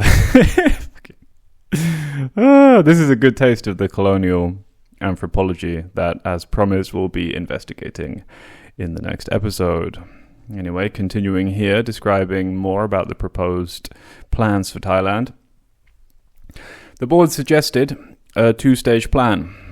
In the first phase, the United States would implement psychological warfare operations to strengthen Thailand itself. These operations involved many mundane matters, increased propaganda activities, appointments of diplomats and advisors to sensitive Thai cultural peculiarities, intensified efforts to convince the Thai people and the leadership of America's commitment to the country, and aiding development. But key to the program lay in its military goals. The United States draft recommended to develop, expand, and accelerate to the greatest extent sound programs for the creation and employment of indigenous guerrilla and paramilitary forces. Initially, such forces would be used for self-defense, but once the United States had decided, after consultation with the French and the British, that the program had strengthened Thailand sufficiently, Phase 2 would extend programs for guerrilla and paramilitary forces composed of Thai and related groups into Indochina. Thailand's ethnic bonds with its neighbours, the draft believed, would enable Thai paramilitary forces to defeat the Viet Minh on a village level.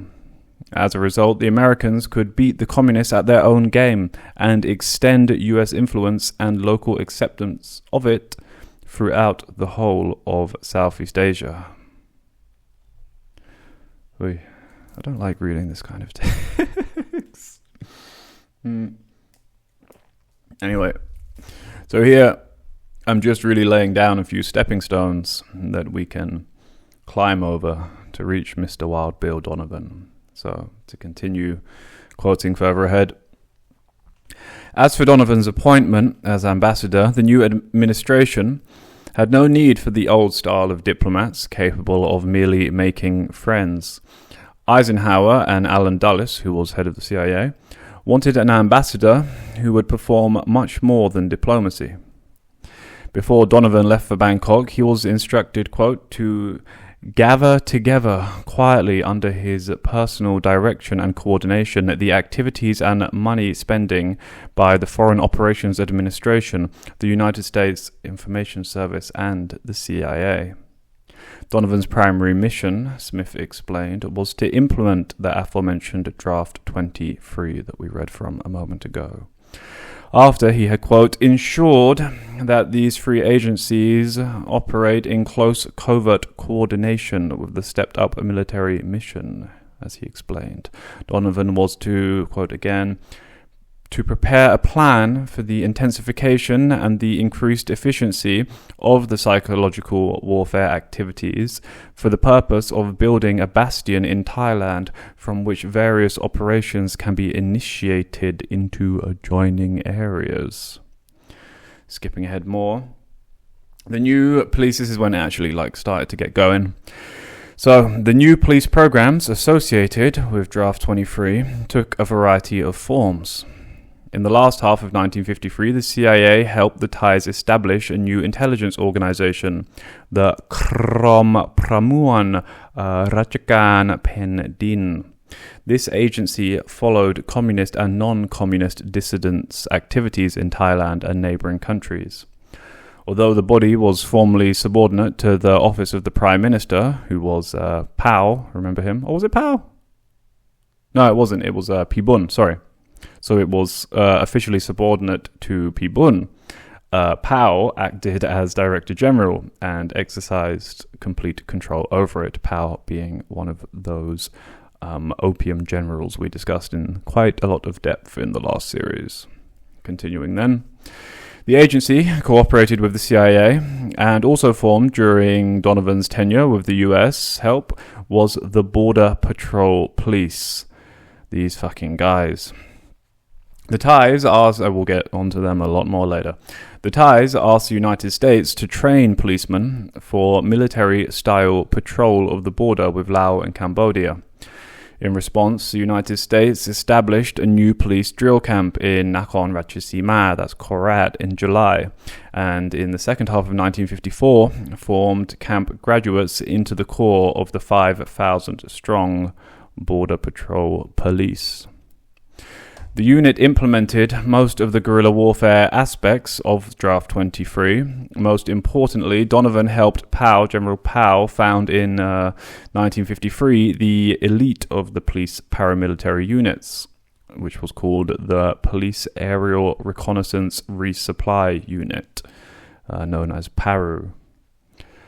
Over 1953 and 1954, PARU developed into a small yet effective guerrilla and anti-guerrilla force, airdropping leaflets advertising the unit over the Thai side of the bilingual borders. to recruit trainees. Paru enlisted primarily high school graduates, a distinct minority in upcountry Thailand, proficient in the languages of neighboring countries. This should all sound very familiar for those who are aware of exactly how the CIA or the OSS was formed by Donovan. He literally came to Thailand and did it again. Anyway, going back to quoting, the CIA trained the Paru recruits in parachuting, jungle warfare, and survival, as well as sabotage. Starting with 50 recruits, at its height, Paru numbered almost 4,000. The CIA paid the salaries of Paru as well as Border Patrol police troops. Besides developing these purely military forces, POW and the Americans employed Paru and the Border Patrol in establishing civilian-based unconventional forces. The first civilian program, the Volunteer Defence Corps, took its inspiration from the British civil defence projects in Malaya. Concerned, like the British programs, with warfare at the village level, the VDC set the ambitious goal of arming 120,000 Thai peasants. Also, I urge you, if you've got the stomach for it, to look up what exactly the British did in Malaya. Anyway, continuing on here, maybe we'll come back to that at some point in this counterinsurgency series. Anyway, continuing. Apparently, at Donovan's urging, Pibun passed legislation authorizing the Volunteer Defence Corps in February 1954, and in July, the government formally established the unit. The United States initially granted the Corps an initial investment of nearly $1 million in December, and then later allocated another $3 million. The Border Patrol Police, receiving funding, advice, and equipment from the CIA, formed and administered this new National Guard, assigning school teachers, the only government presence in many Thai villages, command of individual units. The BPP, the Border Patrol, distributed lightweight weapons and trained villagers to fight communist guerrillas and propaganda agents. The CIA's second civilian-based guerrilla warfare program, also administered by the Border Patrol Police, focused specifically on Thailand's northern provinces, in a twist of Draft 23's emphasis on the Thai people of Southeast Asia. This second program targeted roughly 200,000 non-Thai hill tribesmen belonging to some 20 different ethnic groups in the northern mountains. After Draft 23, the Americans recognized the political and military potential of the hill tribes. In early 1954, the Security Council discussed plans for a guerrilla campaign against the Viet Minh in case of French defeat in Indochina. In January, CIA Director Alan Dulles sent famed operative Edward Lansdale to Vietnam to prepare Thai-related and other hill tribesmen, I just hate reading that, for the campaign. After the partition of Vietnam in July, Lansdale initiated the Hill Tribe attacks on North Vietnam. Beginning at the same time, the Thai Hill Tribe program seems to have complemented this Vietnam project. The Border Patrol Police, again with CIA funding and equipment, began establishing, sometime after the summer of '54, a permanent presence in Hill Tribe villages in the north. Openly, the Border Patrol set up schools and clinics and improved village infrastructure. Secretly, it armed and trained tribesmen in guerrilla warfare. The United States hoped to deploy these roving tribesmen with their ethnic connections in neighboring countries such as Laos. Although providing no uniforms and little organization to the new fighters, the CIA devoted a large proportion, possibly most of its resources, to the program. So, I mean, yeah, that was a really big quote. Here you can see quite obviously the start of the secret army. And I think, to be honest, I got it right in the last series when I was talking about Donovan's time in Thailand, although then I didn't quite have the literature to prove it. Essentially what we can see here is a kind of Thai Gladio network being developed, And actually, I think it's quite a lot more explicit than the Italian network. And I hope you can also see how these paramilitaries fit into my neo-Mandala thesis. Of course, these apparatuses would further develop over time and be used for more than just anti-communism, more specifically union busting and opium trafficking, if you will recall. And you may also remember that it was the Thai Border Patrol Police who were protecting Kun Sa at his base in Thailand, in Ban Hin Thek. Oh, it's like, it's kind of mad I didn't find that book earlier. And I apologize again for dropping the ball.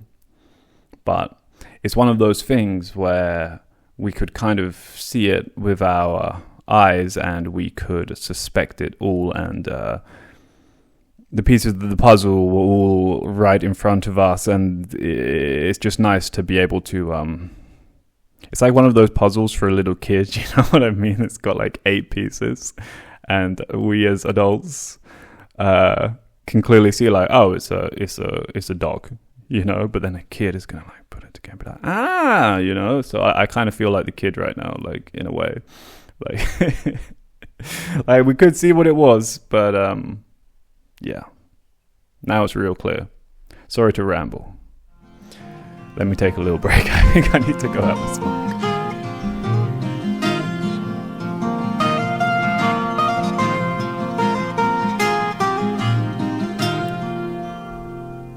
And now, as with the last episode, we're going to have to skip forward again to the 1970s.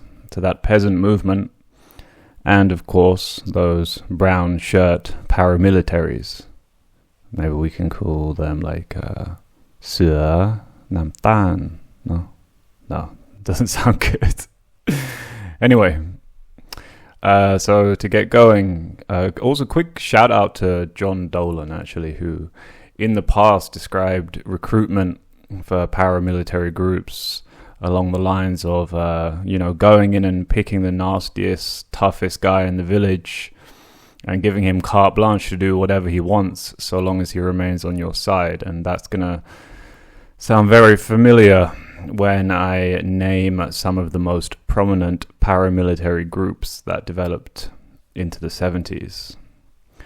So there's 3 that I'm going to focus on, the big 3. And I'm going to start with Kating Dang.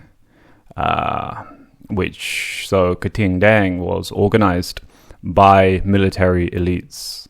It was centered around Colonel Sutsai, to the point where I've seen it described as his own private army. Sutsai had previously been in charge of the aforementioned Hill Tribe Army, as they called it in the book that we just read from.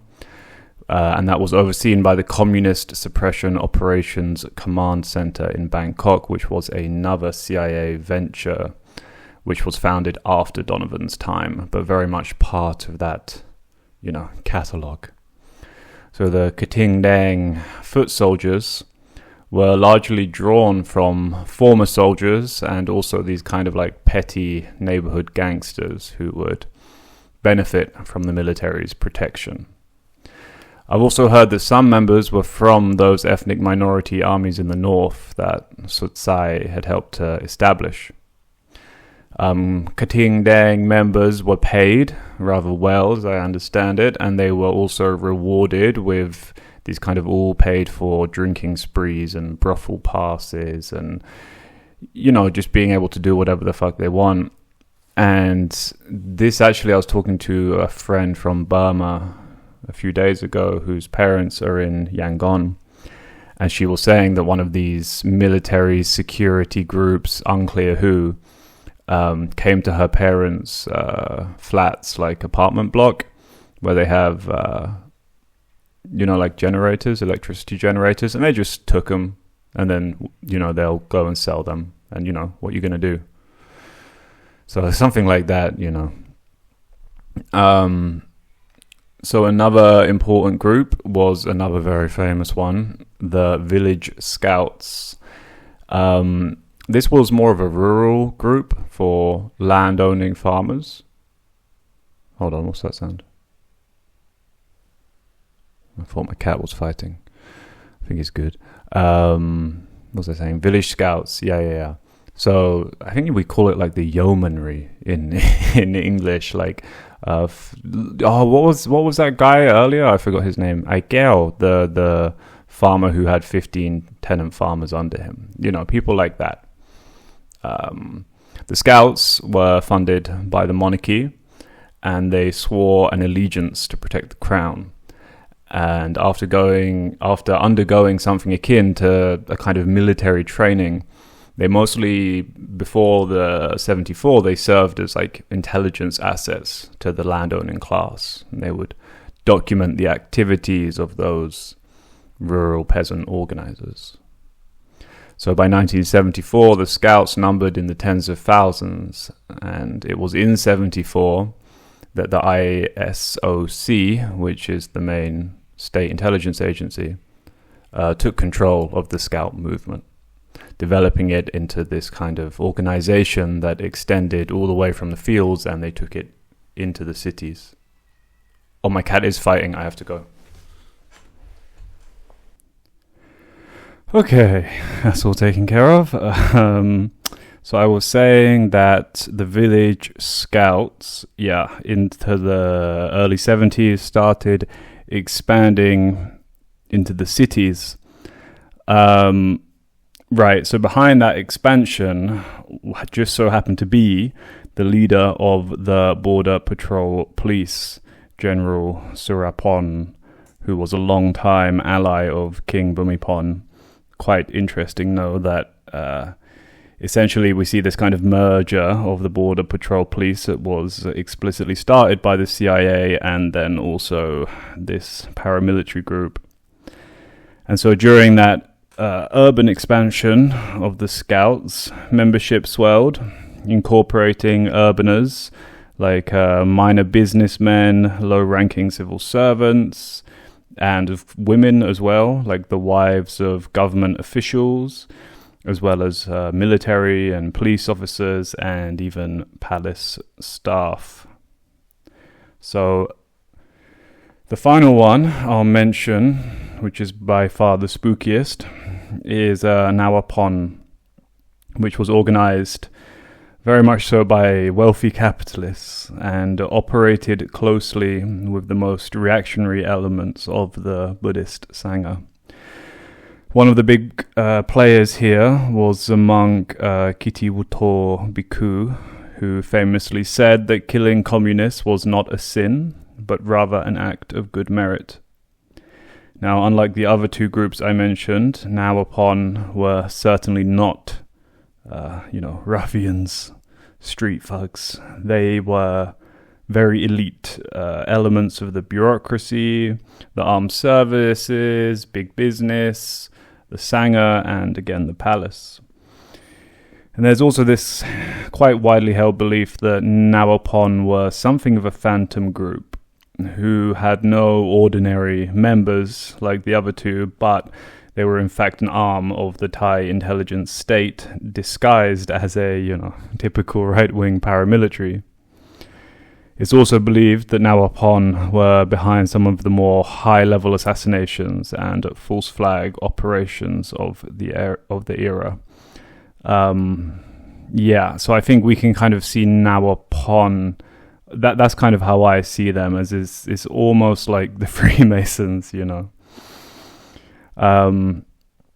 So in his book that I mentioned earlier, Counter-Revolution, the writer Walden Bellow describes the paramilitaries as such, quote, "The landed elites drew on the services of already existing right-wing paramilitary groups to initiate a wave of terror against the Farmers' Federation and its student supporters.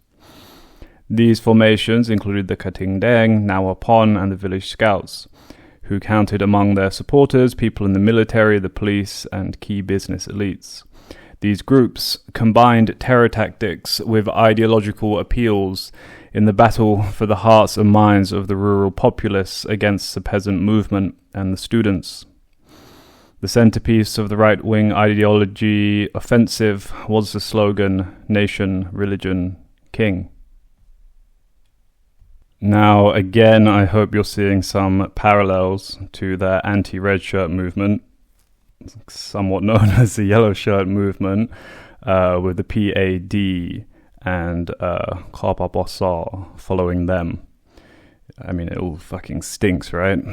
Anyway, staying in the 1970s and staying with Warden Bellow's book, continuing to quote, "In the case of the village scouts, one of the central organizations of the counter-revolution, there was a sophisticated effort to fuse this ideological trinity with traditional rural Thai culture to create a more secure village basis for the existing order. This effort included indoctrination programs that were clearly fascist modernist in inspiration. Indoctrination, noted one observer, was emotionally stretching from the lightheartedness of child's play to the seriousness of patriotism, humiliation to happiness, and competition to cooperation. The purpose of the exercise was to, quote within a quote, to make the participants feel important and identify themselves closely with the nation, the religion, and the king," end of quote within a quote, "constantly cultivated by conservative forces as a symbolic linchpin of the nation. The monarchy was a powerful ideological reserve monopolized by the right wing. Despite the importance of ideology in the social struggle, force and repression were the principal means by which the threatened elite sought to protect their privileges. The authority of the legal power holders evaporated, and the question of power came increasingly to be dominated by battles in the streets, with the advantage gained by those who could deploy superior resources in organization, ideology, and most importantly, firepower. The ransacking of Prime Minister Couped's residence by uniformed policemen who were drunk and calling for the respect of the law in 1975 was a sign that real power had passed to the counter-revolutionary forces, Bellow concludes. Yeah, that's a crazy incident. In 1975, Couped, who was, the super elite prime minister, but not a military dictator. As Bellow said, his house was just ransacked by drunk policemen in uniform, just as a big old fuck you. So, now we have to move on to some of, the darkest part, the assassination campaign. And here I just quickly want to mention the Red Drum or the Red Barrel murders, in which thousands of activists or just working class people peasants who were complaining about their lot in life were murdered, as well as a lot of Muslim leaders in the south. And that is it's obviously very related to what we're talking about, but usually we confine it to a separate section of this history. For this podcast, for this episode, I think I'm gonna dangle it and leave it for either the next episode or the one following. So just getting that out of the way. So the assassinations. As you may have noticed, I've tried to skip the more gruesome and grisly aspects of counterinsurgency on the ground, so I will just tell one story of these assassinations. Northern Farmers Federation President Intha Sri Bonruong had repeatedly reported being threatened. Indeed, Intha anticipated his own assassination, but this did not stop his organizing. On the morning of the 30th of July, 1975, Intha was at home alone tending to the small village shop he ran with his wife. His 5 children were all at school. 2 men pulled up in front of the house on a red Yamaha motorbike. The driver remained on the bike while his passenger got off and asked Intha for some cigarettes. As Intha was returning the change, he was shot point blank in the head 11 times. The assassin used a .22 caliber pistol with a silencer. In Ta died instantly. I will now quote again from Tirel Haberkorn. Major Federation leaders were targeted one by one across the country. Between March 1974 and September 1979, 33 were assassinated, 8 were seriously injured, and 5 were disappeared. At the height of the violence between March and August 1975, 21 Federation leaders were killed. The assassinations were particularly concentrated in Chiang Mai province, where 8 Federation leaders were assassinated in just 2 months between June and August in 1975, including the Northern President and National Vice President, In Tha Sri Bunruong, on the 30th of July 1975. The assassinations of Federation leaders created a pervasive fear throughout the countryside and put an end to the Federation's efforts at legal organizing. End of quote. So, emboldened by their success in the countryside, reactionary forces took on the weak reformist parliamentary regime in Bangkok. The military, the police, the Sangha, the bureaucracy, and the ultra-conservative royalist elite worked with the country's economic elites to regain control from the bourgeois reformists via extra-parliamentary means. On the 6th of November 1976, protesting students at Thammasat University were massacred by a coalition of paramilitaries from the village scouts, the Katindang, and Narapon, as well as national police and military units. Largely, as well, those were the border patrol police. The death toll was in the hundreds, but we will never know the true number. That evening, a coup was launched by the military, returning Thailand to the same dictatorial system of 3 years prior.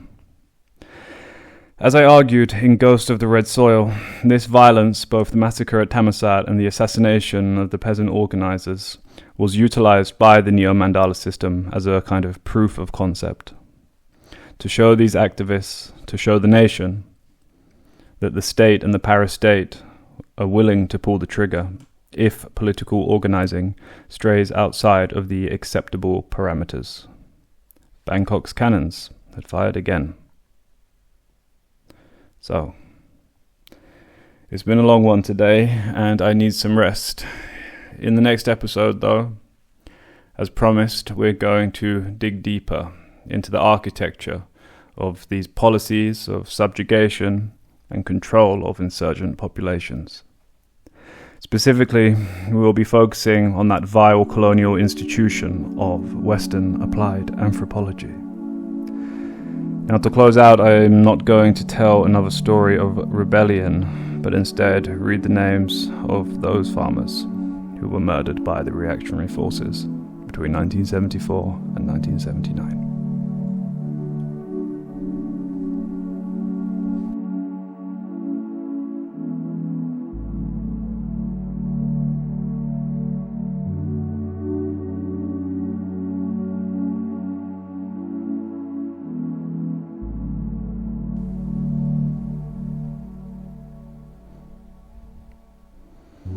Sanit Sri Desh Pitsanulok Meta Lau Udom Chonburi Bun Ting Sri Rad Bun Ma Som Prasit Ang Thong Hieng Lim Mak Surin Aj Thong Tao Lampoon Prasad Chomon Red Chiang Mai Ngung Lao Wong Udon Thani Charun Tang Nok Nakhon Ratchasima Tawin, last name unknown, Pichit Mongkun Suk Num Nakhon Sawan Bun Som Chan Dang Chiang Mai Pad Muang Mala Lampang Tawin Muang Thanya Nakhon Ratchasima พูดพองหลังคาเชียงรายเกี้ยวพองสักกำเชียงรายชาจักระวังเชียงใหม่บุญช่วยดิเรกชัยเชียงใหม่ปราสาทสิริม่วงสุรินทร์บุญท่าโยธาลำพูนเคลี่ยงไม้เอี่ยมลำพังอินทาสรีปงร่วงเชียงใหม่สวัสดิ์ทวันเชียงใหม่มีสวงพลูเชียงใหม่ท่าเกี่ยวประเสริฐเชียงใหม่ท่าอินทดามเชียงใหม่นวลสิทธิสรีเชียงใหม่พูดใส่คำเชียงใหม่ชวนนวมวีราสุพรรณบุรีเสวียงชันทพุนเชียงใหม่นวลแขววิโลลำพังมีกะวิโลลำพังบุญราชใจเย็นลำพังฉันเทิมเกียวดงดีเชียงใหม่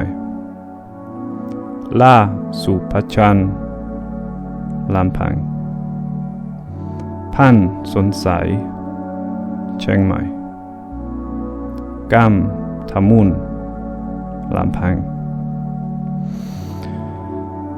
วงมุนนายลำพังพูดปัววองลำพัง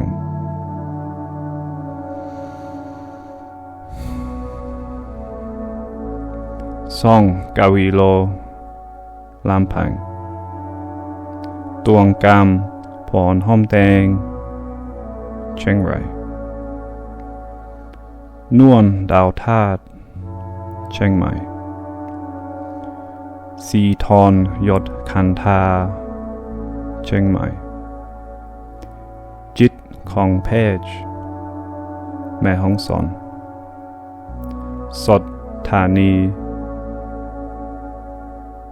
หนองชัยภูมิชำราชหม่วงยำระยอง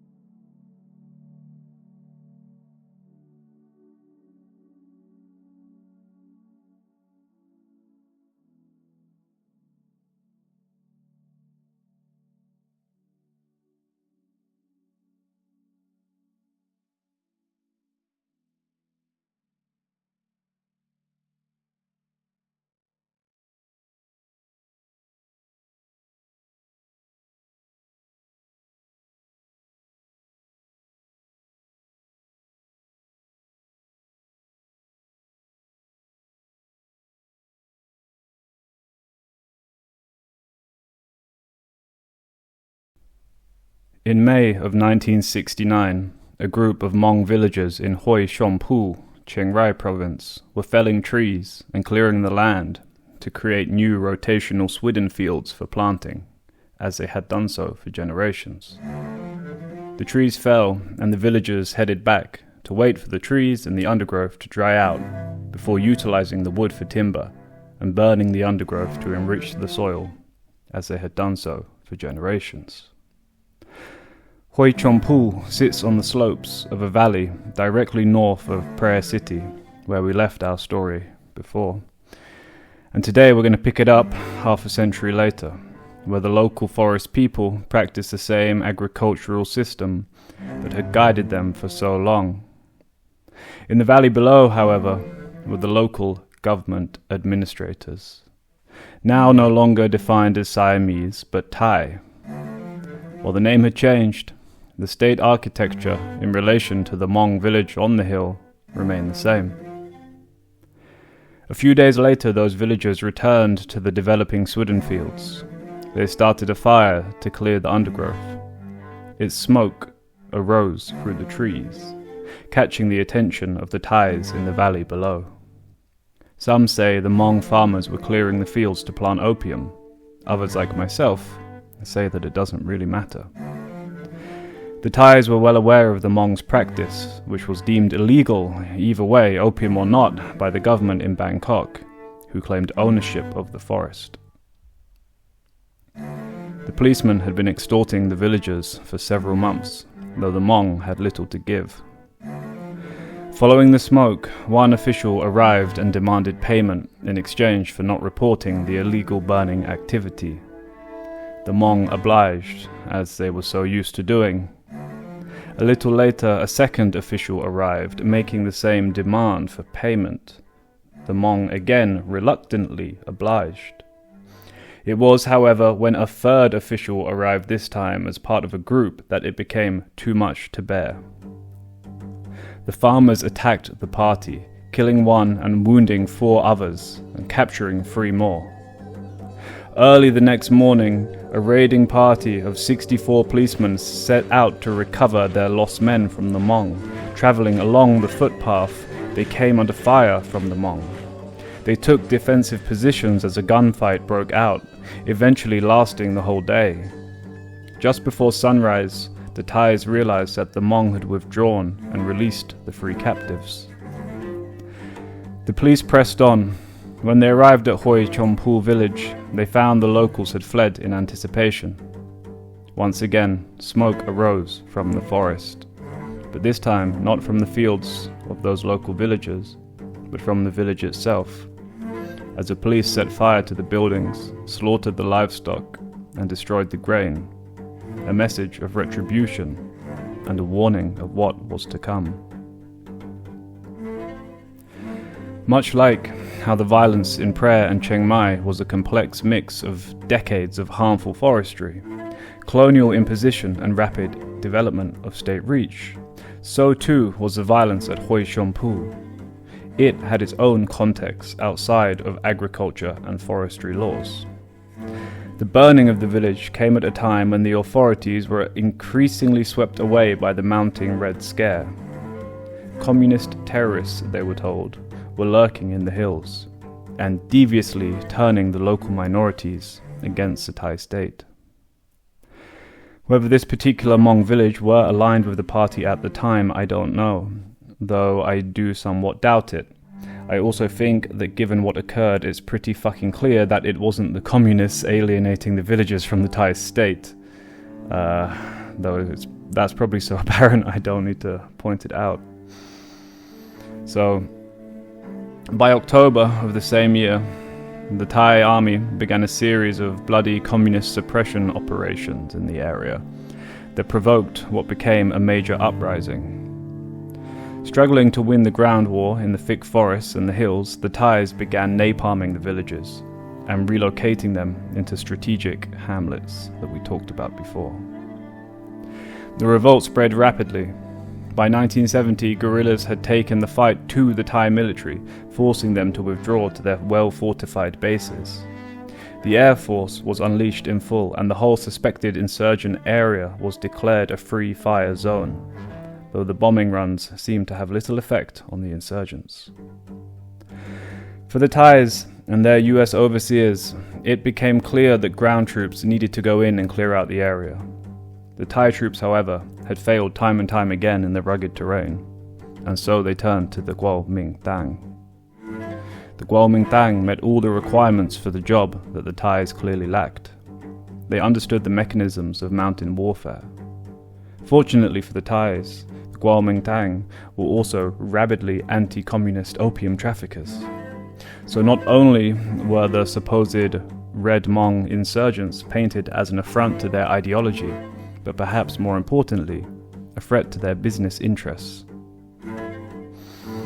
KMT General, that's Kuomintang General Tuan, recruited Akha, Lisu and Laohu mercenaries from the west of Chiang Rai and took them to fight the Hmong in the east of Chiang Rai so as to avoid the awkward matter of any tribal or geographic solidarities. By 1971, the Thai Air Force were running constant troop transports for the Kuomintang, shuttling soldiers back and forth between bases and the frontline camps. Advanced aerial reconnaissance units were working around the clock, constantly surveying the forest with state-of-the-art cameras, a nice little gift from the aforementioned American overseers. Towards the end of 71, the Kuomintang had all but declared victory. Lowland insurgent attacks had ceased. Mountain patrols were no longer being ambushed. The battle seemed to be over.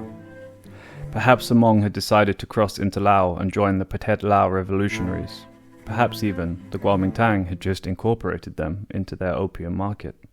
We genuinely don't know. But one outcome we can be sure of is the integration of the Kuomintang into the Thai army as a crack anti-insurgent force in the Northern Hills. The revolt of '69 also demonstrates a few overlapping fields in our investigation for this series: paramilitaries, farmer insurgencies, and the consequences of state incorporation of forest land.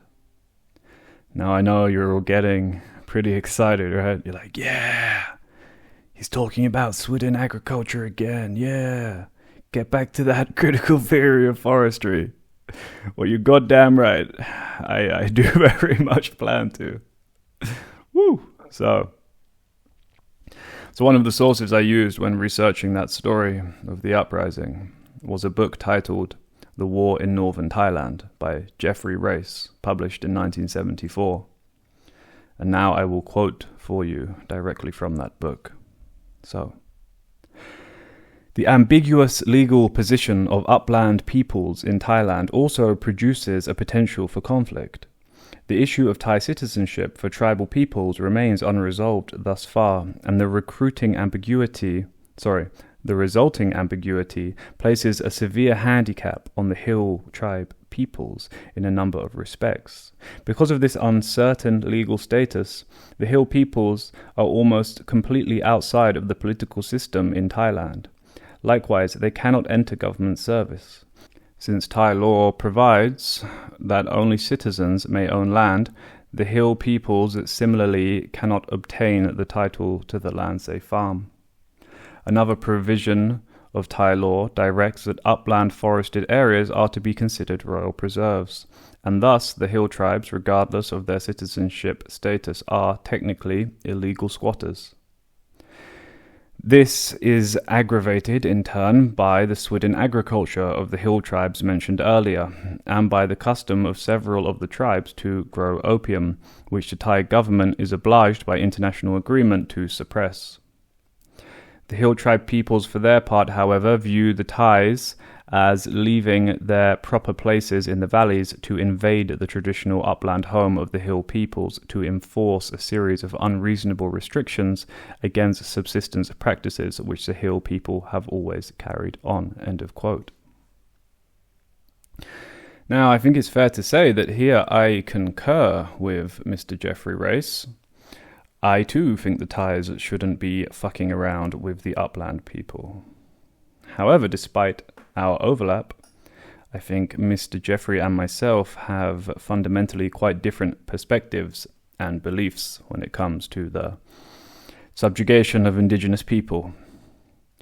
I point this out because Jeffrey Race was an employee of ARPA. And just a quick reminder, ARPA, the Advanced Research Project Agency, was a think tank which served to draw up the American military's counterinsurgency doctrine and practices.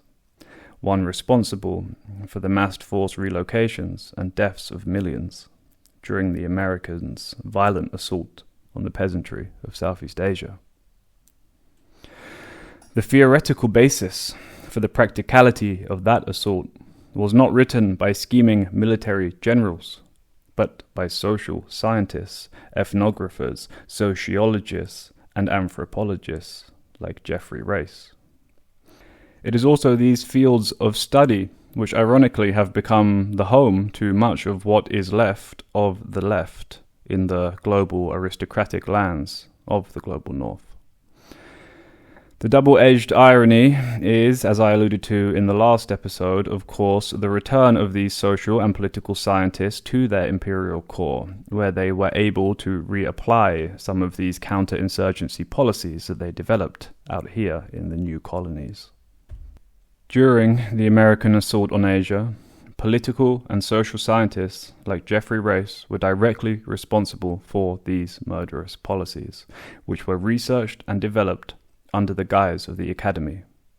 To reference the title of one of the books that will be guiding us for today, Anthropology Went to War. Here I may as well drop the standout quote from that book, from a USAID official talking at a conference of social and political scientists on their experimental research on counterinsurgency in rural Thailand. Quote, "The offer of food in exchange for certain services affords a convenient example. If this has, in the past, been a strong stimulus, it can probably be weakened by increasing local agricultural production. If it has been a weak or a neutral stimulus, it can probably be strengthened by burning the crops." So we're going to contextualize that quote a lot more throughout this episode and return to it later. And it was in the last episode that we focused on the brutality of Thai para-political and para-military apparatuses. Generally speaking, we could call that the stick, while today we will be looking more deeply into the carrot of counterinsurgency. That is also to say, the social services, state welfare, and rural development infrastructure programs that were written by Western academics to be dangled in one hand, while the barbarity of the stick was to be wielded in the other. And this episode is going to get very, very spooky. So then, shall we put those scientists, those social scientists, under the microscope, as we did with the Anglo-German foresters of past, and watch those insurgent populations of the forests, now illegally occupying the land of the monarchy, face yet another threat, that of a lone, smiling foreigner, who just so happens to be rather interested in their culture and the annual cycles of the harvest season.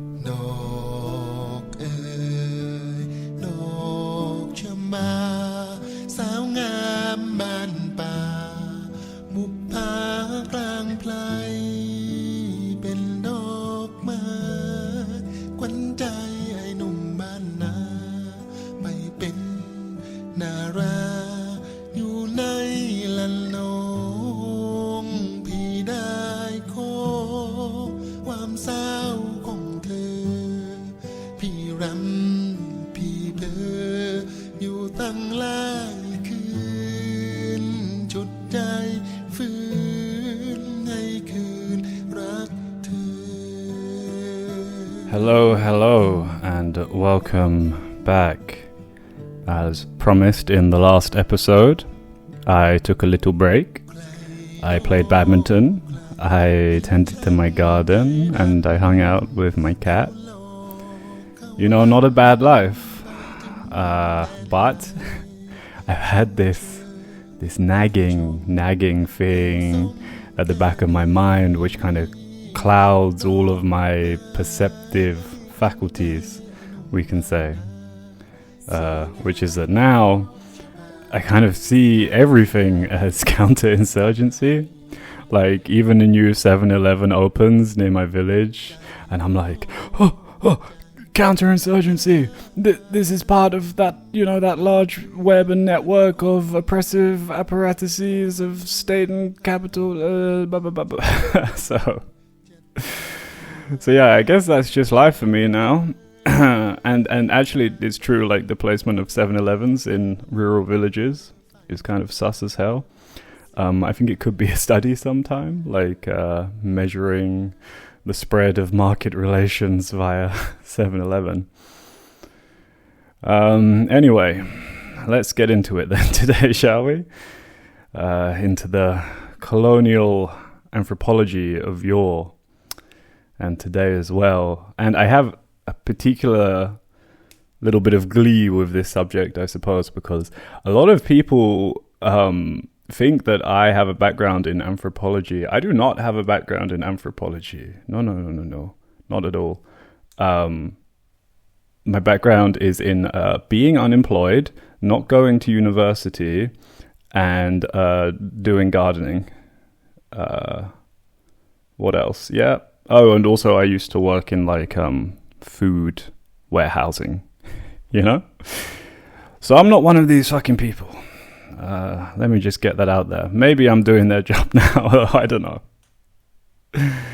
Anywho, a little self-critique in the evening. So, to get to the real subject of today's episodes, and we're going to have to go back in time once again to that era that we covered in the first episode. While last time we were here, we followed the forestry models. Today we will follow the, let's say, colonial social science models.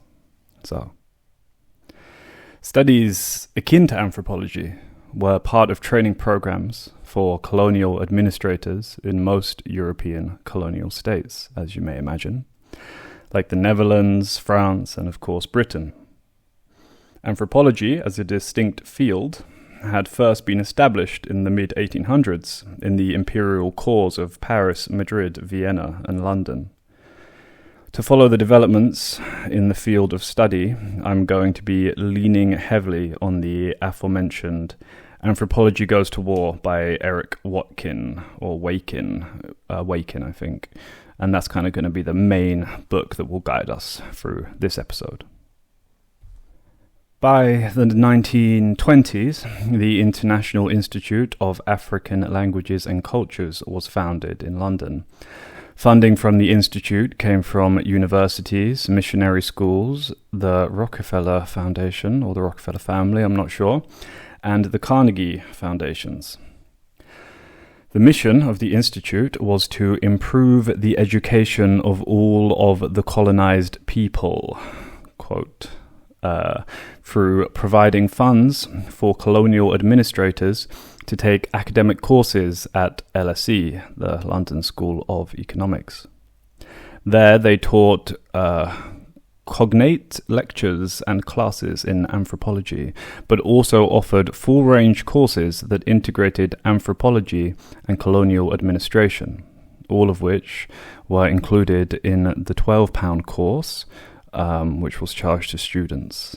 Now, for the cost of just £2, Malinowski and Copeman's, they're the professors, their course, Anthropology and Administration, was described as, quote, intended to bring together administrative officers from the colonial services, as well as missionaries and students of anthropology, and to establish the importance of anthropology for administration, as well as the value of practical interests in the theoretical study of native races.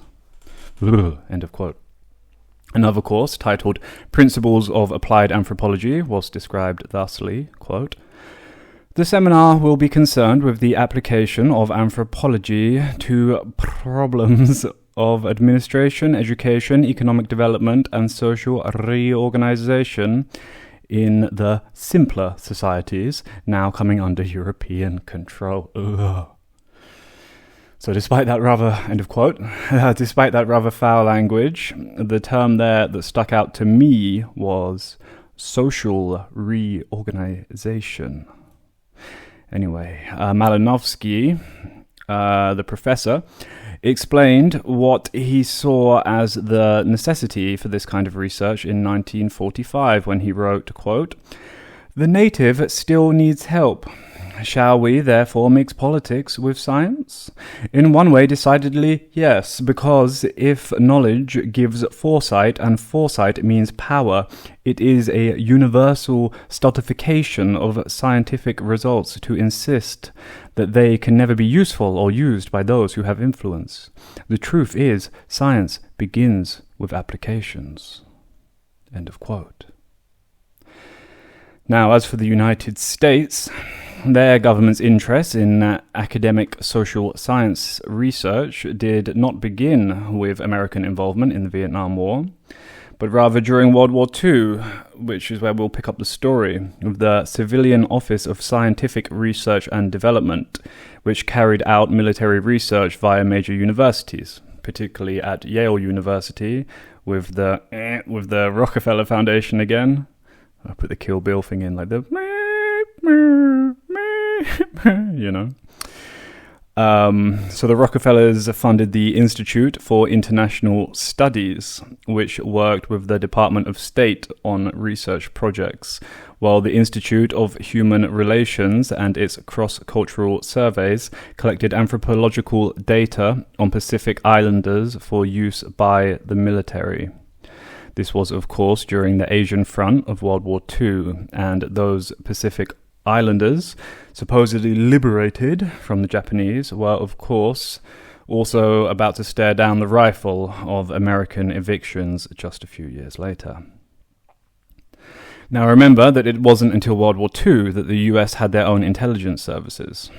Despite their territories in places like the Philippines and Puerto Rico, the US comparatively lacked the colonial infrastructure of empires like Britain and France.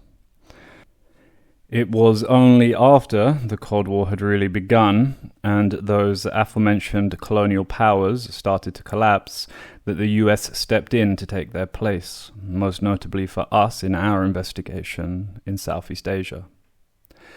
I think we've documented the US's colonial project in Thailand fairly thoroughly in the Golden Triangle series. It was in episode 3, if you haven't listened to it yet, titled CIA. But just to serve as a quick summary, I will very briefly quote from that old episode, like quoting myself here. Pre-World War II, the US intelligence worked through a series of astute, erudite, globe-traveling men, be they businessmen, academics, industrialists, missionaries, diplomats, lawyers, or whatever. They formed something of an informal boys' club network, which functioned for both the state and private business. At the outbreak of World War II, President Roosevelt started up a centralized intelligence organization modeled on the British MI6. They set up shop in Rockefeller Center in New York and appointed future first CIA head Alan Dulles to run it. The office was also one floor above MI6's New York office, which led to those opposed to the project to accuse it of being the American branch of MI6, which was probably true. In 1942, the Office of Strategic Services, the OSS, was officially inaugurated, and the concept for the agency was to bring that boys' club into one centralized intelligence agency, CIA, working on behalf of the US state. And we've gone into this a fair bit in the previous episode, the role of intelligence in Thailand. But here what I'm trying to get at is the US modeling their colonial operations very, very much on the British. So in that CIA episode of the Golden Triangle series, we mostly focused on the missionaries and the diplomats. But today, it's the academics that we are casting our Sauronic eye on, specifically their activities in Southeast Asia in the 1960s. And a lot of what we're going to be talking about isn't intelligence specifically, but it is, of course, all intertwined. So, back to the role of social sciences within the military, which was explained in 1966 by Seymour Dreischmann, who was American, who was a special assistant for counterinsurgency to the Office of the Director of Defense Research and Engineering. And he described it as such, the role of social sciences, that is. The state, quote, the State Department, the Defense Department, and key agencies such as the CIA, AID, which is Aid for International Development, the United States Information Agency, have increasingly had to turn their attention to meeting this communist threat. The Defense Department's mission in this area has been viewed as broader than the traditional mission of providing US armed forces for the national defense. You get it, right? He's saying, like, what the Defense Department is doing, you know, going forward is we're not just talking about military shit, right? The Defense Department has therefore recognized that part of its research and development efforts to support counterinsurgency operations must be orientated towards the people. And the Department of Defense has called on the types of scientists, anthropologists, psychologists, sociologists, political scientists, economists whose professional orientation to human behavior would enable them to make useful contributions in this area. So,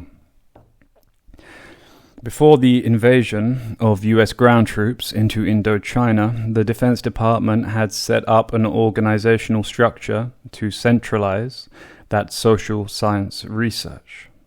Social scientists were attached to the Defense Department's Advanced Research Projects Agency, the aforementioned ARPA, and to each of the military services research offices, you know, so like the Army, the military, the Marines, something like that.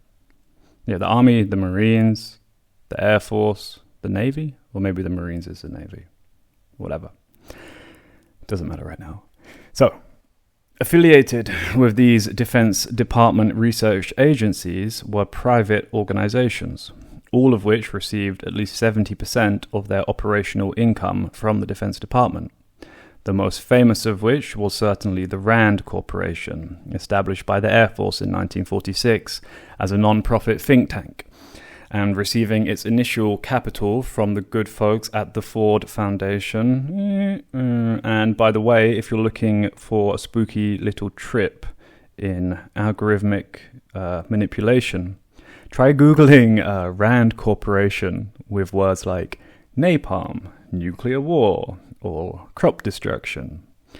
And you will see a very eerie list of results solely from the RAND corporate website, which you'll be shocked fail to mention the policies that RAND drew up and the Air Force implemented, like the mutually assured destruction doctrine, or bombing farmers' fields with napalm. But that is a little later on in our story. So, to take stock of where we're at so far. After World War II, the US military has increasingly started to use these social science academics for the purposes of war, setting up these think tanks and research institutes and forging close ties with universities so as to more effectively plan and structure their assault on the revolutionary masses of the former colonies.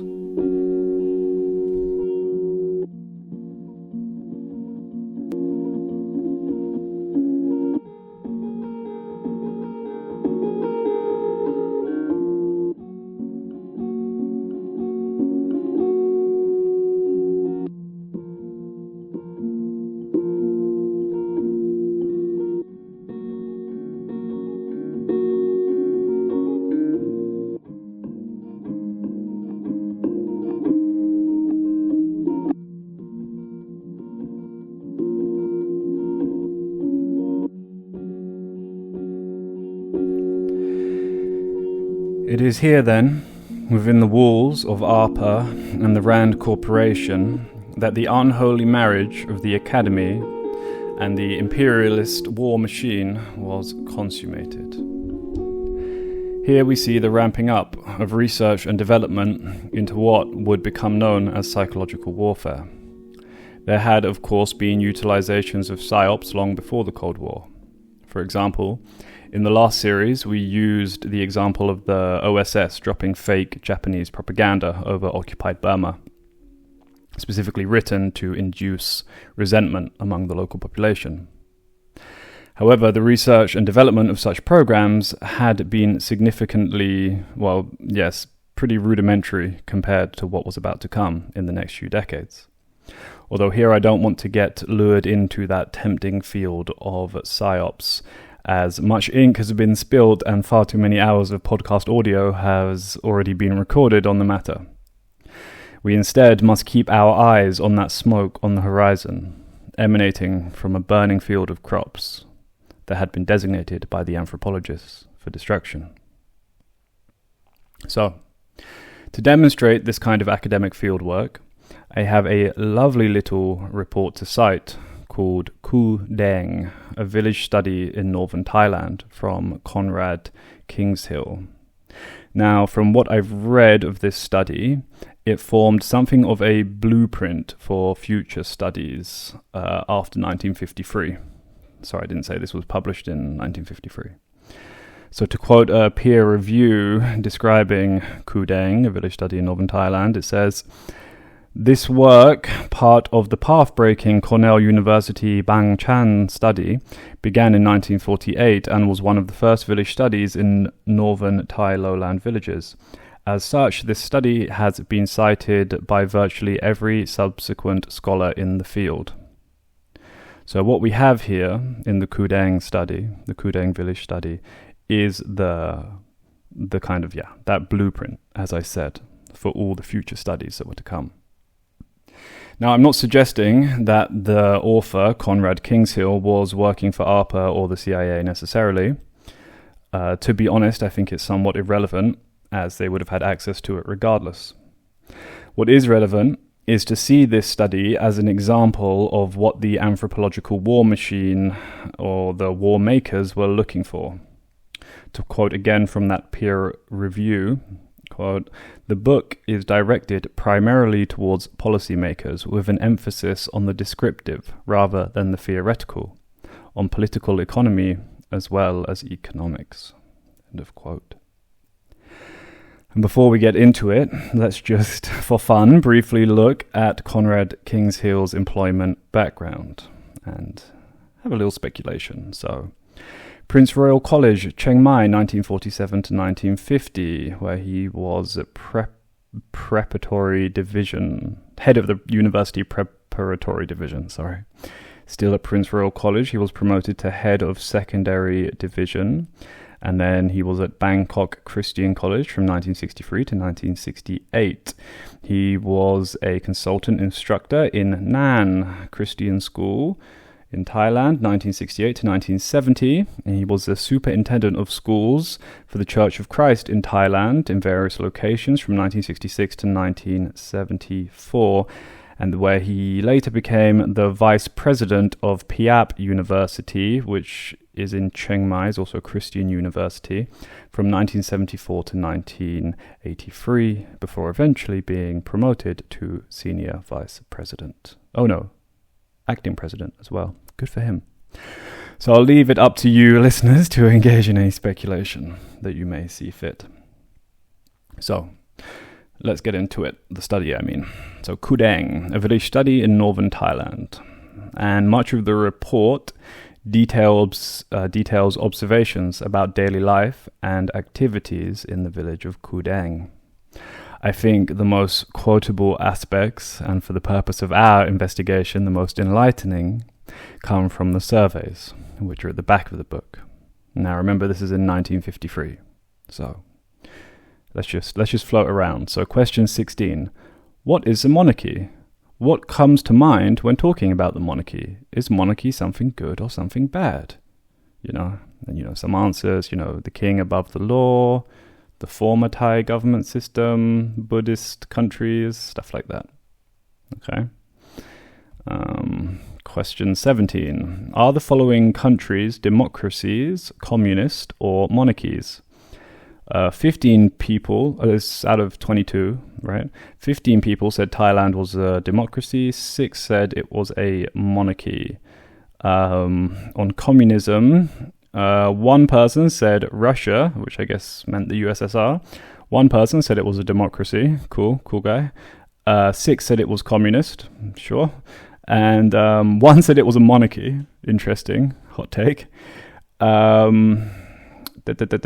Yeah, curiously, when it comes to USA, 4 said it was a democracy and 3 said it was a monarchy. Interesting. Actually, I know someone from a village really nearby here, and her grandmother, or maybe it was her great-grandmother, lived a very long time. I think she died at 93, so she may well have been surveyed here. And I was talking to her, the friend, about it, and I was showing her some of those like weird things, like people thinking that the USA is a monarchy, and she was like, yeah, come on, man, it's 1953, you're in rural northern Thailand. So anyway, still enlightening. Okay, let's get a bit juicier. Have you ever heard the names of the following persons, and who are they? So the names are like Eisenhower, Luang Pribun, Jopen Bo, that is, Stalin, Chiang Kai-shek, Truman. Some choice answers here. Not very many people knew who President Eisenhower was. Only 2 people got that one right. Chiang Kai-shek, 3 people knew who that one was. This is out of 18, by the way. Stalin, 3 people knew. And I just want to contrast that to Churchill. Stay losing, motherfucker. 0 people knew who he was. What a fucking loser, man. Love to see it. Curiously, Bhumibol Adulyadej, who was the king, 13 people knew who he was, but 5 said they didn't. And then that's also interesting for the next question, which is, what is the name of the king and queen of Thailand? 9 got the king's name right, and 8 didn't know. And for the queen, 8 got the name right, and 10 didn't know. So that's interesting, right? Like, it just shows us. Oh my god, people are messaging me. Let me mute my phone. Oh, it's Patton Pong from the Thai podcast. Hey man, what's up? Sorry, I'm not replying to your message right now. Okay, let's get into more juicy shit. What is communism? Question 15. Most people said Red China. Some people said, one person said money robber. One said enemy without religion. One said destroyer of nations, traitor. And another said people who have no morals. Although most people said don't know. In fact, the vast majority of people said don't know. Probably about 70%. What comes to your mind when talking about communism? The answers were China or Red China, Russia, Yunnan, or Korea. Is communism a good or a bad thing? 13 said no good, and 0 said good, and 2 said they didn't know.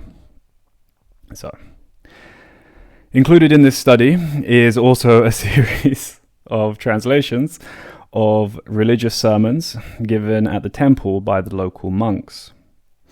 I know I said I didn't want to get too involved in psychological warfare in this story, but I do feel the need to point out how important such translations are for foreign occupiers to learn the meta-language of Thai and Thainess, or maybe in this sense, Khamuengness, particularly when we can see this in the topics of the chosen translations, of which one was on wisdom and the other was on evil, those sermons.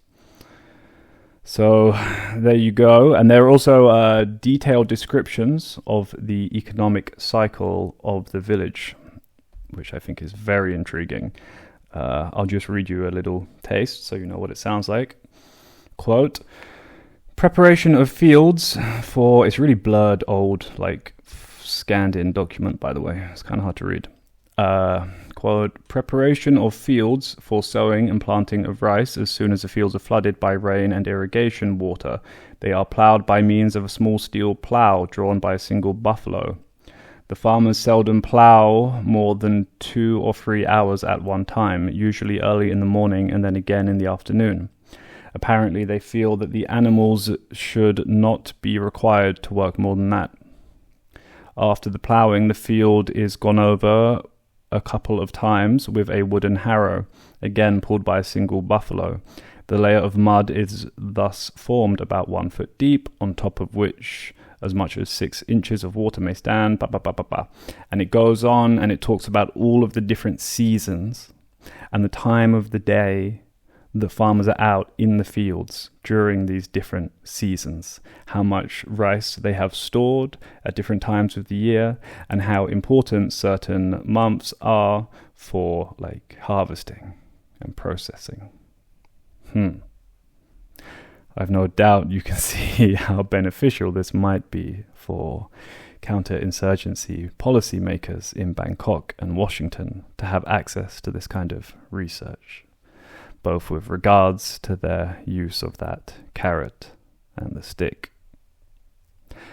So from what I can tell, when we talk of that carrot and stick approach to counterinsurgency, just a reminder, the carrot being kind of social welfare programs and infrastructure development in poor communities, while the stick would be, well, burning down villages and murdering activists. So from what I can tell chronologically, the Thai state really led with the stick and later realized the effectiveness of the carrot, thanks in large parts to these anthropologists and these studies, especially once they got to make comparative studies, right? So you can see the same thing with the invasion of Vietnam. As the first half of the war was a real gung-ho, blow shit up kind of affair, while increasingly the kind of liberal interventionist language of winning hearts and minds would become more and more prominent. Now in Vietnam, those hearts and minds were never likely to be won, particularly with the aforementioned gung-ho blow-up shit approach preceding it. But in Thailand, the terrain was extremely different. So let's get into ARPA. Again, the Advanced Research Projects Agency. And in 1969, they were operating a 500-person office in Bangkok with a $10 million budget, employing a large number of social scientists to conduct these kind of on-the-ground research studies like that in Couped. So to give you another taste, I will name a few of those studies, and do remember that this is very much research conducted for military reasons. So these are the names of the studies. Village Security Pilot Study, Northeast Thailand. Ethnography of the Akha people. Analysis of regional conflict, surveillance, communication, insurgents, logistics, population control, contingency, counterinsurgency operations of naval forces. Social structures and shifting agriculture in a Miao community. That's like a hill person community. Very racist word. Thailand Village Radio Study. Vegetation, analysis of Pranbury defoliation. A social anthropological study of the Yao people. Low altitude visual search for individual human targets. Ugh. Now, no doubt that is somewhat of a chilling mix of research topics. And now I'm going to quote, to contextualize it a bit more, from Anthropology Goes to War again. So, quote, the ARPA field unit was known as the ARPA Research and Development Center, but its research was conducted under the auspices of the Joint Thai-US Military Research and Development Center. Although that center was a joint undertaking, most of its research was primarily American in both conception and execution. The connection between ARPA as an arm of the Defense Department, private contractors, and the American Embassy was very close. According to one source, the ARPA Field Unit was informally recognized as the research arm of the United States mission regarding internal security programs. So Herbert Phillips of the American Anthropological Association wrote on ARPA, "Any social scientist who has been in Thailand for a week knows about the role that ARPA plays in subverting the purpose and direction of social science research in the country." End of quote. So, some of those research topics that I mentioned earlier may look quite benign at face value. And you can imagine, these social scientists going and studying shifting cultivations and cultural practices. It does seem very benign. So, of course, we need to turn our attention to, well, what did this research actually inform? Like, what policies did these research projects inform? And for that, we have to turn to Project Agile, which was ARPA's project for developing methods of counterinsurgency for, quote, friendly nations during the Cold War. And these largely were implemented in Indochina, Thailand, and South Korea. So Project Agile was divided into a series of sub-projects, which I will briefly summarize. So, Sub-project 1, 2, and 8. The development and uses of different weaponry in the field, such as special-purpose shotguns, flamethrowers, grenades, armored vehicles, mortars, and other artillery. Sub-project 3. Mobility and logistics, land, air, and sea transport. Sub-project 4, communication systems, power supplies and antennas. Sub-project 5, target surveillance acquisition, infrared technologies, radar, spectral photography, night vision, metal detectors and navigation systems. Sub-project 6, special programs such as psychological warfare, medical developments, and the use of herbicides. Now, that should seriously perk up the ears of anyone who's investigated the Imperial Japanese Unit 732. And I'm going to get back to Subproject 6 in a moment. But briefly, Subproject 7 was technical planning and programming, researching the impact of morbidity and casualty rates, environmental warfare, and asymmetrical warfare battlefield tactics. So, back to that, Project 6, Subproject 6. And I'll use an example of a herbicide and deforestation project that I found in this document from 1966, titled Oconus Defoliation Test Program. And it actually says in it, and I'm going to quote here, "Destroy this publication when it is no longer needed. Do not return it to the originator." I'm not actually sure how this document was released, and it may be some kind of limited hangout, but to summarize, I will quote here from the abstract of the paper. Quote, "A test program was conducted in Thailand in 1964 and 1965 to determine the effectiveness of aerial applications of purple, orange, and other candidate chemical agents in defoliation of upland jungle vegetation representative of Southeast Asia on duplicate 10-acre plots.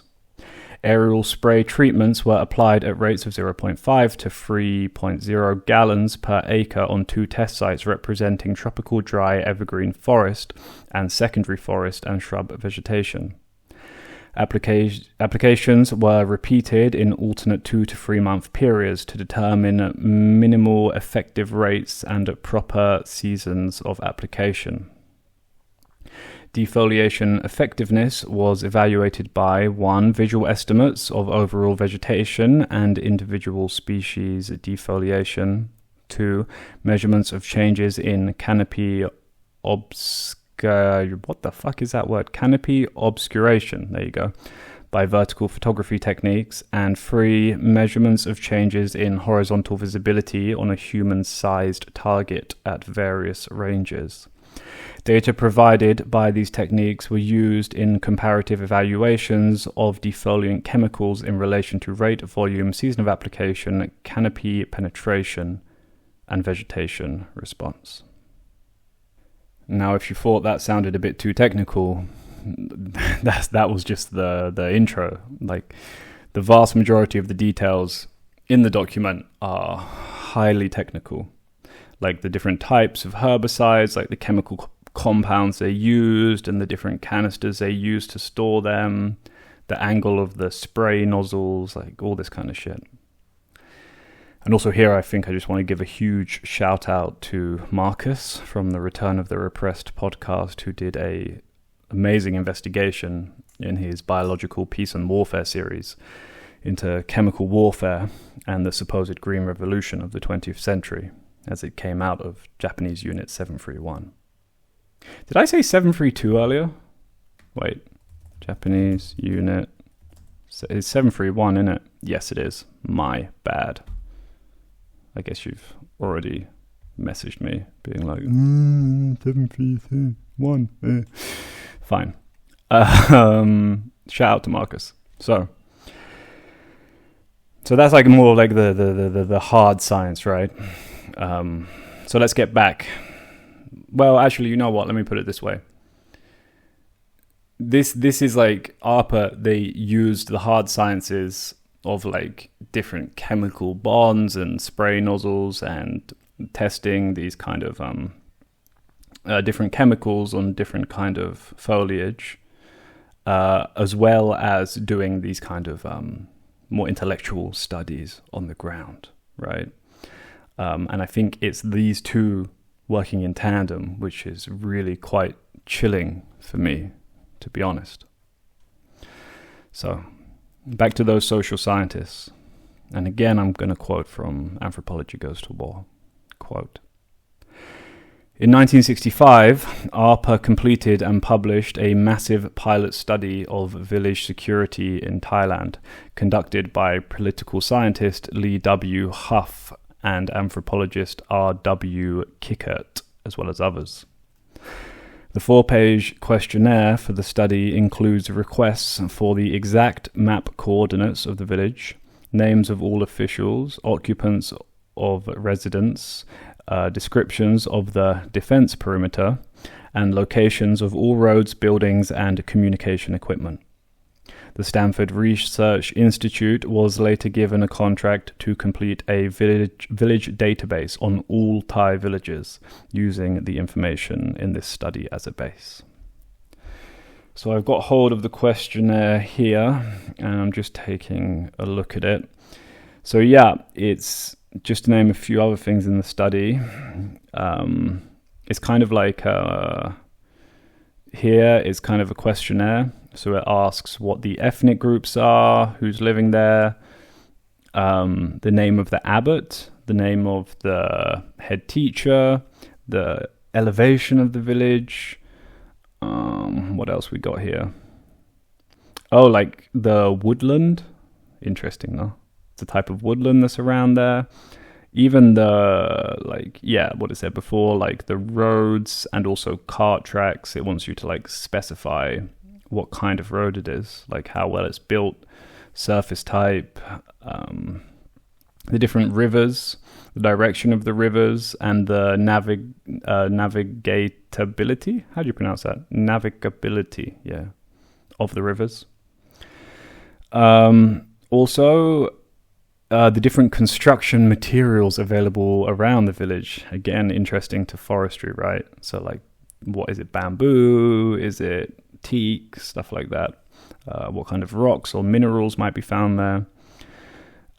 Cultivated land within the community. Who owns it? What are they growing there? How much of what they're growing? What is the soil type? Sand, clay, for example, something like that. It also wants names of all the fences, you know, and all the walls, which is kind of interesting. I guess that's village perimeter stuff that was mentioned earlier. Also, the different types of vehicles found in the village, like how many buses, how many bicycles, how many cars, trucks, pickup trucks. It goes into like great detail, even what kind of petrol they use. So is it like gasoline or kerosene or whatever, and how much do they use? Fucking hell, it is detailed, isn't it? electricity uses, how much is used, a lot of questions about the wells and the drinking water in the village, about pumps, indoor wells, outdoor wells, reservoirs. Again, kind of curious when it comes to chemical warfare, that is for me. Communications, how many telephones, what houses have telephones, transmitters, what radio stations or frequencies can reach there. All of the buildings, literally, it just wants a full list, and what the buildings are, what they house. And also, of course, lists of who's there, who's living in the buildings, what condition the building is in as well, like good, fair, or poor. Also the type of roof it has, whether it's thatched or wood or metal. Then it leaves a lot of space to talk about the agriculture and the consumption, like the different food that's consumed or other supplies. I guess that would include stuff like, oh yes, down here, like tobacco or alcohol. It also asks the lists of the professions in the village, and it actually lists the professions, and you're supposed to tick off how many. And that includes doctors, midwives, like shamans, local healers, and it says gun and knife makers as well, even veterinarians. It wants a full list of all the weapons found in the village, although I wonder how accurate that would have been. Also, the animal population, buffalo, cow, horses, pigs, stuff like that, chickens, ducks. Sorry if this is getting a bit boring, but I find this fascinating. I think it's quite important. Again, I'm just not much more to go. The different connections and how long it takes to get to other villages. So, like, is there a railroad? The means of access, like, what's the road like from this village to the next? And then this section is called Rural Security, and it wants, like, I'm just looking here, the origin of the first settlers, like origin of more recent settlers, okay. Nearest police and military facility, there you go.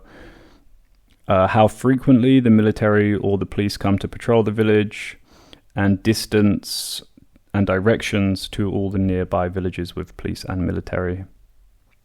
I'm going to skip ahead a bit here. So here there's a outline guide for follow-up questions. So stuff like rice harvested this year compared to those in previous years.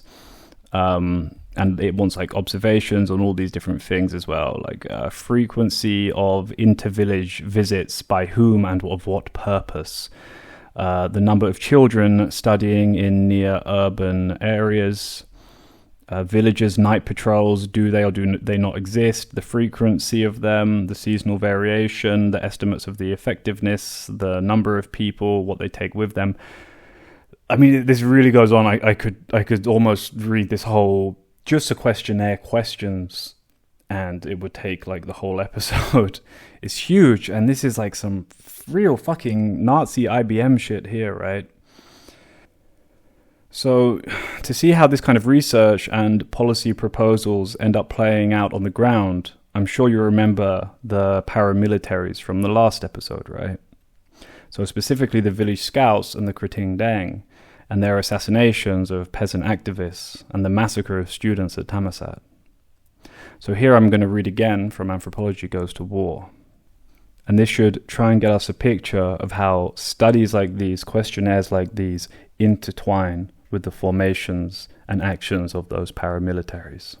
So, quote, social scientists made a significant theoretical contribution to security by endorsing the creation of non-police village defense forces. A June 1964 study for the RAND Corporation was produced by Herbert Phillips and David Wilson, funded through ARPA's Project Agile. Its purpose was to address the selected aspects of the politics, administration, social organization, and culture of rural Thailand that are closely related to the problem of maintaining and strengthening the country's internal security. Phillips and Wilson advocated the formation of a village defense corps to be made up of veterans, unemployed villagers, and youths. Their reason was, just as the communists might exploit the motivations and even the skills of these marginal people, so might the Thai government be able to. There had been several experimental paramilitary defense forces in existence in Thailand since at least the early 60s. Thus, the contribution of the research by Phillips and Wilson was not original in terms of specific local applications.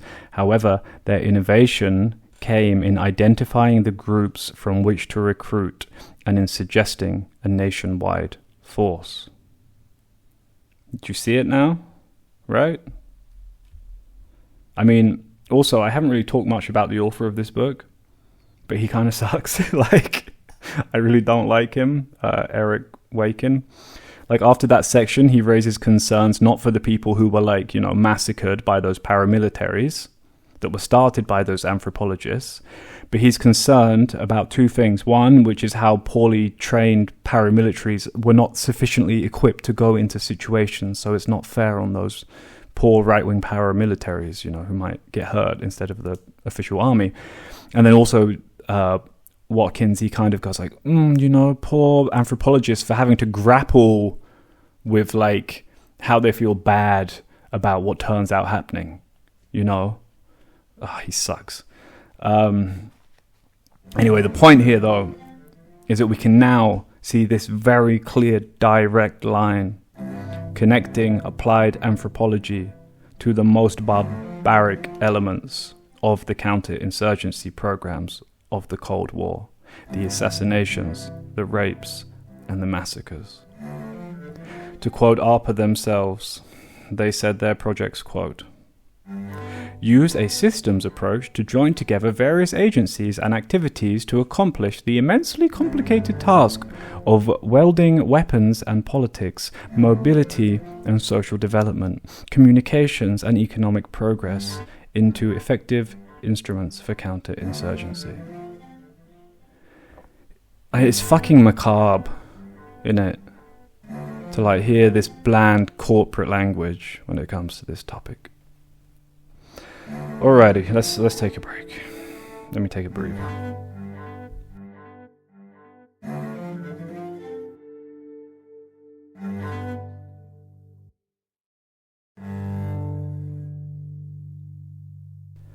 So, we've been looking more at that stick. Now let's take a look at the carrot again. Let's talk about the relationship between the Academy, USAID, the US Embassy, and the Thai military and police forces. Because these groups all kind of essentially like merged under the umbrella of the United States Operation Mission, or USOM. USOM's policy team was based out of UCLA, which is University of California, Los Angeles. And here again I'll para quote from Anthropology Goes to War on UCLA and USOM. In September of 1968, the U.S. Agency for International Development, USAID, AID, and the regents of the University of California, UCLA, signed a unique agreement that committed a group of scholars to work as advisors to AID programs, dealing with the development and counterinsurgency problems in Thailand. The overall philosophy driving US aid efforts in Thailand during the 1960s was that a combination of civil, police and military operations would be able to defeat the growing communist-led insurgency. The functioning role of the US Agency for International Development, whose Thai office, established in 1954, was called the United States Operation Mission, USOM, within this doctrine was to provide a range of programs to train and supply units of the Thai police and to conduct community development and infrastructure building operations. It was assumed that an increase in civic action programs would result in a decrease in poverty and thus in insurgent activities. In this way, US aid programs were essentially a reactive effort in response to insurgent activities that were addressing village problems in the northeast of Thailand. The attention of aid to these problems was an attempt to assure village loyalty in order to achieve stability. By 1965, USAID cited counterinsurgency and nation building as the first and second priorities of its program in Thailand. Aid projects were chosen on the criteria of meeting these goals. Congressional testimony by an aid administrator in 1969 described USAID projects as being concentrated in 3 areas concerned with insurgency, rural security, rural development, and government services. He said, quote, "Our assistance in Thailand is concentrated on counterinsurgency activities. Approximately 75% of our total effort is in this field." You get what he's saying, right? Like, aid programs in Thailand were counterinsurgency programs explicitly, right? So to continue the quote here. A single-minded focus on the insurgency is also evident in an examination of USAID project budget submissions, in which almost every project is related to the effect it will have on security issues, counterinsurgency. So, you know, when, like, let's say you have to write a proposal, right, to do this aid project, you have to say, what is the purpose of this project? You know, what does this aid project solve? Counterinsurgency. Almost every project, as it says. For example, even the benefits of drinkable water projects are first related to building a villager loyalty and defeating the insurgency, and then to improving health standards. Quote and a quote.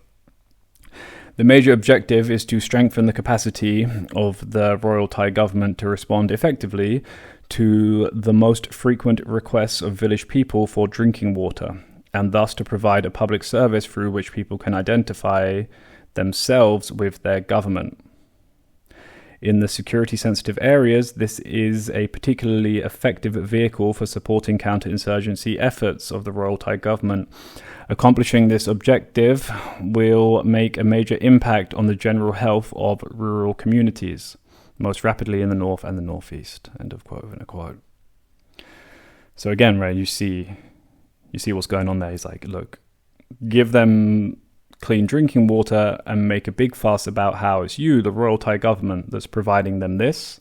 That way, when the communist insurgents show up and ask for your help or support in fighting the Royal Thai government, you're like, no, you know, they gave us drinking water, right? That's the idea. The largest single USAID project in Thailand in the 1960s provided assistance to various units of the Thai National Police Department to improve rural security. The operation was conducted by the U.S. Office of Public Safety, which was created in 1962 to coordinate and centralize all U.S. assistance to foreign police departments. In Thailand, it was organizationally a division of aid. Between 1965 and 1968, 47% of all USOM aid to Thailand went to the police department, with 80% of this aid spent on material. Total police advisory and equipment aid during this period was almost $50 million. Aid included counterinsurgency training and the provisions of weapons, munitions, vehicles, and communications equipment. End of that quote. You know, this just reading this now, it sounds awfully similar to the US relationship with its current client state of Israel in it. And also, when you look at those figures, you know, which country gives the most international aid, and the US is often number one. This is the kind of international aid we're talking about, right? Counterinsurgency, quote, again, weapons, munitions, vehicles, and communications equipment. I mean, as well as, you know, okay, so there is this awkward element to this, right? And if we're being narrow-minded and thinking narrow-mindedly, it's that some of those projects, like, for example, clean drinking water to the villages or electrification of villages, will, like, broadly, that can be seen as a good thing. You know, I think people should have clean water to drink, you know?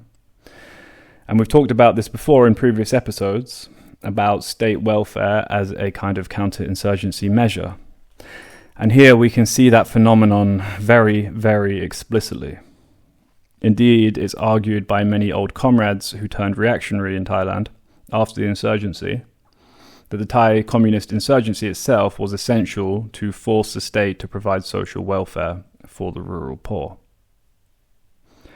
Now, we're not quite there yet, but I want you to think ahead to the evictions of Nong Yai and that massacre of the red shirts, both of which happened in periods of so-called peacetime, when there was no such armed insurgency, no mechanisms for the poor to act antagonistically against the state. I mean, I don't want to end up doing an episode entirely on critiquing the concept of state welfare, but I do think it's important for us, or for you, listener, to consider why that welfare is being provided and at what cost. Essentially, welfare in Thailand is a means to what end? Why was welfare policy for Thailand being written by academics in California? And what happens afterwards when that movement, be it the Farmers' Federation or the Communist Party, are defeated, in part due to those welfare policies? What next? Perhaps something to consider. Maybe the role of the welfare-devoted academics of today, if you catch my drift, who just so happen to also have their training in welfare policy in the Western Imperial Corps. So what we're seeing is the development of the carrot method of counterinsurgency. And I don't want to play down the many atrocities committed in the name of counterinsurgency by the state. And indeed, we covered many of these atrocities in the past, and the paramilitary, the neo-Mandala systems that committed them. But to really understand counterinsurgency, we do have to recognize exactly how it could be so successful with the carrot in a setting like Thailand.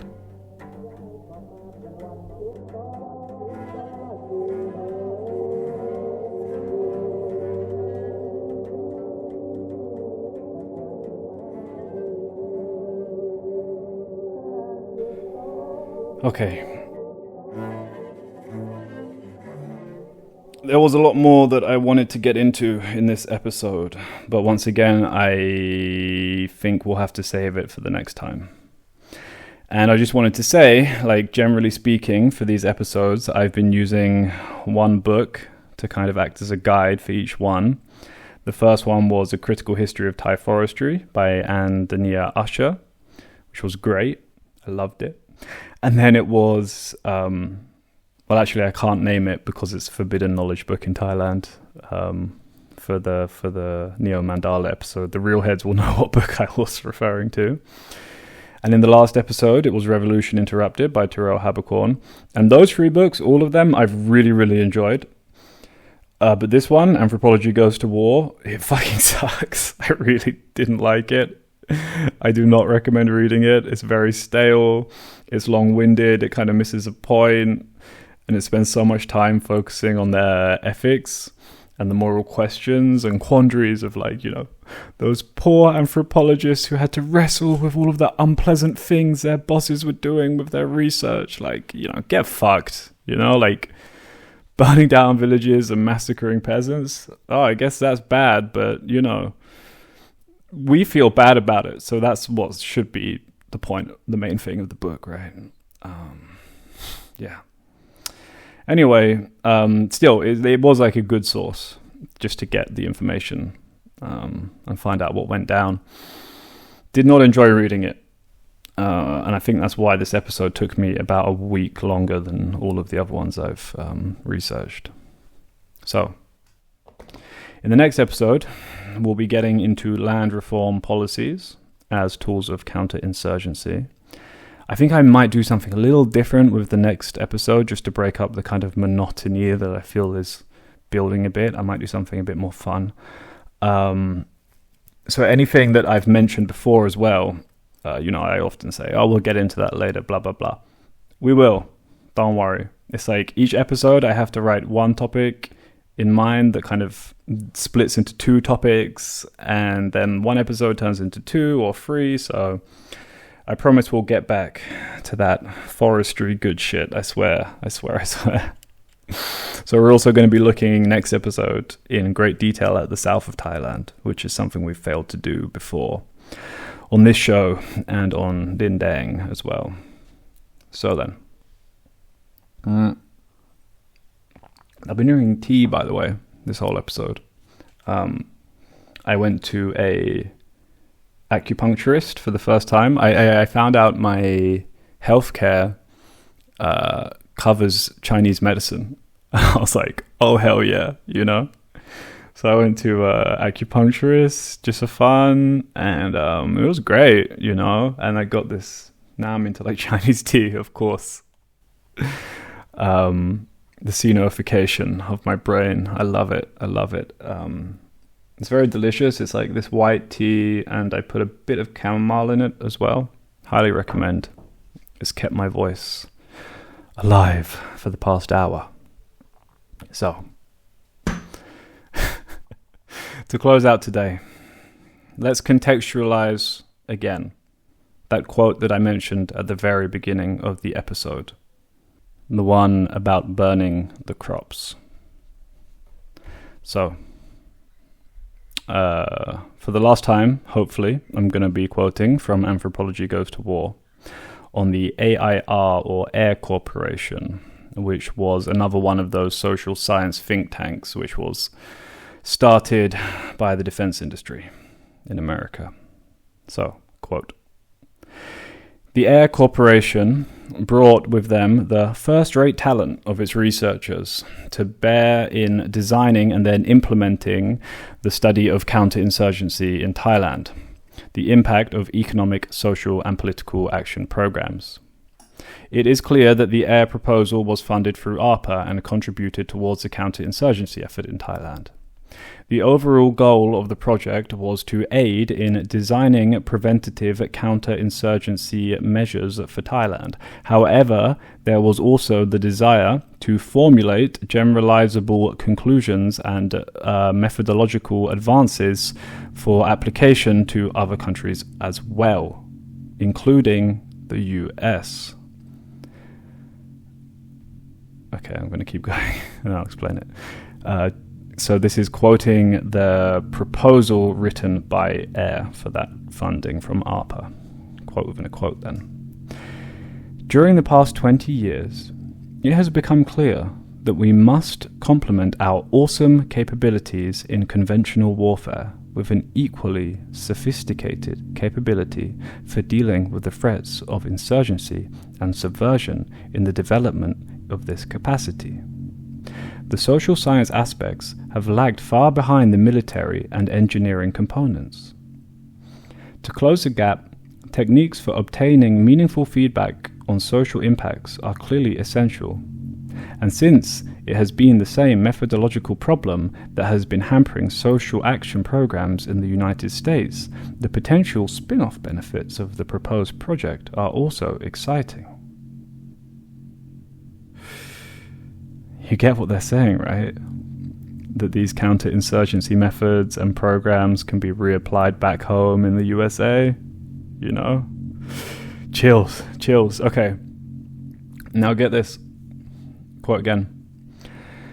"From the authors of the proposal, counterinsurgency problems abroad and subversion problems at home were linked in a way reminiscent of the domestic applications recognized in the annual reports. The exciting domestic spin-offs referenced earlier was restated more explicitly at the in the conclusion of the proposal." So let's read the conclusion of their proposal for their research. Quote within a quote. "The potential applicability of the findings in the United States will also receive special attention. In many of our key domestic programs, especially those directed at disadvantaged subcultures, the methodological problems are highly similar to those described in this proposal, and the application of the Thai findings at home constitutes a potentially most significant project contribution." End of quote. Do you remember, listener? Do you remember that story? I told you at the beginning of this very series about the eviction of the social housing block in London? Do you remember? Going on here. Quoting again. The conflict between a government and insurgent forces may involve three types of operations by opposing sides. These are to make inputs to the local population to gain their support, which could include threats, promises, ideological appeals, and tangible benefits, to reduce competing inputs, cutting communication lines, assassinating key spokesmen, and to neutralize the success of the opposing side, usually with military confrontation. The proposal recognizes that social scientists have specific roles to play in such conflicts. The social scientist can make significant contributions to the design of all three types of operations. But it is in the first area, that of designing programs to win or strengthen public support, that he is expected to take the lead. And it is this area that we are chiefly concerned with. What kinds of economic, social and political action are most effective in building national unity and reducing vulnerability to insurgent appeal? I mean, how much does this sound like what they did to the fucking Black Panthers, right? Anyway, we'll keep going. A wide variety of the measurement of these techniques of psychology, sociology, anthropology, and other behavioral disciplines will be applied to the search for a solution. Here it is then. We find Chekhov's gun, now smoking. To cut out the academic jargon, what this is saying is that the counterinsurgency practices that they develop in Thailand is integral to developing and applying those same practices back home in the USA on whatever populations they deem restive. And now, getting back to that quote from the intro. The offer of food in exchange for certain services affords a convenient example. If this has in the past been a strong stimulus, it can probably be weakened by increasing local agricultural production. If it has been a weak or neutral stimulus, it can probably be strengthened by burning the crops. See you next time.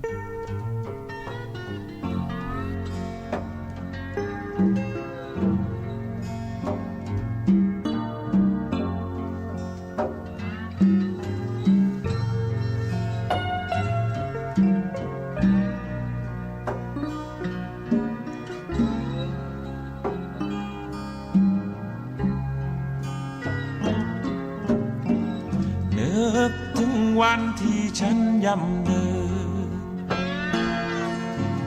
จากบ้านเกิดมีลางหนึ่งใบใส่ความหวังไว้เต็มลา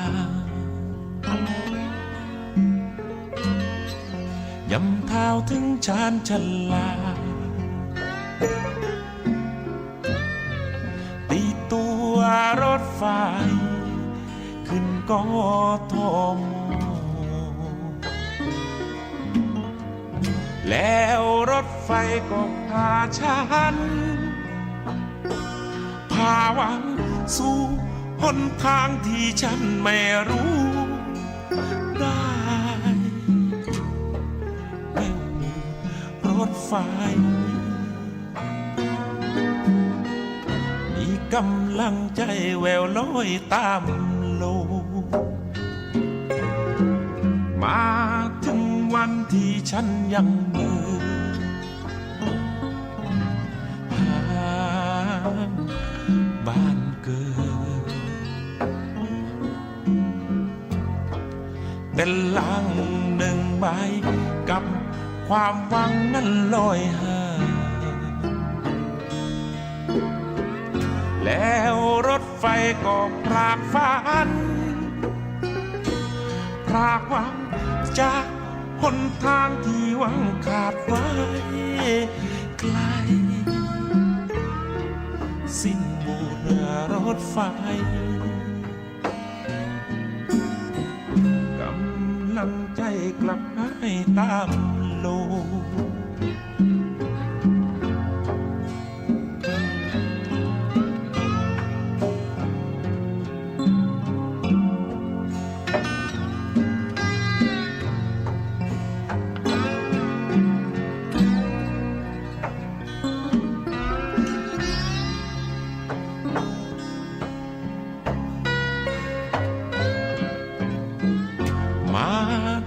วันที่ฉันยังเบื่อหาบ้านเกิดแต่ลางหนึ่งใบกับความหวังนั้นลอยห่างแล้วรถไฟก็พรากฝันพรากหวังจากหนทางที่หวังขาดไว้ไปสิ้นเมื่อรถไฟกำลังใจลอยหายตามลมสิ้นเมื่อรถไฟกำลังใจลอยหายตามลม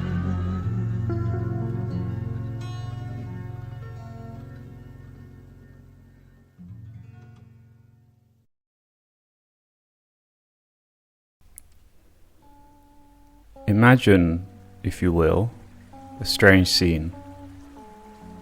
You're a Malaysian tourist on a water rafting trip in the remote wilds of southern Thailand. Here are rolling hills, fast-flowing rocky rivers and dense, low-hanging forests. The drone of the cicadas is ceaseless. Their only competition is the raging waters below your raft. It took hours to get here. The modern motorway became a narrow paved road, which then became a dirt road, until there was nothing left but a footpath. There are no guest houses here. As you hurtle down the stream, the forest is devoid of human life. The occasional exotic bird darts across the river. Your guide tells you that there are still bears and wild deer in these forests. As the stream slows to an ebb on a bend, you come across an unexpected sight. A horde of small children playing in the stream run to the banks. Their shouts ring out as they thrash through the water, beaming smiles on their faces.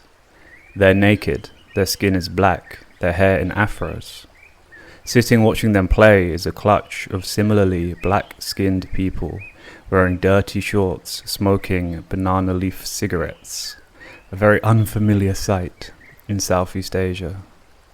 Stranger still is the one white guy sitting among them, grinning maniacally. That white guy is, of course, me. And let me tell you how hilarious it was to see the looks on the faces of those Malaysian tourists when they passed us. Hence the maniacal grin.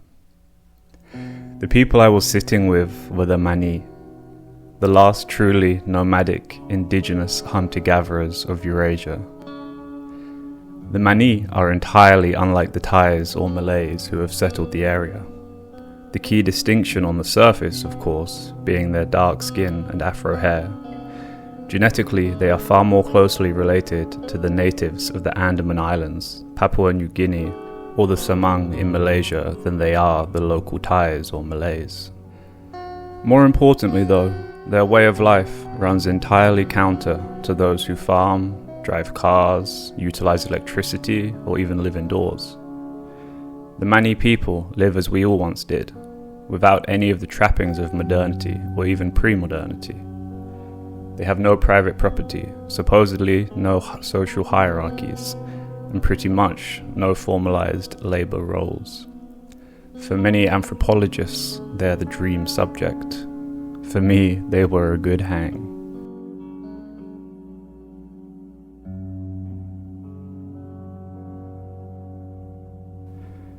Hi. So, in this episode, we're going to be doing something a little different, as you may be able to tell. The past few have been very heavy on critical history, with little in the way of anecdotes or personal experiences. So I thought to maybe talk about my time with the Mani, and kind of use it as a little break, while also intersecting with many of the currents that we've been following throughout this series. That is to say, the life of illegally squatting forest dwellers, land reform, and of course, the more explicit military aspects of counterinsurgency, as it was in these forests that both the Thai and the Malaysian Communist parties fled to during their respective insurgencies, bumping up alongside the Mani people.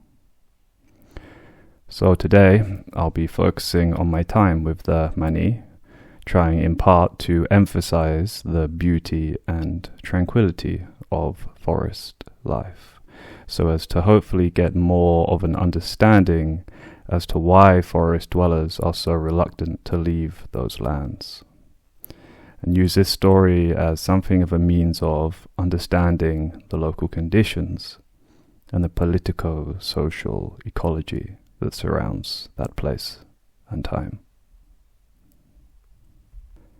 So I was there on the riverbanks with the Mani and a Thai colleague, a friend on the initial introductory kind of trip for a documentary project which would eventually never come about. So I basically just spent a week hanging around with the Mani. And I've always been quite hesitant actually when it comes to talking or writing about this time with them. I've mentioned the Mani in a few articles, but I've never published anything on them specifically.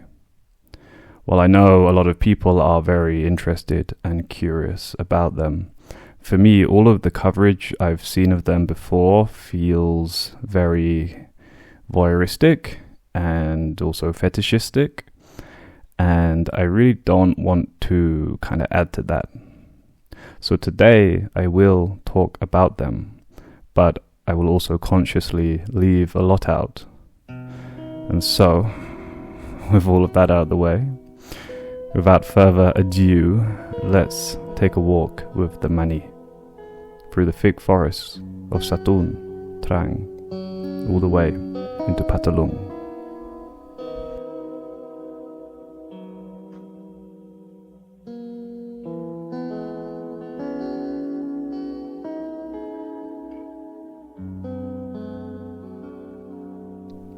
So, let's get geographically and ecologically situated first, shall we? The area we were staying in is around where the Thai provinces of Satun, Trang and Patalung meet, known in Thai as the Sangkala Kiri range. It extends all the way down the Malaysian peninsula, making up the spine of the region. In the far south of Thailand, a good way away from the touristic hubs of Phuket and Krabi, the area is one of the most densely forested in the country. But the past 40 to 50 years have seen a huge influx of plantation settlers into the area, as well as large amounts of state agricultural development funding. I could see this on the drive in from Songkhla. The motorway felt positively futuristic compared to what I was used to in the north and northeastern regions. And even after we left the motorway, the roads were shockingly well paved. I later found out that this was thanks to that agricultural development funding, which has led to all of those settlers moving in to grow banana, palm, and rubber plantations that are cut straight out of the forest. I was also shocked by the scale and the kind of fecundness of the agriculture. It was far denser and more developed than I'm used to in the north. So those settler laws that I mentioned earlier, they were part of a series of land reform acts in the 1970s, which freed up large areas of forest for settlement. To put it more simply, if you clear it and develop it agriculturally over a period of time, you can get the deed to a piece of land. Actually, Dindeng Comrade comes from a background like this in the south. Her family were poor urban dwellers in central Bangkok who moved to the south for that, free real estate. And we'll get more into the politics of these settler programs a little later. So, you have this highway between Songkhla and Satun, and along it there are these new winding roads coming down from the mountains. And most of them eventually become dead ends and don't connect onwards to the next province on the other side of the mountain. Along these roads were also these kind of plantations, and behind them was the uncleared forest. We were staying in a village at the end of one of these roads. I just checked on Google Maps, and the nearest village to it, as the crow flies, is around 10 kilometers. But to drive there, you'd have to travel over 100 kilometers around. In that sense, it's very similar to the sois of central Bangkok. This is also a classic counterinsurgency design. You can also look into the city layout of Paris for more on this, but essentially it prevents insurgents from using the roads to connect disparate villages, forcing them along these separated channels, which can be easily manned and patrolled by the military. So what I'm saying is, this area has not, developed organically in a community agricultural sense, and it shows. Much like Sukhumvit and the sois coming off it, So, the village we were staying in was made up mostly of southern Thais. A surprising amount of young people too, a sign that the economy is pretty good there as compared to Isan and the north. We were staying at a local's house just by the river. Upstream were the Mani, not so far from the Malaysian border. Back in the 1960s, Malaysian communists fled over the border and established bases in these mountains. There they were able to recruit from the Malay-Thai populations. A few decades later, the Thai Communist Party were also active here in Pathalong. The Thai state responded with that same carrot and stick approach that we've been investigating. The carrot was that state infrastructure, social services, and significantly for this region, land reform. While the stick was of course a bombing campaign and the mass assassinations of local peasant activists. Today, there's nothing left to see in the area of the insurgency, and many locals in the village moved here to settle the land towards the end of the fight, and after the communists had surrendered. We were introduced to the nearby Mani by anthropologists from Chulalongkorn University who had a long-standing connection with them. Though after an hour or two, the anthropologists headed back to Bangkok, leaving us alone with the Mani. To say that the group was wary of us would be an understatement. Like I said, this was just an initial probative kind of introductory trip. So what that means is we were just there to kind of say hi and see what would happen. Now, this Mani group was like all others, around 20 to 30 people, living in a small clutch of around 7 temporary huts. This particular spot was about 15 minutes off-road on a motorbike, and then a short walk from the village. It's the closest a group ever comes to any village, actually. They had stuck 2 flags atop bamboo poles. A Thai flag and a yellow royalist flag were hanging off them. No wind to make them flap, that's for sure. This was an obvious, optimistic sign of good faith towards the locals and the park rangers, as well as the border guard patrol police, who keep a close eye on them. There are only around 200 to 300 nomadic Mani left in Thailand, so just meeting this group was around 10% of the population. We would stay with them for the next week, though we wouldn't sleep, spend the night at the camp, which we understood to be taboo. Instead, we spent the nights in the village and visited them throughout the day. Now, there were a lot of tricky cultural lines that we had to be careful of, but logistically the trickiest one for us was food. The adults in the group will not eat in front of outsiders, so we never ate together, and they never asked us to leave as well because, that's also taboo. So we really had to read the social cues and make ourselves scarce. And thinking about it now, there's just so many of these kind of observations and cultural clashes that we have, but in the spirit of the show, I kind of want to focus on, I guess the hiking in a sense, and also the counterinsurgency. So I'm just going to skip ahead a bit.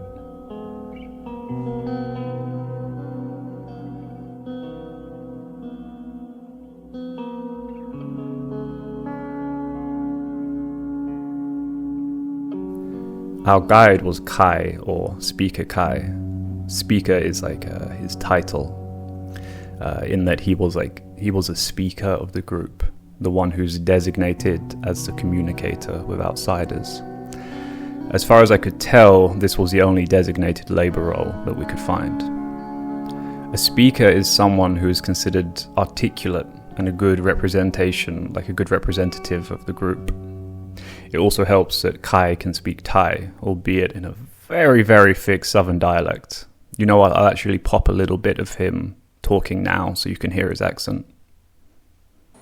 เราไม่ยอมมันไม่ได้เราไม่ยอมเด็กมันอดอย่างจริงเลยเราไม่ต้องแก๊ปเนี่ยตัวชาวเราอดมันไม่อดก็ต้องได้กันเอามาหมก So as a speaker, Kai is a little unusual in that he's a man. And we were told that all previous speakers of the group, as far back as anyone can remember, have been women. Like I said before, supposedly, according to the anthropologists at least, the group has no hierarchies, which really jibed against the local Thai people's conception of Kai. Everyone in the village knew him, but they would always refer to him with the same word, like village chief, Puyai Ban. But when Kai spoke to us, he used the term person who speaks in Thai, speaker. So this is something that the anthropologists were keen to impress on us, that Speaker Kai is not the leader, just the individual that represents the voice of the collective group. Speaker Kai is around 5'6", so about 170 centimeters. He's lean, muscly, and certainly not skinny. He wears old swimming shorts nearly every day, occasionally a t-shirt, no shoes, no flip-flops. Our trip deep into the forest was on day 3 of our visit. Kai had yet to warm up to us at that point, and others in the group were very hesitant to speak to us outsiders, as Kai was the designated speaker. I also got the impression that not many others in the group could speak Thai. And I think it's important to say as well that honestly it never felt as if Kai was guarding them from us, or vice versa. So we still felt pretty Grengjai at that point, like we felt like we were imposing. And we set off early in the morning, and it had really not been established what the plan was as well, just like the Naipa, go for a walk in the forest. As such, we were totally unprepared, but we'll get to that later. So we started walking down this narrow path in the forest, which the Thais in the village use themselves for foraging. Kai was in constant, foraging mode. His eyes were always darting up to the foliage, spending more time there than on the ground. We passed a shack with a small plantation area, one of those settler plantations. An ancient old Thai man shouted at us from a distance, "Hey, where are you going?" "Hey, bai nai?" And we're like, "Oh, uncle, we're just going for a walk in the forest." And he's like, "Tamai wa?" Why? He was mad, pretty aggressive. And we're like, "Oh, okay, bai den na?" "Oh, just going to walk." I remember shouting back, and we kind of just hurried on. And it's fair to say that the Thai locals and the Mani don't have the best relationship. Remember I said the Mani don't have concept of private property, right? So they forage in the forest. So imagine then if they should come across a whole field of delicious ripe bananas. Yeah. Soon the path bent round and came to a rocky river bank. From then onwards there would be no path, just river bank and untamed forest. It was about this point that Kai really livened up. He started pointing out all kinds of leaves, insects, and evidence of mammals. You can eat this one, it stops a headache, this one smells good, but you shouldn't eat it, that kind of stuff. Also, he was often pointing out stuff like, this one, we collect it and we trade it with outsiders, but we don't use it ourselves, stuff like that. He was pointing and picking at the undergrowth, pretty obviously excited. We were having a great time too, and our energies kind of bounced off of one another. He had finally warmed up to us. At one point, my Thai friend was walking ahead of me on the stones at the riverbank, and I noticed his wet footprints on the rocks had kind of turned red. And I was like, mate, I think you're bleeding. And he examined his feet to find several leech bites on his ankles. And I was wearing socks and shoes, thinking that I'd avoided them. And later when I took my shoes off, my socks were just covered in blood. And I found a very satisfied leech inside, engorged on my blood. So on the walk, Kai was getting increasingly chatting to us about the north, about the jungle there. And I remember telling him that it's not as thick as down here, and there aren't so many animals, and there aren't any mani, of course. We asked him about his relationship with the Thai state, and it was obvious that he had been kind of trained in the meta-language of Thai-ness. So he often referred to Thailand and as Meung Thai rather than Pratet Thai. And he said Rak Nai Luong a few times, love the king. In fact, specifically he said Lao maiใช่เป็นคนไทยแต่ว่าเรารักในหลวงเหมือนกัน, we're not Thai, but we love the king just the same as Thais do. A phrase he had obviously learnt and repeated numerous times. And this was still in the Rama 9 era, by the way. So, he told us about when the group were totally forcibly settled a decade ago. So Kai had been taken at first by the Lataban, the government. He didn't specify which arm of the government, nor did he specify what taken meant. I think it's important to kind of do this kind of close reading of vocabulary that he used, because it kind of reveals a lot about how he relates not just to the state, but to Thai-ness as well. So the specific word he used was sent to Songkhla city to learn about Thai. Not Thailand, Thai-ness, or Thai culture, just Thai. So this was stark because previously he had referred to all outsiders, be they Thai, Malaysian, or Westerners, as just outsiders blanketly. In fact, it was clear that he made no distinction between me, a white person, and my Thai friend and the Thais in the village. And when I asked him what the difference between a Mani and an outsider was, he said Mani don't have anything like ID cards, household registers. He said Mani are people of the forest, outsiders are of the city. And by the city, it was clear he's referring to any kind of permanently settled place, like a village or even a plantation house. I also distinctly remember him saying that Mani have never written any books. And he said, "Wan got jam mai dai," we can't remember our birthdays. So, or their age even as well. So to use my own words anyway, in Songkhla, when they sent him there, they taught him how to exist as a member of settled society, how to live indoors, how to use a toilet, how to cross the road, that kind of stuff. Oh, and another thing I need to point out is they don't really have a concept of time like we do.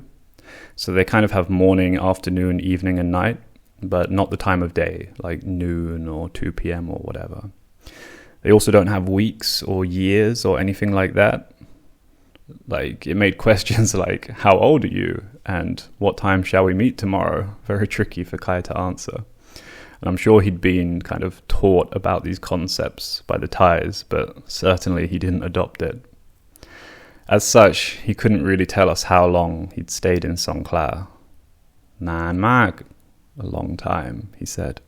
When referring to that time, and also just generally talking about the Thai state, he would often use the word teach, like they want to teach us things, but we don't want to learn, or we can't learn. Lao lien mai dai, something like that.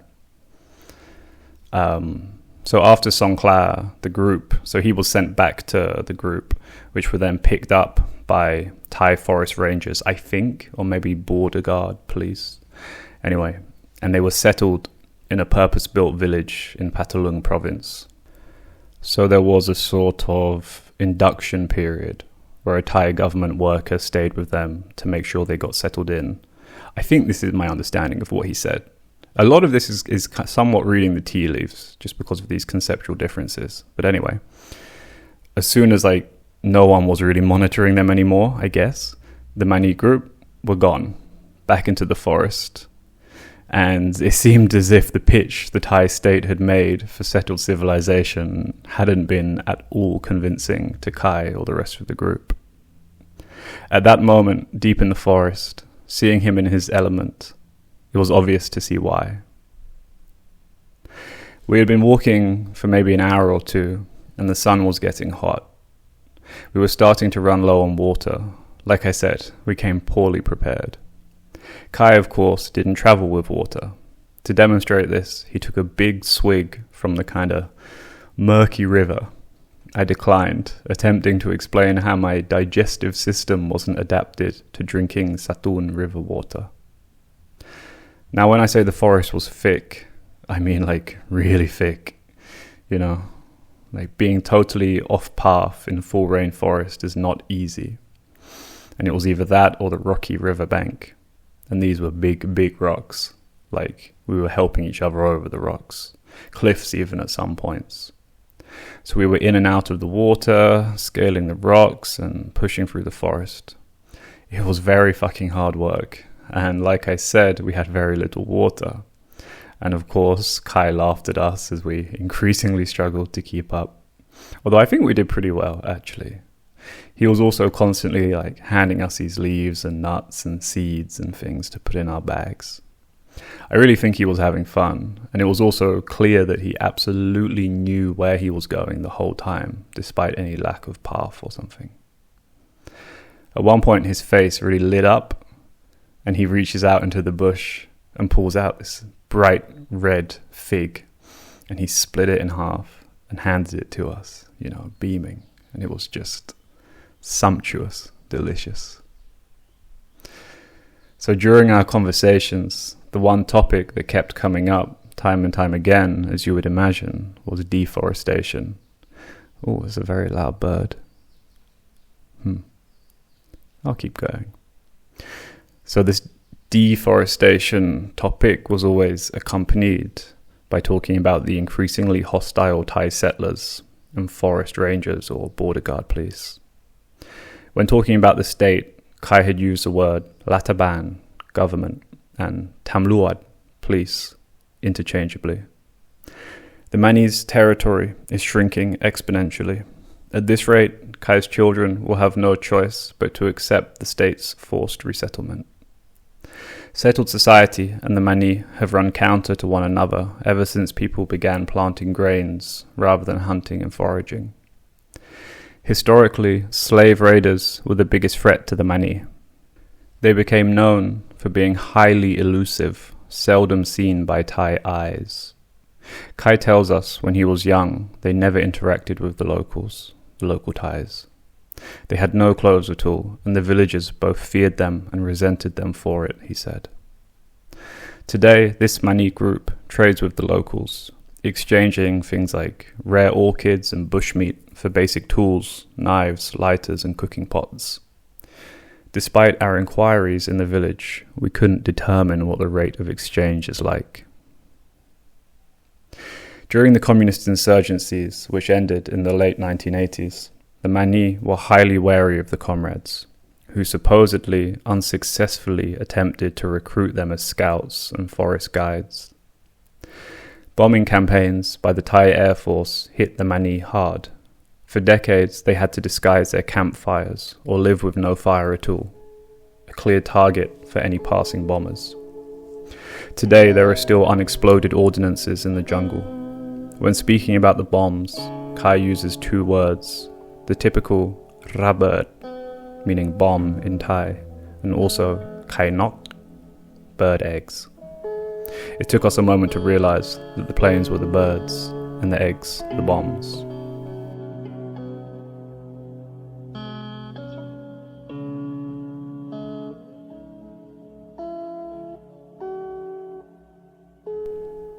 So much of the periphery of the Thai state has been literally shaped by counterinsurgency.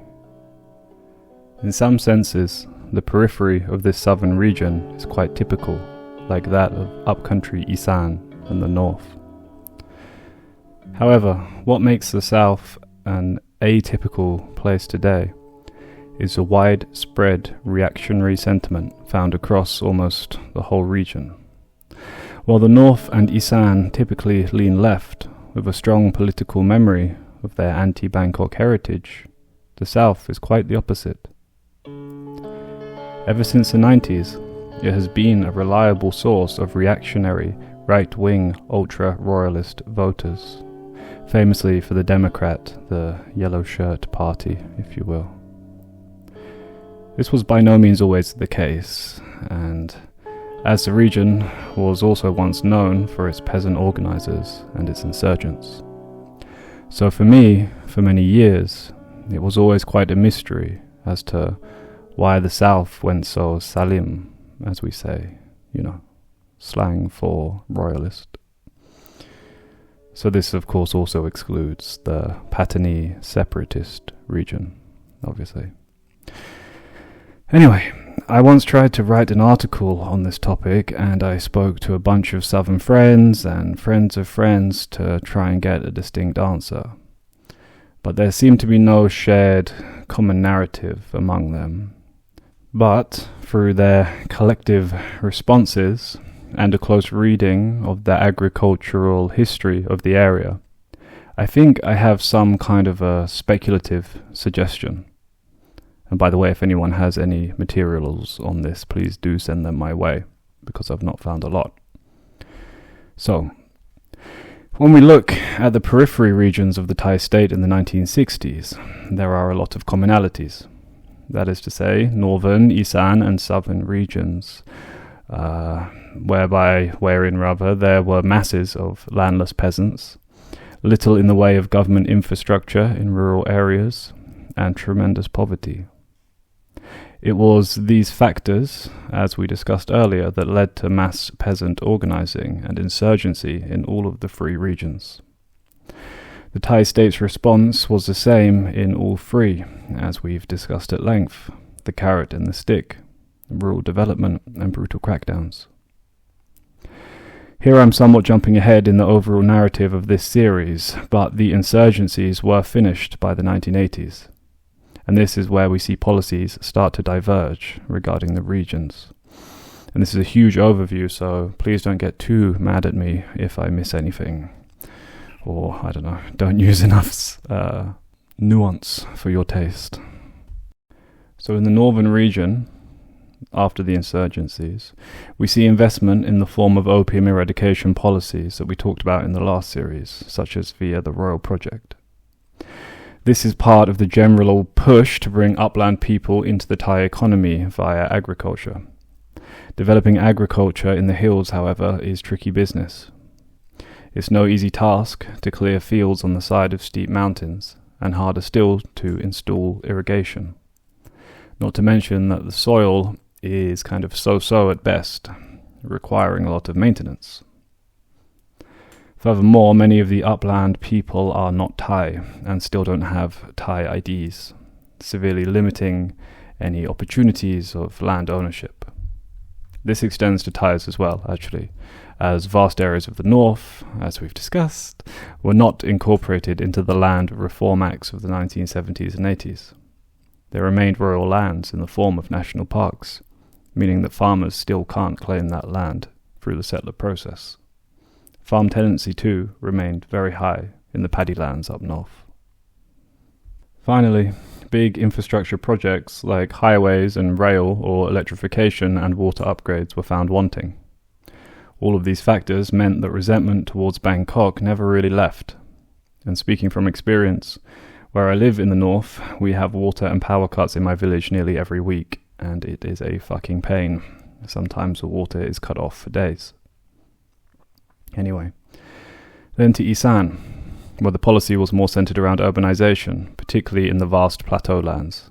Cities like Udon Thani, Ubon Ratchathani, and particularly Khon Kaen received huge urban infrastructure funding.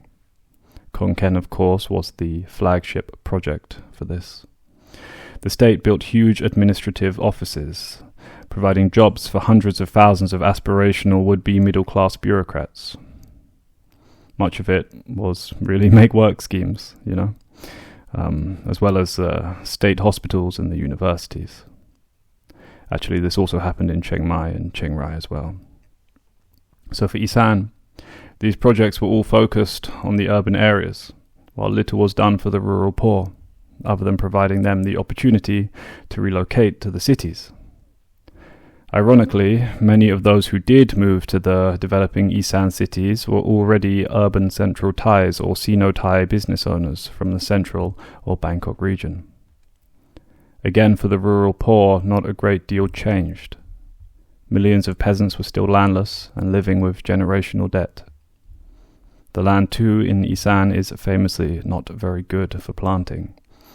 Routinely suffering from both drought and flooding with challenging soil, it's not easy to make the land blossom. It was these factors that, in large part, led to the success of Thaksin Shinawatra and his Thai Rak Thai party, as we'll investigate in a later episode. Now finally, let's go back to the south. And what we see in the south is exactly what we saw on our drive up to see the Mani. Masses of plantations settled in the past 40 to 50 years. There are two key differentiating factors here though. One is that the land in the south was freed up by the land reform policies. And two is that it's really fucking good land, good soil, good weather. Comparatively, you don't need huge amounts of labor or financial investment to get a plantation going like you would in the north. And you're not staring down the barrel of floods, droughts, and weak soil like you are in Isan. This means that those southern settlers got their land ownership and were able to live a relatively comfortable life off of the land. I'm not saying that the southern peasants are rich, but they're a damn sight more stable than those in Isan or the north.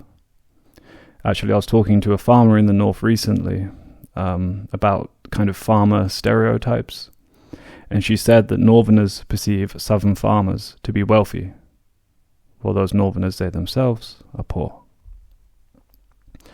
Those southern farmers, knowingly or not, took part in this mass counterinsurgency movement and saw a significant improvement in their quality of life towards the end of and after the communist insurgencies, teaching them that playing along with the state gets results. There's also this parallel story of the Southern Democrat Mafia as well, which I'm both unqualified to talk about and kind of scared to talk about, even mentioning it really. But hey, if anyone wants to get in touch and tell me some secrets, do let me know. Anyway.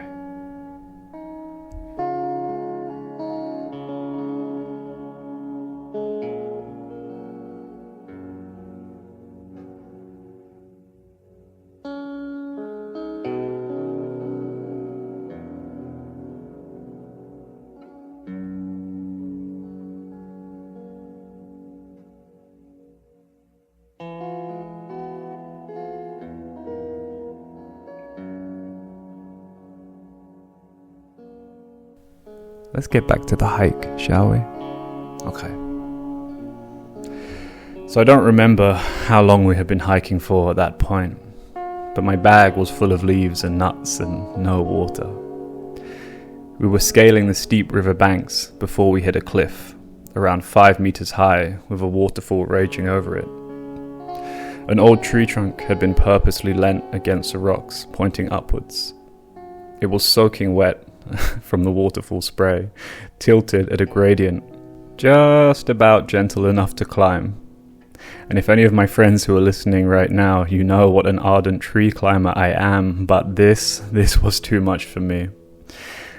We all agreed that it was time to head back to the camp and pick up the hunting equipment before heading out again. My body was exhausted and dehydrated. My feet were covered in blood from all the leech bites. But it was an experience that I'll cherish forever.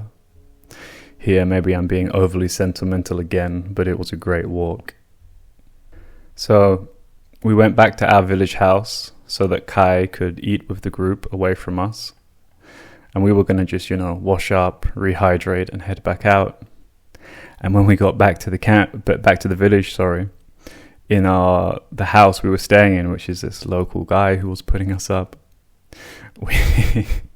we pull in, and there's literally, I think, 8, maybe 10 policemen, like cops, just like sitting there in the sala, like the front area of the house. Like, oh fuck. Like in full uniform and stuff. And it like was pretty obvious to me what had happened immediately, that dickhead old Thai settler man who was shouting at us in the forest had called the police on us. So I guess word had gotten around the village that we were staying at that house. Anyway, so 8 police officers came to check up on us. And I remember it so vividly because as soon as I saw them, I went into like, okay, play it cool mode, So I go and I'm like, oh, sawadee krap, tuk kon benยังไงบ้าง? Like, hey, what's up, everybody? What's going on, And they're like, hey, we just came to check in, make sure they do that police thing where they're like, oh, we came to make sure that you're okay. And I'm like, yeah. And I was so tired and shit. And I remember saying, because I'm still like a very perverted English man in that I carry tea, like English tea, with me whenever I go away on trips. And I said to them like, oh guys, I'm so tired. I was just about to make some tea. English tea. Actually, does anyone want some? And they're like, English tea? I'm like, yeah. They're like, you mean like from England? I'm like, yeah. Like, my dad sent it over. They're like, ooh. I'm like, okay. Who wants tea? Like, come on, let me make you some tea. And a lot of the policemen are like, yeah, have some, I'll try some.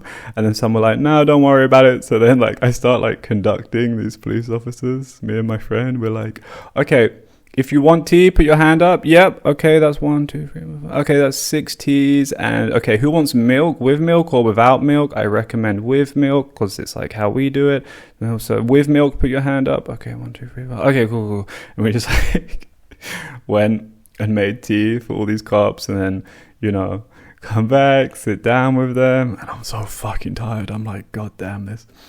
And we're like super friendly, like, hey, yeah, English tea, blah, blah, blah. Oh, what football team do you support? The classic, absolute classic. And we're like, oh, yeah, I'm an Arsenal boy myself. I'm from that area, blah, blah, blah. And in the end, they're just like being super nice to us, being super chatty. And then after a while, they're like, yeah, so we just wanted to make sure you were okay. You weren't lost in the forest. So what were you doing there? And, I have my lines prepped from many years of this shit. I'm like, oh, yeah, I'm a blogger. I write blogs, travel blogs, blah, blah, blah. And, yeah, I gotta say it worked very well. And, that was one of the more fun police harassment interactions I've had. So, just to kind of make clear, like, I think what they were really concerned about was any of these kind of like pesky NGO human rights groups that maybe came to see how shittily the Mani are being treated.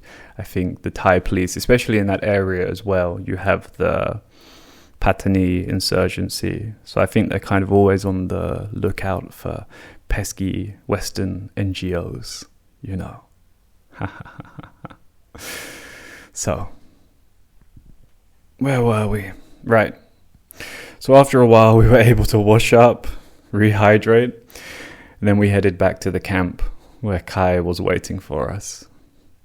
And he was tinkering around with a blowgun, with genuine poison-tipped darts. Yeah, it's a real thing. They get the poison from this flower that grows elsewhere in the jungle.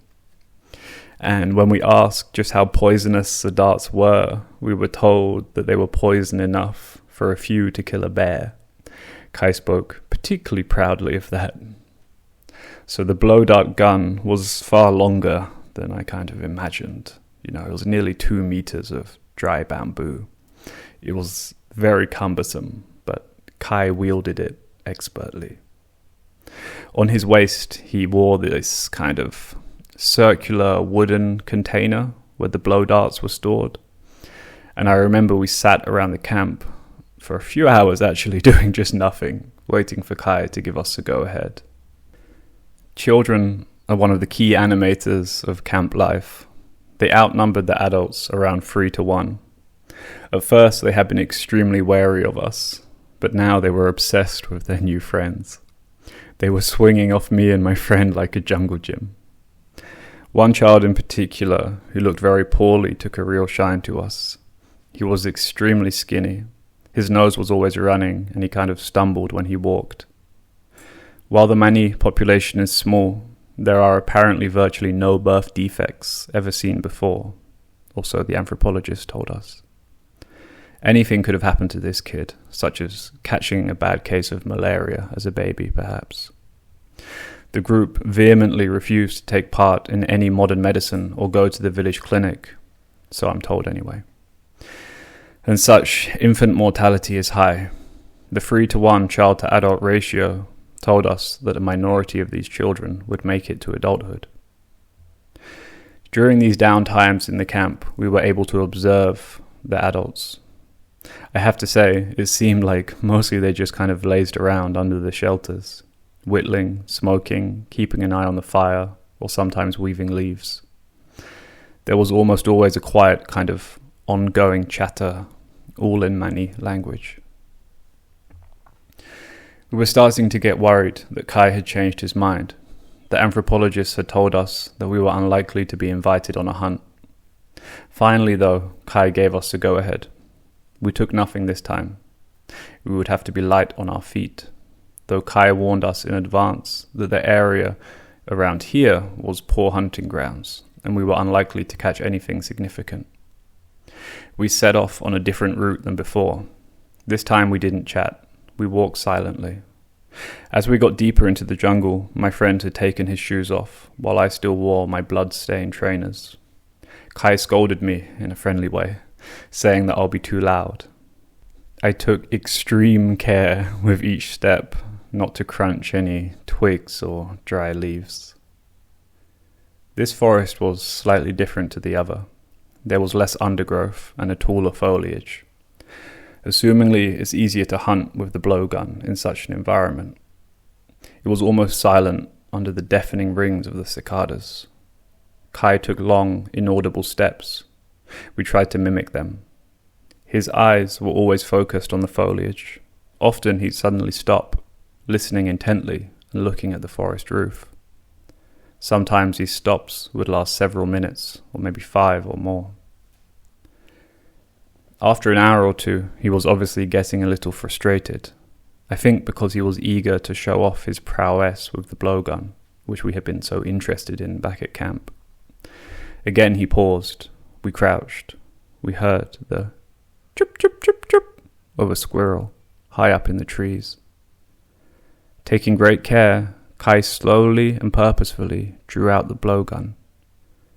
He delicately positioned it through the undergrowth before reaching back to the poison darts on his hip, all without taking his eyes off of the chirp, chirp, chirp, chirp sound. The whole process of positioning the shot took around 3 or 4 minutes, but it felt like an age. We sat there in silence, waiting for him to pull the trigger, or so to speak. The chirp, chirp, chirp kept going. Suddenly, you know, we filmed it actually. I'm gonna cut in the sound right here.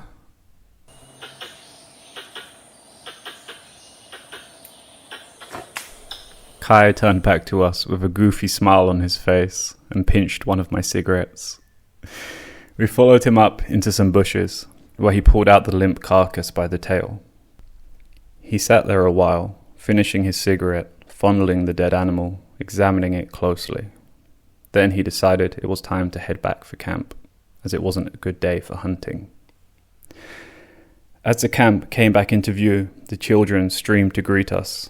Their faces were white and grey, covered in fire ash, similar to Tanaka, but certainly more striking.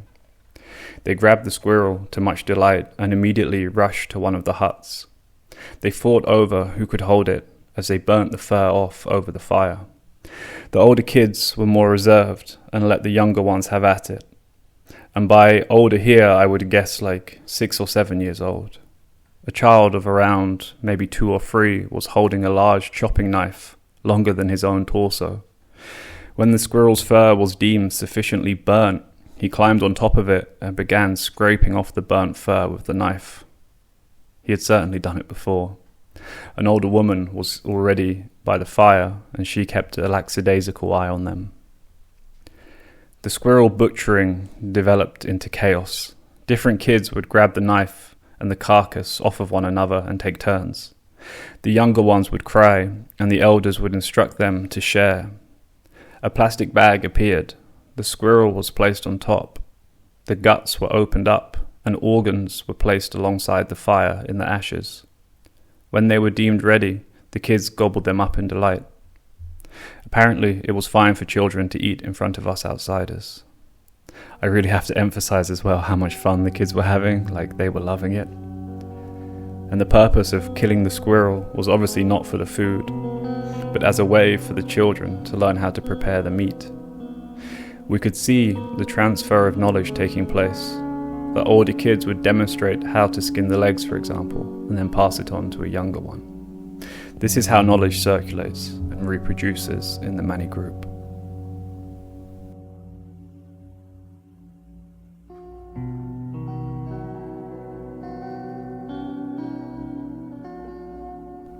There's a widely held theory of settler colonialism which sees it as a kind of release valve. Just to briefly explain that, the idea is that, for example, the settler colonial projects, like those of, say, the British and the Dutch in the New World, were a means of resolving domestic socio-economic tensions by pushing them into new lands and markets. To put it more simply, if you're the second child of some mid-level British nobleman, and you're not due to inherit any land, and there is no new land available, this is an issue, a tension maybe. In the past, you might have to end up becoming a monk or something like that, or even getting some boys together and starting a little civil war. But now you can go to the Americas and settle there, where there's ample free land, thus resolving that domestic tension. I'm using these terms in quotation marks as well, of course. So this could also apply to those proto-proletarians stewing in the slums with no prospects. You can go on a boat to the New World and find your fortune. Again, dissolving that tension building up in those slums, insulating the proto-capitalist class and landowning elites. This problem continued into the independent bourgeois settler Yankee state as they moved out west, manifesting their destiny at the cost of the indigenous people. More broadly speaking then, land seen as virgin is a means of resolving socio-economic tensions, as well as handily opening up new markets.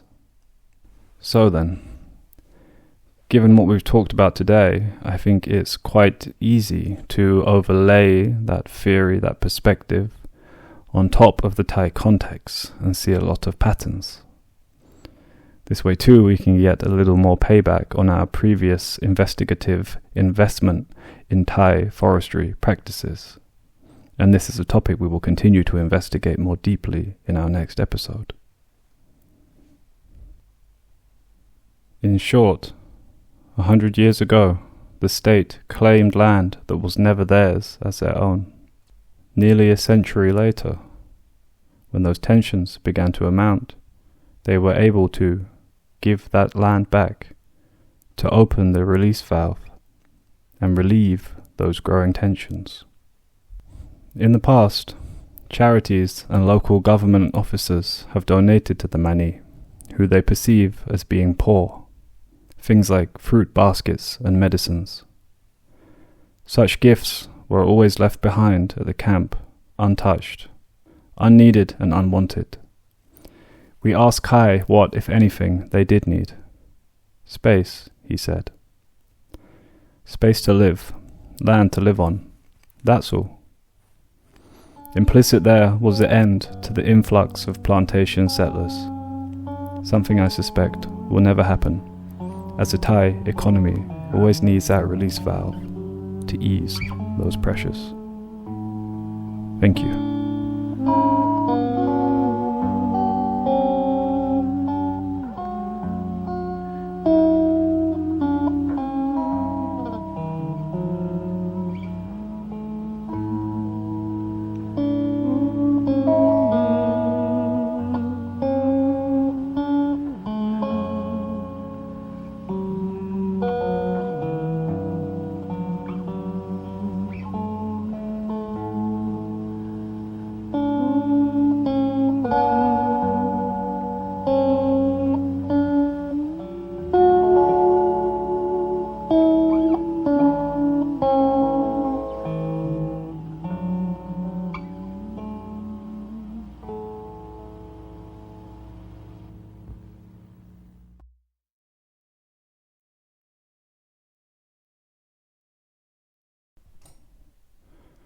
Hello.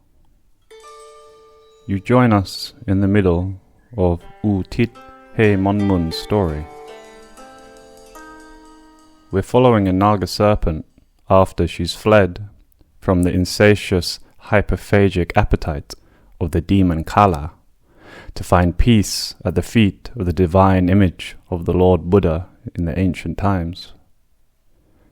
I'll keep reading then, from the beginning of the chapter titled, I am the goat in the Lord Buddha's prophecy. So,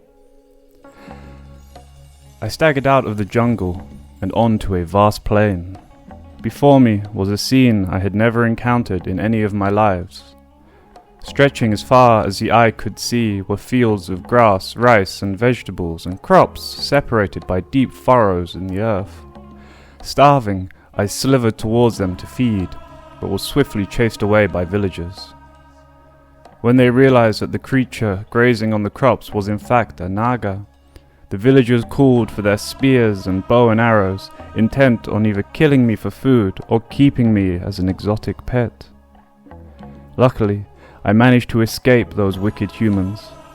Before I knew it, I had reached the mountain that led to Prat Ngam Cave. A forest blanketed the foot of the mountain, with villagers scattered throughout it. I felt much more at ease moving inconspicuously along the forest's many hidden pathways and trails. Not far up the mountain was the mouth of the cave. I discreetly crawled my way inside and was suddenly cocooned by damp cave air. Even inside, the cave was well lit. It was full of stalagmites and stalactites. Oh child, what a strange beauty that was, but what was even more exquisite was the Buddha's image carved on the cave wall. I believe that the carving is what gave the cave its name because, child, I was truly mesmerized. It was as if the Lord Buddha himself sat before me, ready to give his sermon. The carving depicted the Lord Buddha cross-legged on a lotus flower with a halo around his head and his hands raised in the attitude of teaching. Around him were carvings of angels and human devotees listening to his sermon with rapt attention. The scene was recalling the Lord Buddha's journey to Mount Patawi, where he had brought Sajapan the huntsman to Buddhism, and the angels had gathered around the mountain, illuminating the night and the surrounding region with their radiant light. I admired the carving, overcome with peace. Slowly I curled up underneath the carving and fell asleep. A muffled chanting woke me. I lifted my head to see the hermit in the midst of meditation, murmuring incomprehensibly. Not wanting to disturb him, I continued to lay there, watching. A moment later he spoke to me, eyes still closed. "What was it you fled from, my child?" "The Khmers," I thought silently. "I ran away to seek the Lord Buddha's protection." He nodded in understanding. "Don't be afraid. The Lawao kingdom is long gone."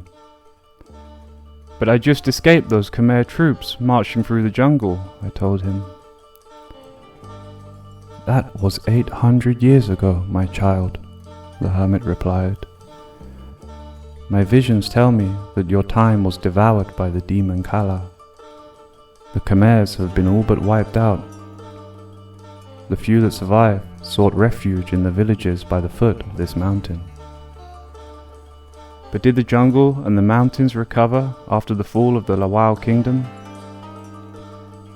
"My child, the jungle and the mountains belong to the kingdom of Ayutthaya, who has ruled over this land and these people for hundreds of years.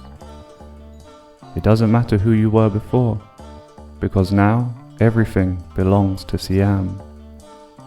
The mountains, the trees, the streams, the ancient places of worship, and the lives of all the people." The hermit went silent for a moment before adding, "You too are a creature of Siam."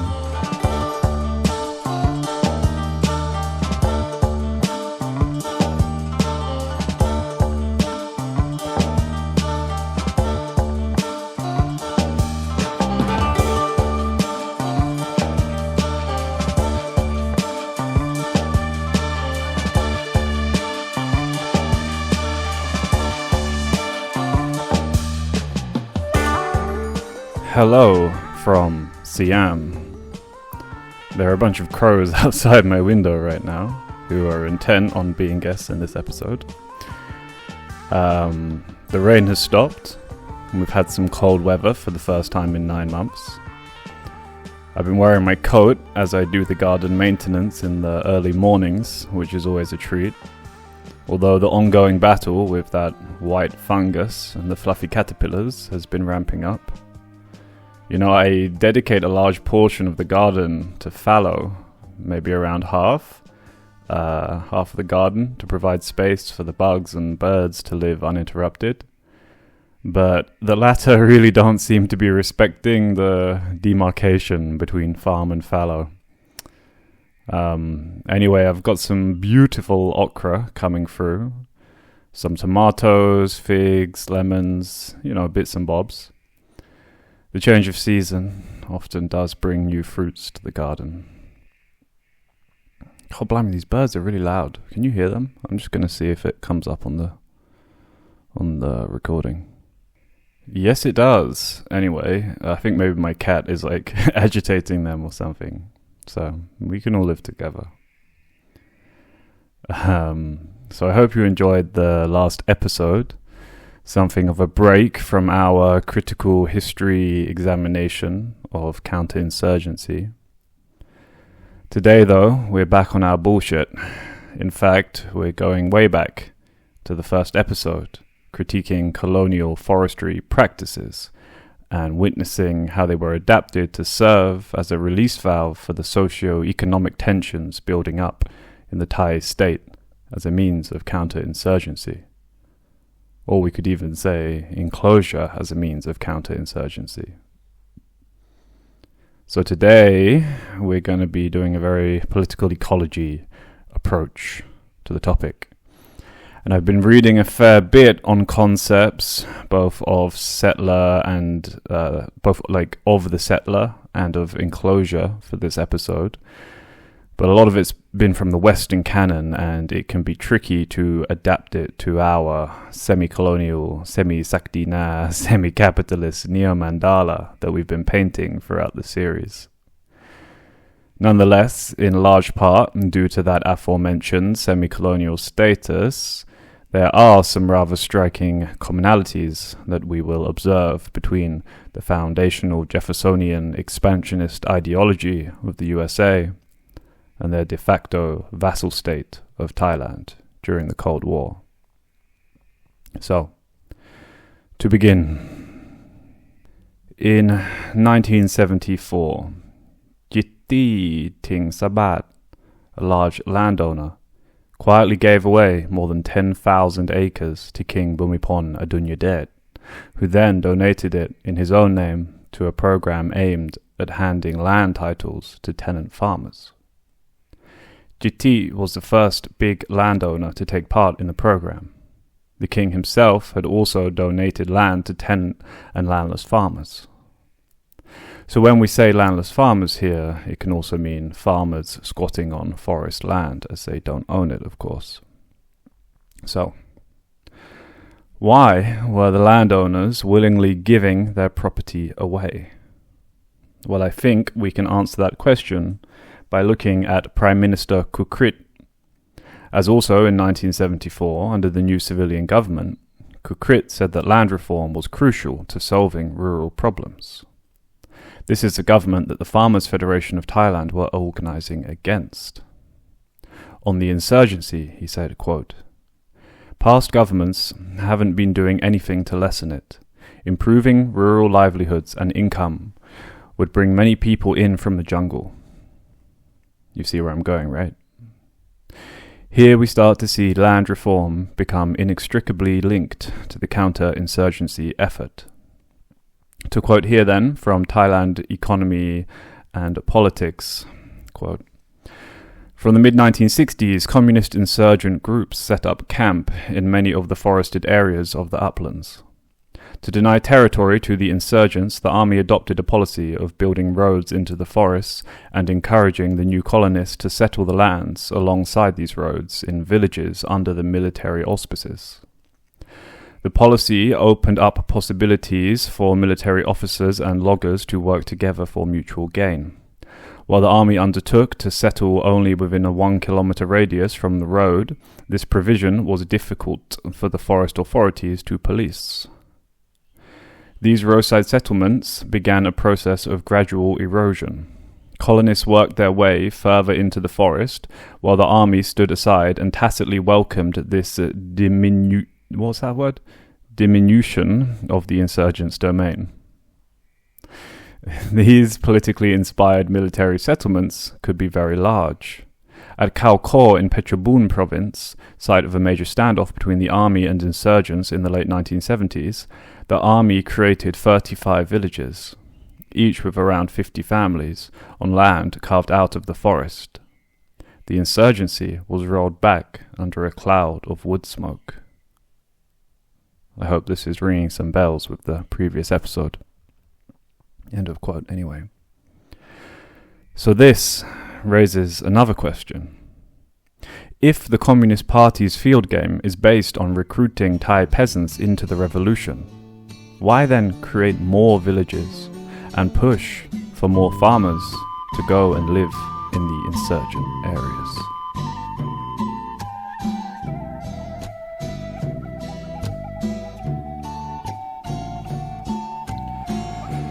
Okay, so as to better understand the settlers of the 1960s and 70s, I think we need a greater context. I think we need to talk about enclosure. That severing of common people from access to common land, like the forest. So back we go again to the wretched isle, and to paraquote The War Against the Commons by Ian Angus. And by the way, I'm sure many of the listeners already know all of this enclosure stuff, but the prose are quite nice for an academic text, so I'm going to read from it quite extensively. Quote, in medieval and early modern England, most people obtained their essential needs directly from the land, a shared resource. Commons-based farming systems were probably brought to England by the Anglo-Saxon settlers after Roman rule ended. What we know for sure is that they were widespread, in various forms, when English feudalism was at its peak in the 12th and 13th centuries. The land itself was held by landlords, directly or indirectly from the king.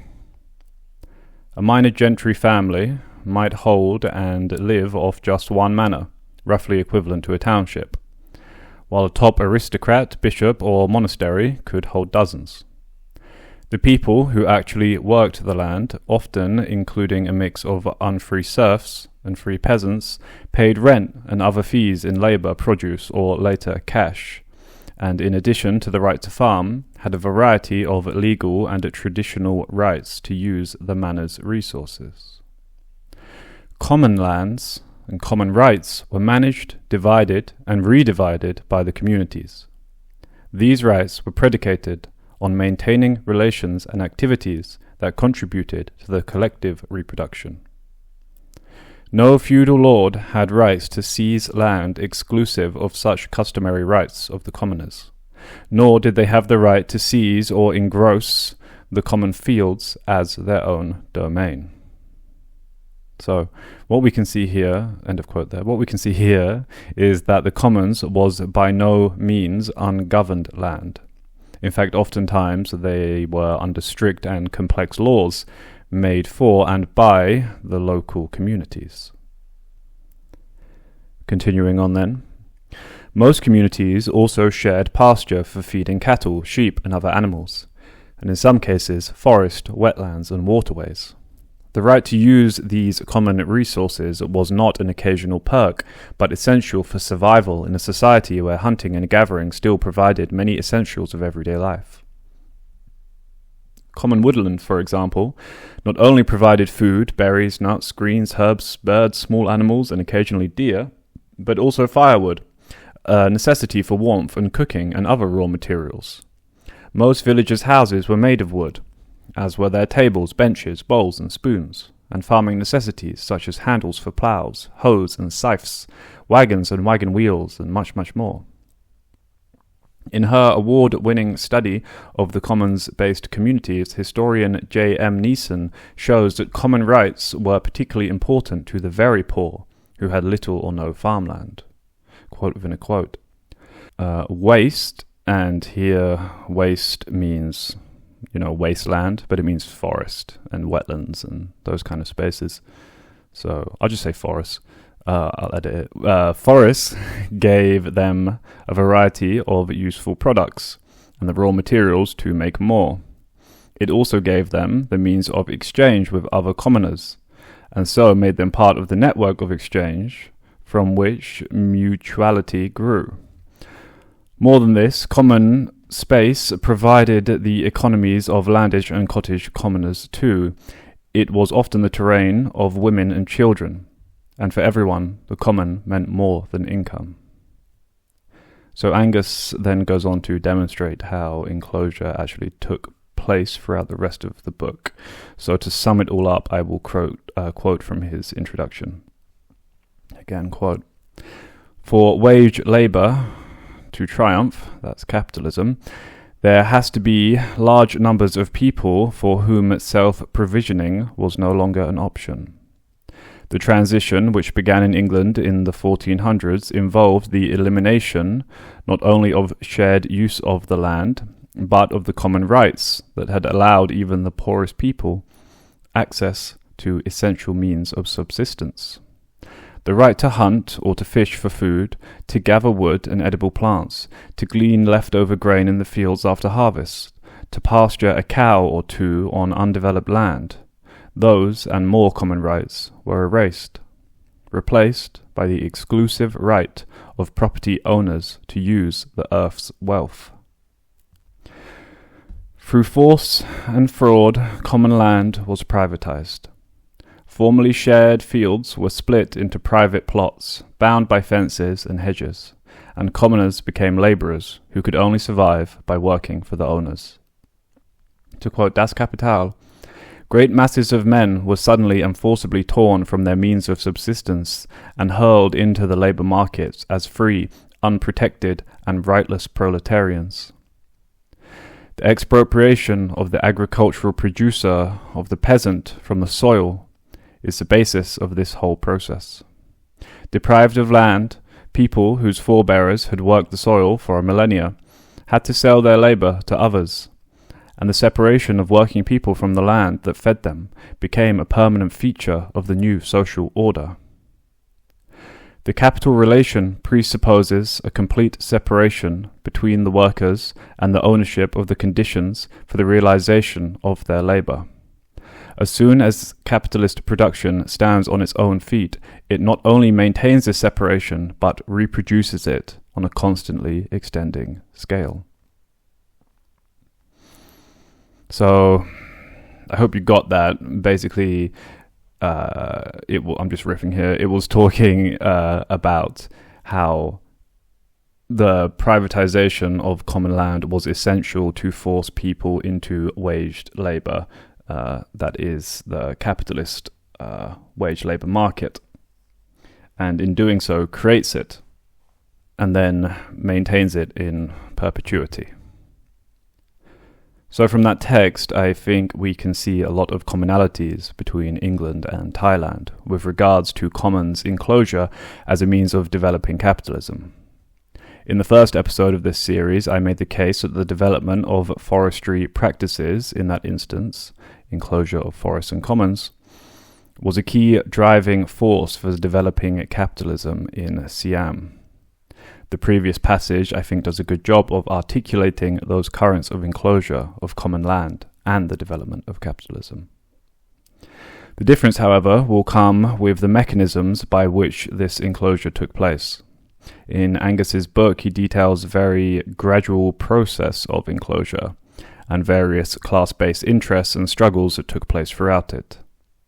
In England, the process took around 300 years, while in Thailand, one could argue it happened in just one, in 1899 via royal proclamation, wherein the monarchy, advised by British forestry forester Herbert Slade, remember him, claimed all the forest land as belonging to the crown, regardless of whether there were people already living there or not. And as I said in the intro, it is a little difficult to lay Western enclosure parallel to Thai enclosure. And while I read The War Against the Commons, which I thought was very good, the whole time I was thinking that while there are commonalities, it doesn't quite apply to Thailand and colonized or post-colonized regions. In my assessment then, the process of Thailand's enclosure of the commons can be broken down into two stages. The first, royal capture, and the second, farming encroachment. We already examined royal capture in episode 1. Just a reminder then, I will re-quote Anne Dania Usher. Quote, "The real lasting impact of the style of forestry introduced at the end of the 19th century was not systematic forestry use, but rather a political system where the Royal Forestry Department eventually claimed monopoly over more than 40% of the country's land area and criminalized the millions of people who happened to be living there." That is like wild levels of enclosure compared to the very slow and gradual British system. However, as we have said time and time again, just because Bangkok claims something on a map doesn't mean that they can enforce that claim. And as such, the forest remained a common space and a common refuge for generations after that moment of royal capture. Given Bangkok's limited reach then, local land rights were often made by village heads, many of whom allocated fields according to the locals' ability to work it, soil fertility, family size, and so on. Forests were treated as a sort of de facto commons, despite royal ownership, and typically were used for swidden agriculture, as well as hunting and gathering. Labour and land was provided to village heads who, given the highly localized nature of power, had to be responsive to the mood of the village. It does sound a little bit like each according to their ability to each according to their need, right? I don't want to, red wash the Sakdina model or anything, but interesting at the very localized level anyway.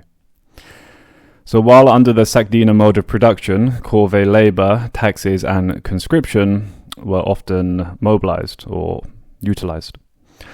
Authorities had incentives, however, not to exploit subjects so severely, in case it were to lead to mass migrations to frontier areas outside of their reach.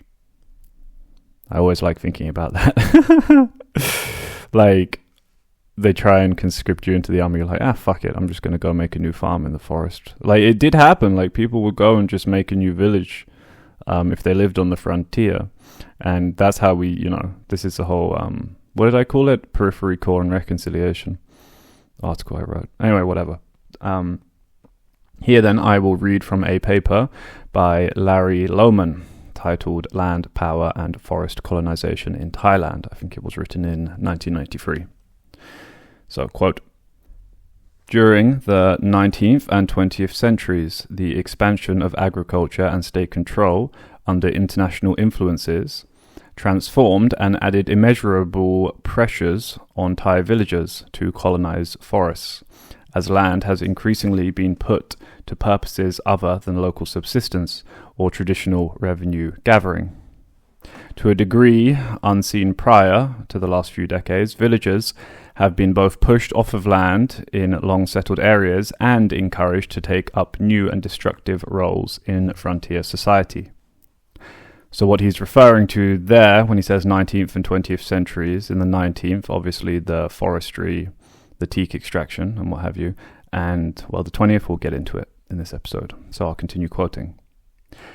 These pressures have, to a large degree, been a result of the mutually beneficial deals Thai elites have created with foreign commercial and military powers. Exporting of teak from the north began in earnest in the 19th century, and in the early and mid-19th century, forests further south were cleared to plant sugarcane and to feed export markets. Following trade concessions given to the British in 1855 in return for an agreement not to annex Siam, much of the alluvial plains of the central region were transformed into a rice bowl, feeding Western colonies elsewhere in Southeast Asia. Previously unused land was brought under the cultivation by both nobles and peasants, and land began to acquire a price, leading to land scarcity in the region by the first quarter of the 20th century. End of quote. So all of these aforementioned pressures, colonial pressures and early market pressures over the decades were severely degrading to the forest. And this leads us to a curious question. If the Crown claims all of forested land in the kingdom, and if the Crown has allowed the forest to be severely degraded, does it still own that land where trees no longer stand?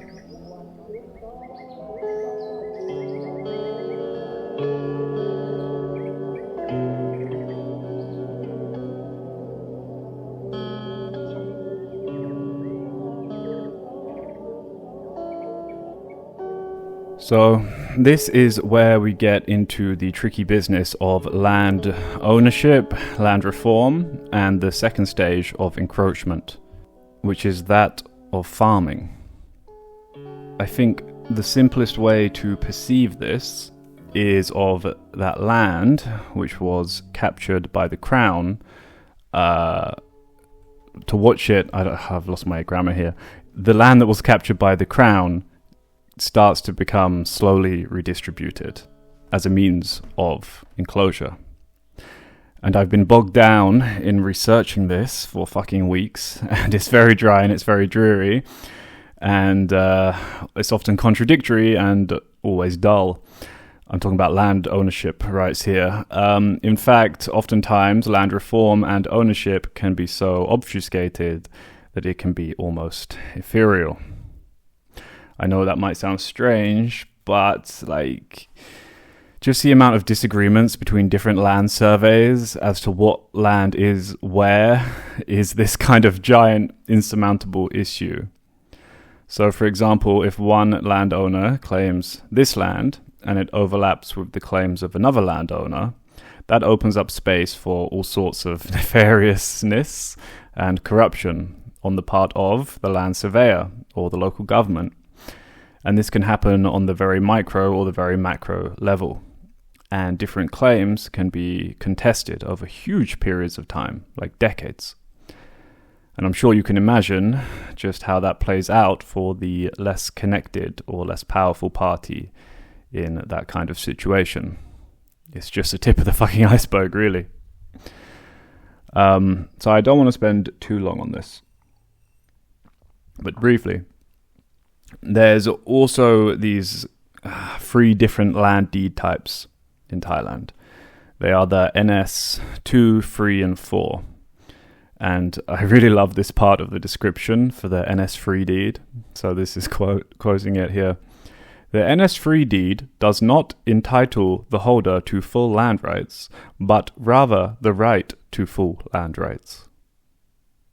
Thank you, Thai legal framework. Very nice. Very clear. So just to give a real quick overview, some land deeds can be taken away from you if you don't meet certain obligations. So, for example, depending on the deed, if you fallow the land for more than 1 to 10 years, depending on the deed, the state will supposedly take it back. And that will explain all of the tiny banana plantations that you might even see in the middle of a Thai city. It's just got 5 banana trees on it. Where are we? Yeah. So similarly, oftentimes there will be land, usually forest or scrubland, which will be offered by the state for development. And the preconditions of these schemes vary wildly. Also, there are a whole lot of preconditions for you if you ever want to sell the land which you supposedly own. Again, depending on the deed type. So what I'm trying to get at here is that with such a wildly complex and almost contradictory system, there exists a huge amount of room for powerful market actors to maneuver, as we will see. So now that we have that out of the way, there are 3 key eras of lands being redistributed by the state. The first is between 1899, when it was captured, and 1932, then from 32 to the political settlement of the late 50s, and then the Cold War counterinsurgency era.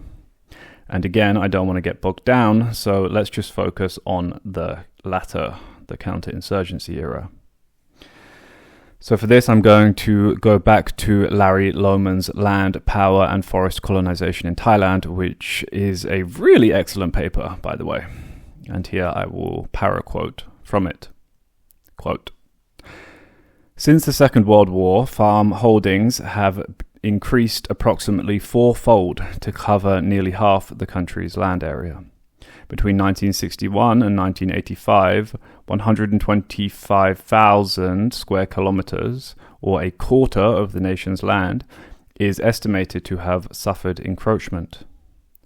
The country's national reserve forests, many if not most of which are now forests in name alone, are estimated to contain between 8 and 15 million people in around 15,000 villages. Farming a quarter to a third of the country's agricultural fields. In the mid to late 1970s, official figures show rates of forest loss abruptly doubling or tripling, driven partly by a surge in colonization before subsiding to previous levels.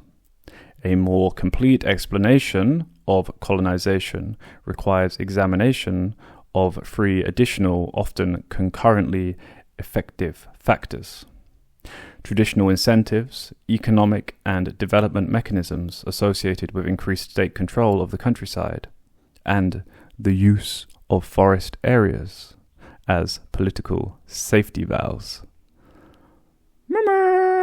Damn, I love this guy. You know, I actually prepped the whole release valve perspective that I've been talking about in the last episode, and that was before I read this paper.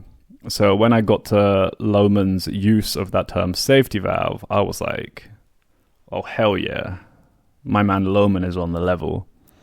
And I gotta say, this piece, his article, I was basically gonna write out that, like the way he's done it for this episode, like everything. I was gonna go into like deep Thai law, reading all the original docs, and then I found this piece, which he basically just did it for me. Like, thank God. Like, big up yourself, Larry. So what he basically just said a moment ago is that there are 3 reasons for encroachment, and he's going to go into them now. So, mutually beneficial state-foreign alliances continued after the Second World War, when the government lavished foreign loans and aid on dams and roads, including strategic highways built during and after the Vietnam War, at the same time neglecting distributional issues and instituting an export tax on rice to provide revenue for the swelling bureaucracy and to keep labor costs low for foreign industrial investors in Bangkok. In addition to depriving villagers of some of the control over local resources they had previously exercised, such factors also created a strong pull on ordinary peasants to clear forest. The expansion of infrastructure under the state and military, as well as construction of logging roads and partial clearance by timber companies, has provided pathways to hitherto remote areas for farmers marginalized by the regional development process. Enclosure of forests, both in remote areas on land which had previously been subject to rules of community use. I hope that rings a bell from our earlier texts. So, enclosure of forests laid the basis for open access in government forests, as forests were transformed from a commons into a scarce national resource to be competed over. The rational attitude for villagers became, why not cut down the trees ourselves, when those capitalists from town will definitely come to cut them down anyway? Do you see what he's saying here, right? It's like looking at these different pressures on local people to enclose, or looking at how the big capitalists themselves enclose as well. Also there, he hinted at some of the counterinsurgency measures that we were talking about earlier, those strategic highways, which would go through the forest for both the purposes of logging and counterinsurgency, and also infrastructure development, as we've discussed at length. So, end of quote earlier. So concurrently to that process that we just heard about was the globalization of the international commodities market, pushed by new institutions like the World Bank. These pressures pushed new cash crops into countries like Thailand, such as sugarcane, pineapples, coffee, and maize. Maize. And any real heads should know by now that maize and corn are my worst fucking enemy. Anyway, the development of these new agricultural commodities were in high demand abroad in places like Japan and Taiwan. This also came with the added incentive of these new crops being typically suitable for non-rice growing land, which increased demand for more highland areas for agricultural use, which historically were more likely to be forested, of course. Here, I also want to take a moment quickly to bounce off of those strategic highways, which we touched upon as well in the previous episode, because I think that this particular policy is quite emblematic of the kind of holistic approach taken towards counterinsurgency. So let's paint a picture. Alright, so you have a mountainous forest with a communist insurgency inside of it, who are unwilling to engage in a firefight, as they are well outgunned. In the valley below, you have poor tenant farmers, living in an almost feudal relationship with their landlords. The peasants are sympathetic to the communists and provide them with support, or even join their ranks in the forest. So, you decide to build a highway straight through the forest. Step 1. You send the construction crews out to work on the highway. The crews get held up by the insurgents and sent back. Step 2. You send the military in with the construction crews, forcing the communists to engage in a firefight. Step 3. You send in loggers to further clear the forest alongside the road, removing more cover for the insurgents and extracting a healthy profit to boot. Step 4. The monarchy gives permission for the crown-owned land alongside the highway to be settled by farmers and developed into plantations. Step 5. You give the land to trusted settlers from different regions who don't have a personal connection with the existing local peasants, ensuring that these new settlers, now petty landowners, will be hostile towards the insurgents. Step 6. You set up military checkpoints at choke points along the road, preventing the insurgents from making use of it. Finally, Step 7. You encourage the settlers, with the support of loggers, to expand their plantations, further increasing their loyalty, making another tidy profit, and simultaneously decreasing cover for the insurgents. And there you have it. Oh, and also, you do this all under the guise of benevolent infrastructure development. Not bad, eh? These infrastructure development schemes would often be announced in stages, the first explicit one being in 1962. So let's go to Lohmann's paper again on that. Quote, 50,000 square kilometers of forest was declared opened for agricultural use under the first 5-year plan of 1962 to 1966, leading to a massive influx of forest settlers, even in areas which were simultaneously reserved. While rice land increased 68% between 1950 and 1978, the area under upland crops, which were mainly export crops, went up by 620%, replacing tens of thousands of square kilometers of forest. So again, between the years of 1950 and 78, rice land increased by 68%, while cash crops, let's say, increased by 618%. And those cash crops are mainly grown in formerly forested areas. So again, there was a very important sentence in there. I don't know if you spotted it. I'll say it again.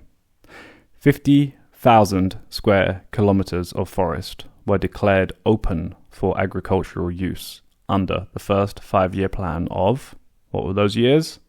1962 and 1966, leading to a massive influx of forest settlers, even in areas which were simultaneously declared reserved. There you go. That's the mechanism. That is the mechanism in place for state-backed settlers.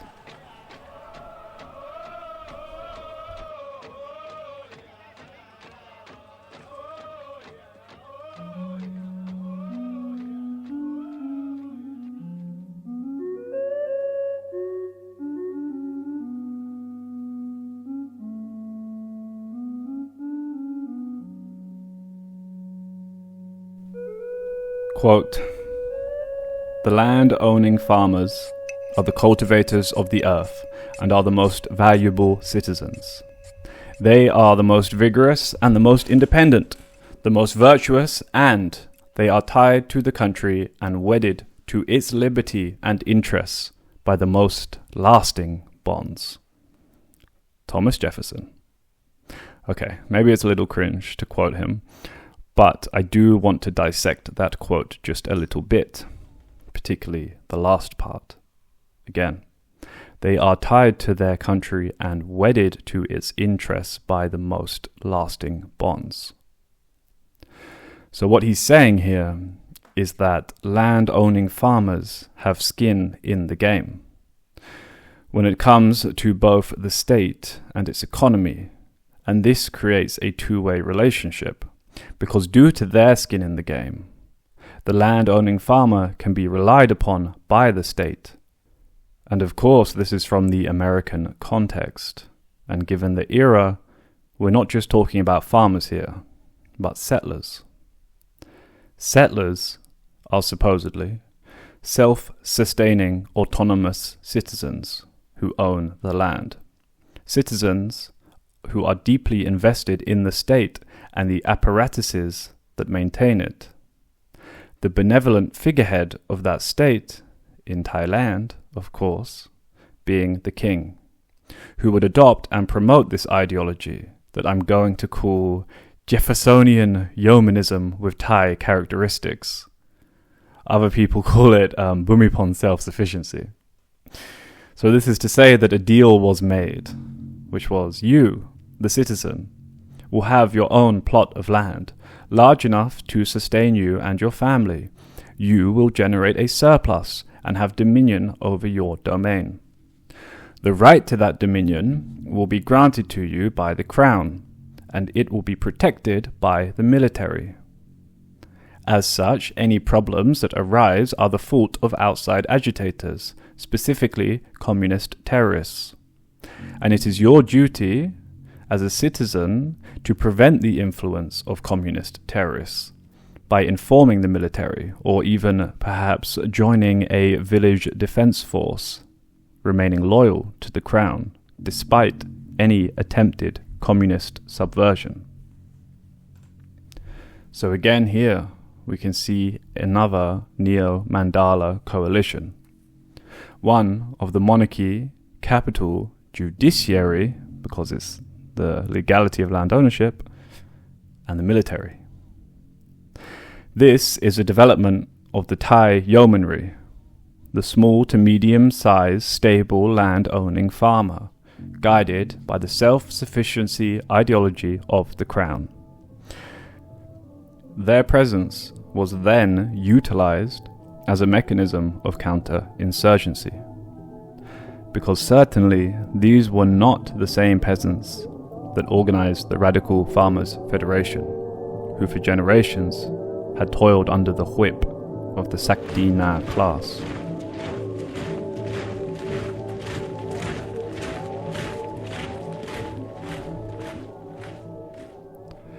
How exactly then were these mechanisms of releasing the valve utilized? Literally, how did they do it? How do you get people to settle the forest? And here I want to point out that often when I use the term neo-Mandala, I often neglect to mention capital. But of course, capital is always there, underwriting and undergirding these forces. Or as Lohmann puts it, patron-client networks, together with farmers' desires for advancement, agricultural extension, malaria eradication programs, and other factors, have articulated, is that right? Yeah, have articulated with new export economies to induce more farmers into forests. Since the 1960s, merchants, millers, traders in forest products, timber companies, speculators and strongmen have encouraged and financed a large proportion of the settlers who have cleared forests in the eastern, central, lower north and northeastern regions, which are then planted to maize, sugarcane, cassava, rubber, and eucalyptus. These new rural patrons have provided marketing, seeds, and credit to buy food or hire labor or tractors. In some areas, peasants have been bought out or otherwise pushed on to occupy new land after a few years, and then dislodged any isolated subsistence cultivators they may encounter there. There, I think, the isolated subsistence cultivators are being dislodged. I think he's referring to the Swidden agricultural communities that we've discussed before. So to quote again from a different book, Thailand, Economy and Politics, quote, between 1961 and 1988, the total area covered by forest was reduced from 171 million to 90 million rai. The figure of 81 million rai lost from the forests in this period was roughly equivalent to the addition to the cropped area. The major transfer from forest to cropping, that's farmland by the way, of some kind or another, came in the northeast, where total forest was reduced from 44 million to 15 million rai. Let's remember, the northeast is where the bulk of the communist insurgency was. Continuing on. The other large reductions occurred in the forested uplands on the fringe of the central floodplain and in the foothills of the valley sides of the north. Haha, that's where I live. On average, during the 1960s, 70s and 80s, the frontier was gobbling up the forest at a rate of almost 3 million rai a year. In the mid-1970s, when cash crop prices boomed and when the campaign against insurgency moved into high gear, the forest was being cut down at a rate of almost 6 million rai a year. The government was in reality prepared to sacrifice the forest in order to expand exports and defeat insurgency. Here then, I want to remind you of the last episode, of those highways in Patalung and Satun, cutting into the hills, lined with plantations populated by settlers. The smoke of the comrades' campfires in the hills long gone, replaced by the smoke of burning timber. Remember too, from Ghost of the Red Soil, the liberated bulldozer in the old comrades' base in Phetchabun. Of all of the state infrastructure that the comrades could have seized and left behind to rot, I think the bulldozer has to be the most appropriate. And do you remember from episode 1, the teak workers' rebellion in prayer that fled to the forest after the bulk of their insurgency was crushed? Do you remember from the time before the telegraph, in the days of the old mandala, how peasants would flee from oppressive lords into the forest?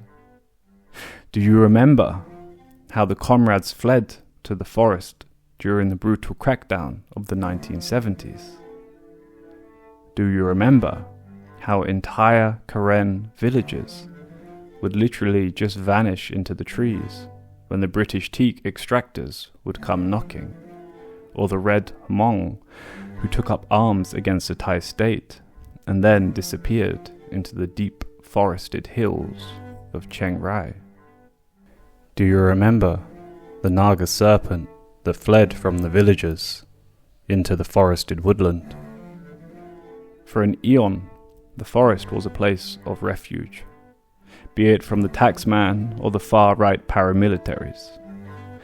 Regardless of the king's claim to the forest land, it was an asylum for the oppressed. This enclosure, this path that we've watched be forged through the trees, was a means of both destroying that haven so that there could be no more place to hide, and perhaps even more grossly, absorbing it into yet another sphere of market relations.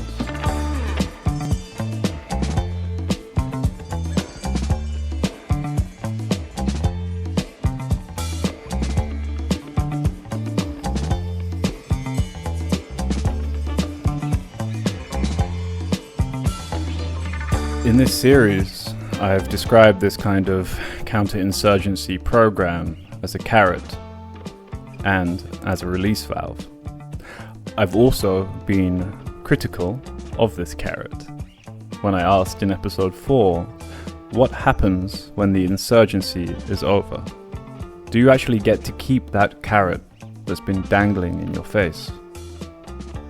Answering this question will be the focus of our investigation into the next episode on peace and counterinsurgency. Although, spoiler, the answer will be no, of course. And so I hope you can see why in the last episode with that mani we took a little bit of a break, because I know this one is a little bit dry and a little bit heavy as well. So to conclude then, I wanted to do something a little bit fun, and I haven't really prepped this very much at all. I'm just going to riff it out. And I want to look at the transition of the oppressed peasant in Thailand to the happy yeoman via the work of Ad Carabao. I guess I'm totally off script from now on, by the way. So I guess most of you know who Carabao is, the by far the most famous folk rock singer in Thailand, who very much aligns himself with the, let's say, rural working class, or however he imagines it. So I'm gonna look at 2 Carabao songs. The first is Tuk Kwai Tui, which is Took the Buffalo with Unusual Horns. And I've got translations here from the Carabao in English website, which is so great, mainly because it means I don't have to translate them myself, but also because the lady who does these translations is so fucking cool. Big up to her. Right. So the first one I'm going to read you is this, The Buffalo with Unusual Horns. And this was written, as far as I'm aware, sometime in the late 60s to early 70s. And I'll put the song in the background as well. And I'll read you the English. Okay. Nok has the blood of a farmer. He persists in farming. On the land there isn't much. It was his ancestors. Tuk was a buffalo with short twisted horns, ploughing along. He lived with Nok for a long, long time, until Tuk started to decline physically. The 2 friends turn over the field to be the ears of the rice grains. So what he's described is the farmer, the peasant farmer, and the buffalo working together in the fields. Nut, I'm going to say Nut here. Nut, a person who has money, has capital, has factories and buildings, provides for underlings instead of buffalo. His business is setting up a factory. It is an important time. He conspires with others, saying we should expand to try to increase our profits. Nut, therefore, has someone come over to say to Nok sweetly, "My people are coming. I'd like to buy this place, please." So, the big capitalist has gone to the peasant farmer and said, "Hey, can we buy your land?" Very sweetly. Nok hears this and isn't happy. He will starve to death if he sells this place. He will have no way to eat. Nut, the capitalist, gets the message and tells him, "This guy will be sorry." So then somebody has delivered the message that the farmer won't sell the land to the capitalist, and the capitalist gets very angry and says, "You'll be sorry." Then one day, Nok, the farmer, wakes up in the morning. He gets ready for work and he is shocked. He says, "Oh, you old buffalo, my friend, the labor-saving helper, who has done such a thing to you? You've been poisoned to death. This action is heartless. Now who will help me work the fields?" So, of course, implied there is that the big capitalist has poisoned the peasant's buffalo, which means he won't be able to plough the fields any longer and he will be forced to sell the land. I mean, it's a really nice song. Well, it's not nice, it's very tragic, but it's very nicely done. And so, as I said, that was in the late 60s, early 70s. And now I'm going to read to you. So, from another Carabao song. So, Carabao got wildly popular throughout the next 2 decades. And now, this song, I believe, is from the early 2000s. Yeah, 2002. I think it's probably their most famous song. So, I'm going to read you the lyrics here. Oh, it's called, what's it called? Con La Fun, which means like dream chaser. Morning light bursts from that distant hillside, saying much more time has arrived. Take your life onwards towards that goal that you choose. You might win, you might lose, you should try. Watch the crows flying off and out of sight, each looking for something to eat. A reminder that each soul is born to this world to search, to struggle, to fight. Okay, a lot going on there, right? In terms of imagery.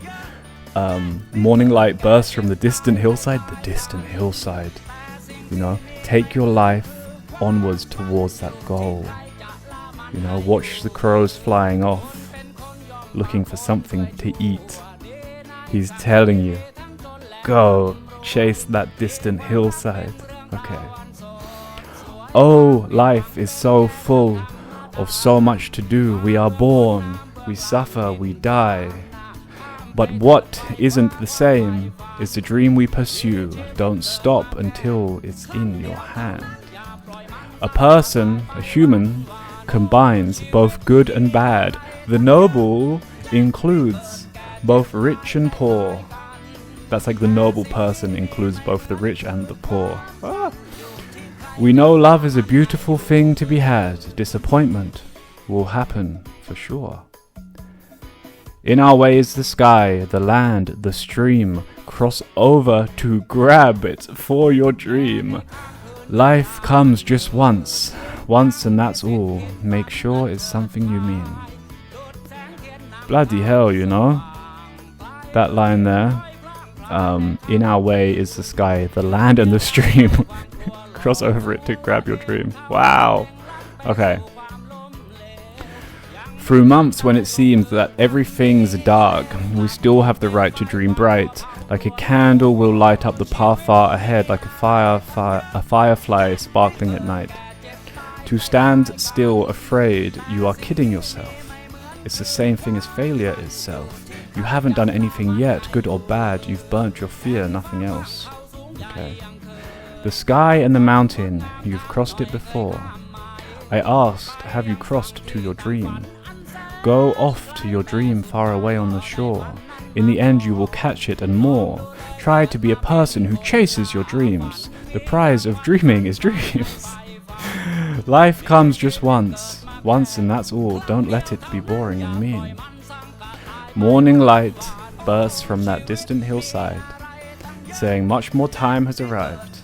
Take your life onwards towards the goal that you choose. You might win, you might lose, you should try. Okay, I'm gonna cut out a bit here because the rest is like, chase that dream, you know, it kind of sucks. But you can see it, right? I hope you can see it anyway.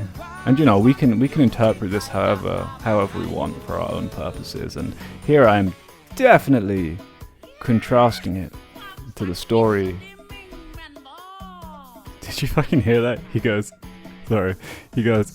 it's a living man bar. Like, it's a living, innit?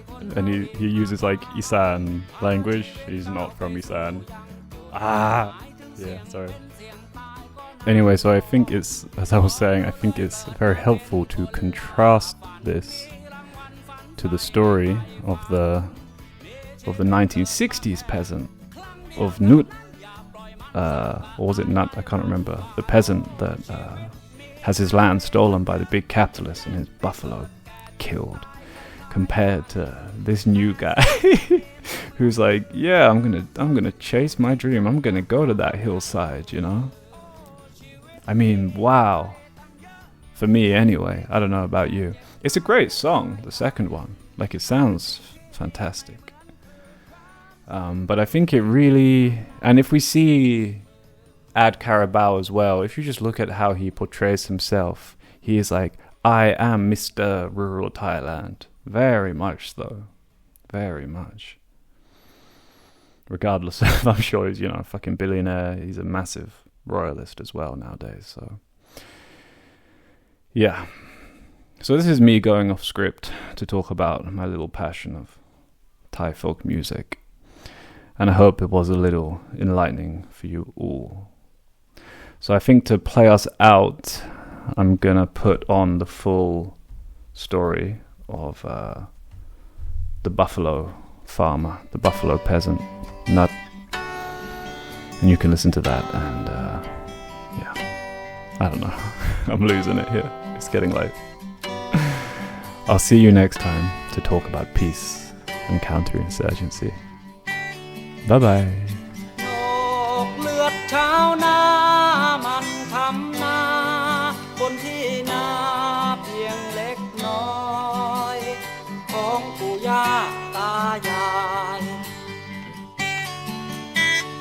ฝึกเป็นควายทุยลุยถากไถอยู่กับโลกมานมนานสังขารเริ่มร่วงโรย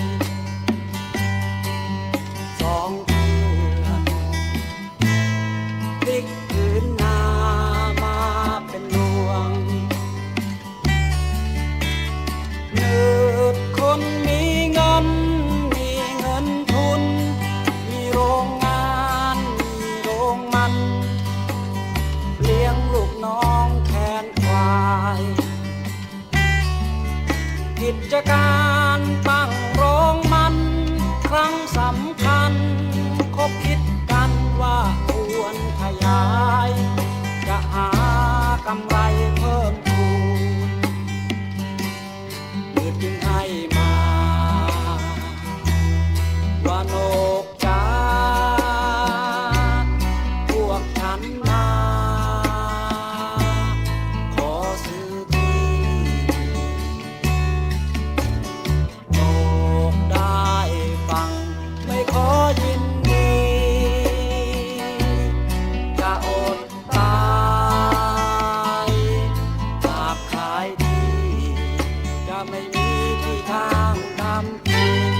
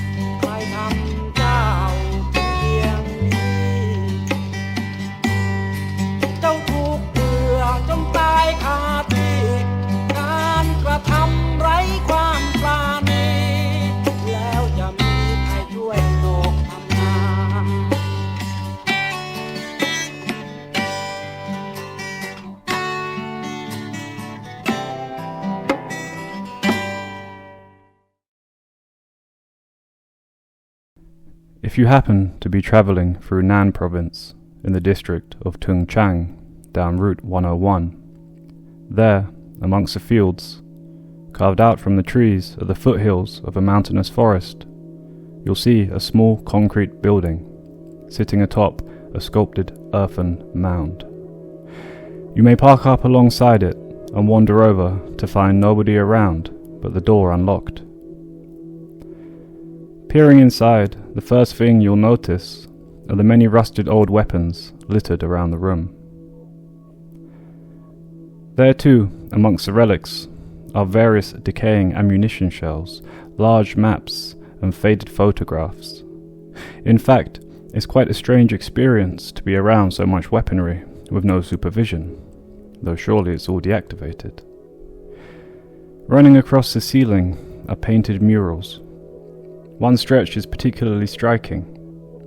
It portrays Thai soldiers and communist insurgents intermingling. The comrades magnanimously holding over their weapons, while a flag emblazoned with a red star is lowered and the Thai tricolore is raised. The faces of the comrades carry no anguish, but carry relief of a fight finally finished.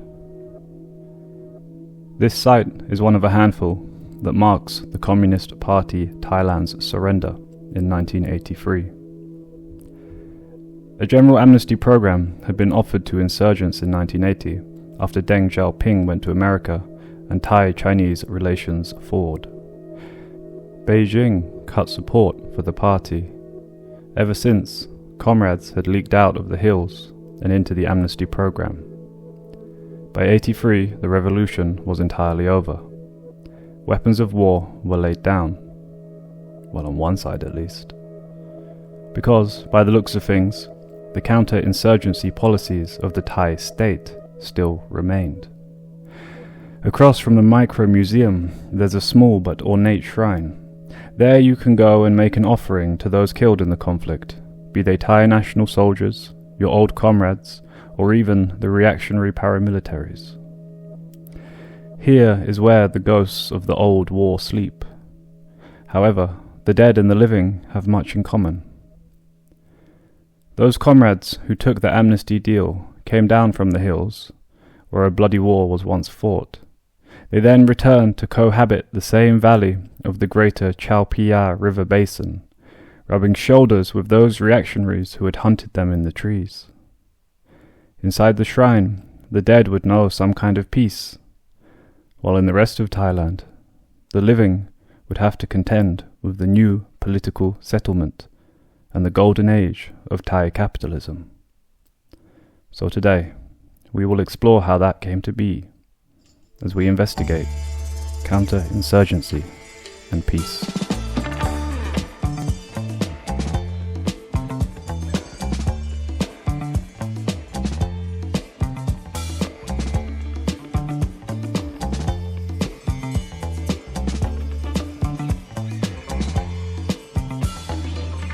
Hello.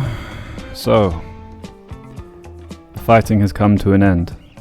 And before you say anything else, I know, I really didn't talk about the actual Communist Party insurgency at all. Honestly, I considered it and decided against it. I think the internal mechanisms of the insurgency is really quite disconnected for our investigation into counterinsurgency, even if that seems a bit counterintuitive.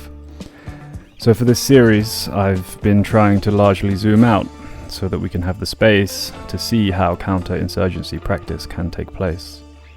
Its gestation, its mechanisms, its apparatuses, the theoretical grounding that undergirds it. Maybe I'll do a mini-series on the party itself at some point as a kind of supplementary episode. Let's see. Anyway, today I've been having a lot of power cuts at home, such as the joy of living outside of the imperial core and being nestled in the northern hills. So it goes, I'll take it. Also, as I said in the last episode, the weather's been getting colder, which is very nice. Unfortunately, it also brings those, how should we say, brave explorers out of the imperial core and into our hills. I've seen a lot of fucking Bangkok or Kungtep Mahanakorn license plates in my neighborhood lately, and I'm not best pleased about it because they either drive far too slow or far too fast, as I've noticed. And it's a very different type of car, than the ones we get round here. Like, I can tell it's a Bangkok number plate before I even see the number plate, you know. Just these weird shiny boxes. Anyway, I don't know, kind of going on about this. We've got an awful lot to get into today. I think it's going to be a real bumper episode. And it's also going to be the last episode of the series. I don't know how long this is going to go on for. I've got a lot of notes, so... Anyway, thanks for being here. Thanks for making it this far. And, yeah. Let's get into it, shall we?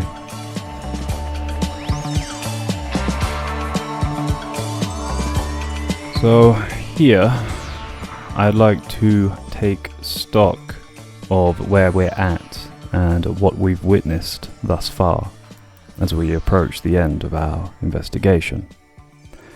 I'd also like to pose some questions to guide us over the finish line. Questions that I asked myself at the beginning of this series. The first of which is, was the much poo-pooed domino theory actually totally correct? But instead of the 17th parallel in Vietnam being the line in the sand, was it in fact the rich silt of the Thai-owned soil on the western banks of the Mekong River?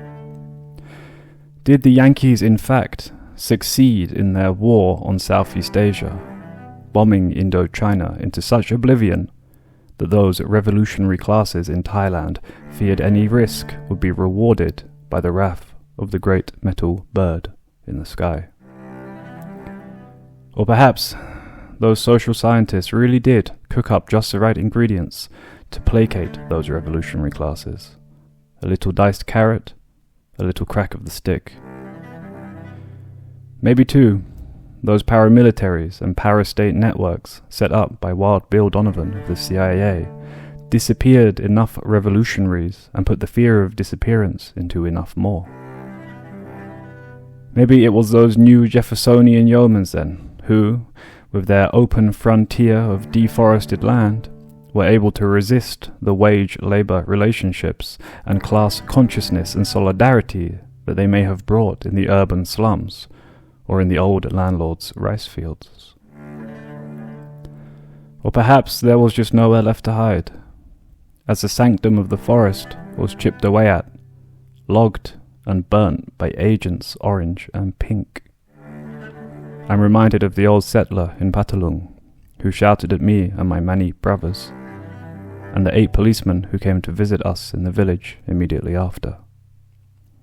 Again then, did the Yankees in fact succeed in their bloody war on Southeast Asia?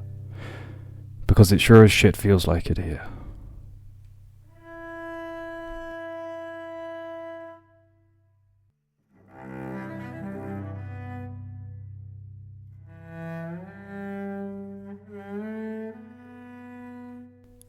To bring us to our second question then, we open the series in Nong Yai village of Korat province in 1991.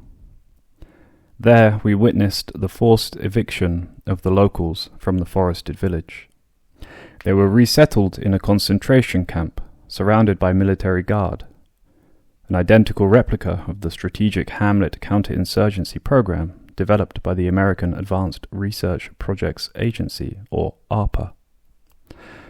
After witnessing this scene, I posed the question, why was the Thai government still implementing counterinsurgency programs in peacetime in the supposedly post-Cold War era? Having come this far in our investigation, I think that this question raises a couple more, such as, what even is an insurgency?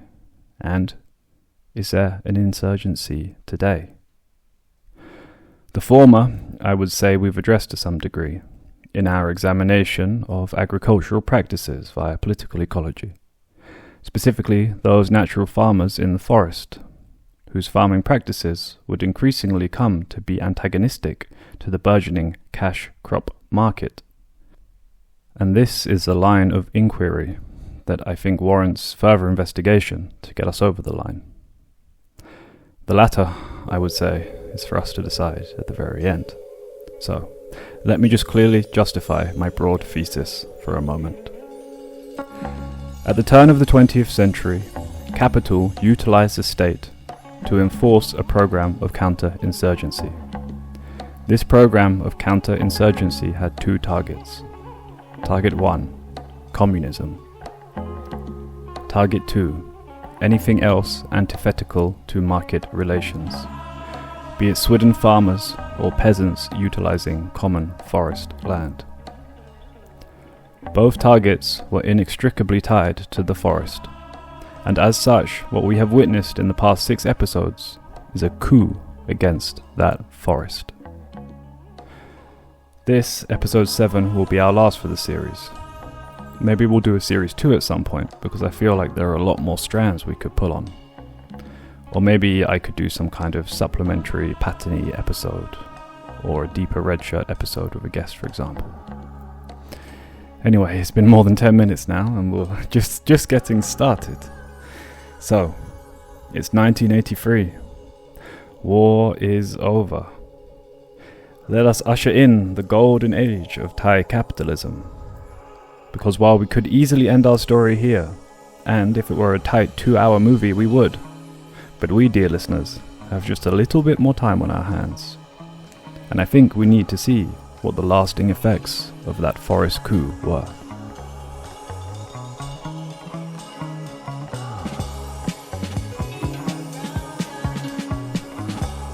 In 1983, the end of history came a little early for Thailand.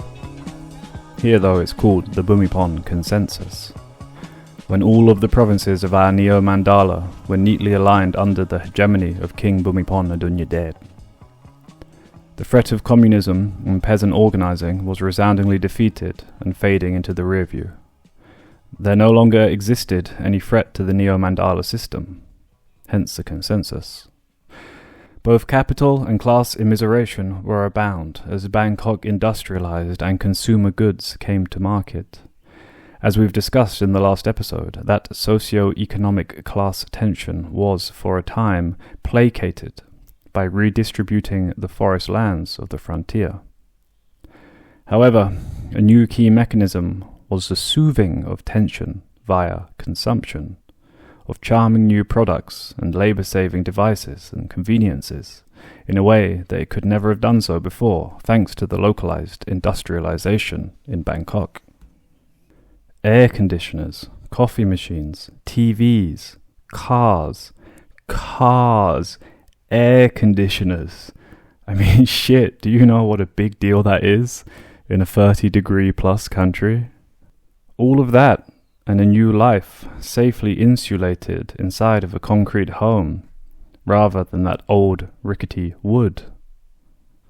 This was a bargain that everybody took, to be soothed by the fruits of the market. This was not a direct act of concession, but simply the only offer on the table.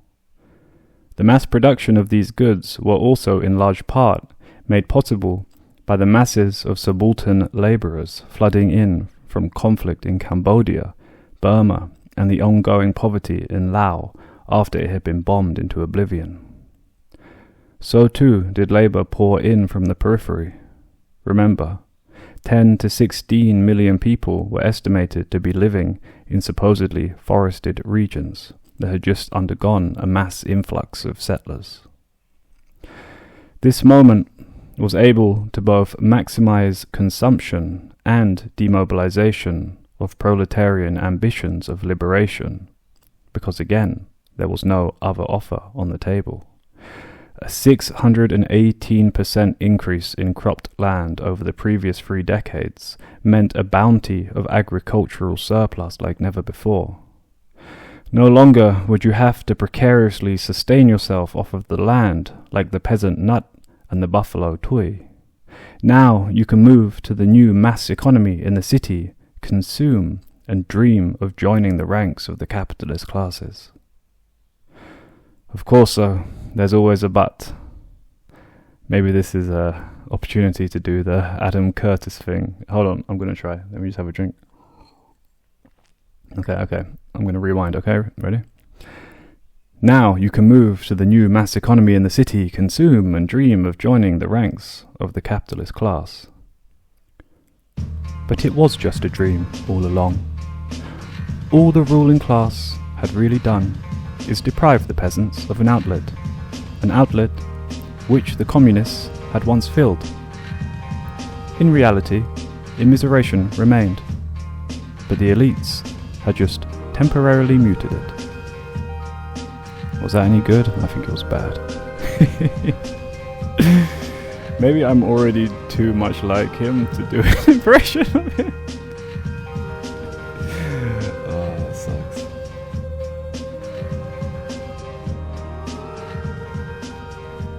So in the last episode, we read from that excellent piece by Larry Lohman from 1991. In the section regarding the mechanisms of forest colonization, I quoted a little hint of what was to come to many of the settlers post-insurgency.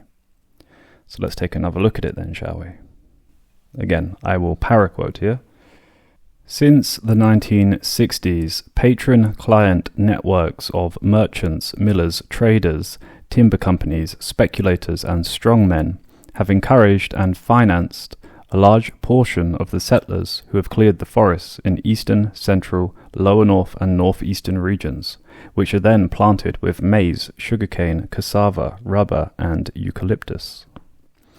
These new rural patrons have provided marketing, seeds and credit at monthly interest rates of 5% or more, so as to buy food, hire labour or tractors. In some areas, peasants have been bought out or otherwise pushed on to occupy new land after a few years, and to dislodge any isolated subsistence cultivators they may encounter there. So he's saying here that these patronage networks have facilitated the colonization of the forest for agricultural production. He names these patronage networks in short as the capitalist classes and their cronies. Again, merchants, traders, timber companies, speculators and strongmen. Now, the next sentence in the original text that I didn't quote from last time reads, "Production and legal and market hazards are in large part passed on to the individual growers, who have to turn over their output to agribusiness in exchange for costly inputs. As in other patronage-mediated systems, further clearance of land often follows, whether to clear debts or to provide more income in a cash economy." So, just to get that a little bit more clear, it's saying that these new farmers have to turn over their output, their crops, to big agribusiness in exchange for costly inputs. So, for example, you have to sell your, let's say, maize to just one buyer, and you also have to spend a lot of money to buy seeds or fertilizer or what have you from that same one buyer that you're selling your product to. And again, let's just go on to the next part. Further clearance of land often follows, whether to clear debts or to provide more income in a cash economy. So, in short, the yeoman dream was a scam. Those financiers of forest plantations quickly turned into something akin to the old feudal landlords of the Sakdina system, trapping the farmers into a vicious cycle of debt and making them dependent on the lords, now in the form of large agribusiness. Going on in the piece then, I will continue to read. I'm still drinking that tea, by the way. Alright. Such factors have been combined with land deprivation to draw ever more settlers into the forest. This deprivation can be ascribed to roughly 4 causes related to the patterns of economic development promoted by the Thai state and its international benefactors. The first is economic differentiation, the accumulation of land and other resources in the hands of a minority, and the migration of the deprived seeking new access to them.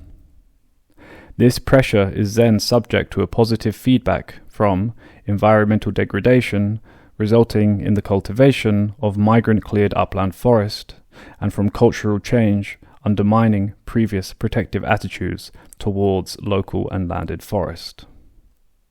Okay, you know what? I didn't put any notes in that paragraph, but I'm just going to break it down a little bit. So what he's saying is basically it's creating a greater wealth divide, right? And then there's like a positive feedback loop here, in which basically this gets into like kind of theory of capital, right? About how capital always has to expand. And this is leading to further clearances of upland forest. And it's also changing the culture of the farmers who are farming this land, who previously held different attitudes to a local forest that perhaps they depended on. Now they're more likely to cut it down because of market relations. Okay. Thirdly, going back to quoting.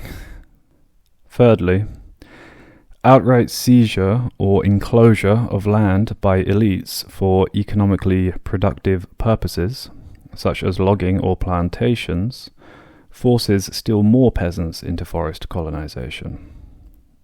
Finally, rising land prices and speculation make it difficult even for those smallholders who have kept control of their fields to resist pressures and sell and move on elsewhere.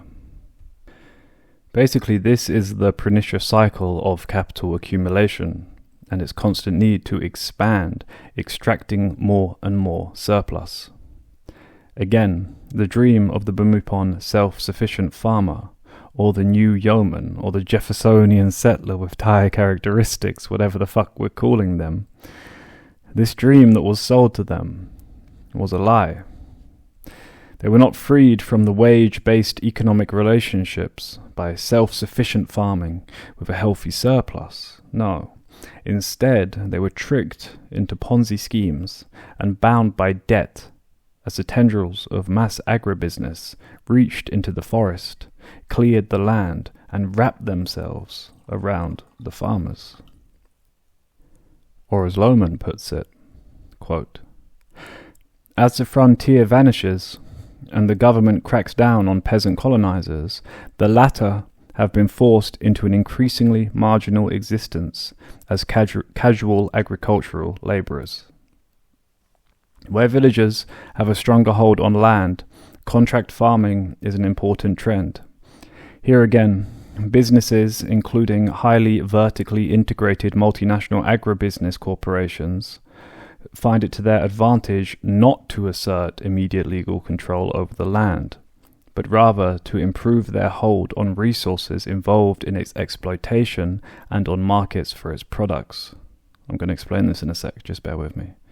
Keep quoting. "As land has acquired economic value, holding onto it has come to entail being able to obtain and maintain instead a whole range of modern non-land means of production. These include cash, credit, and the legal title needed to obtain it. Tractors, mechanized tillers, transportation, modern irrigation, chemicals, wage laborers, fuel, connections with influential people outside the village, access to market-empowered leaders within the village, legal and economic knowledge, and so on and so on." Okay, so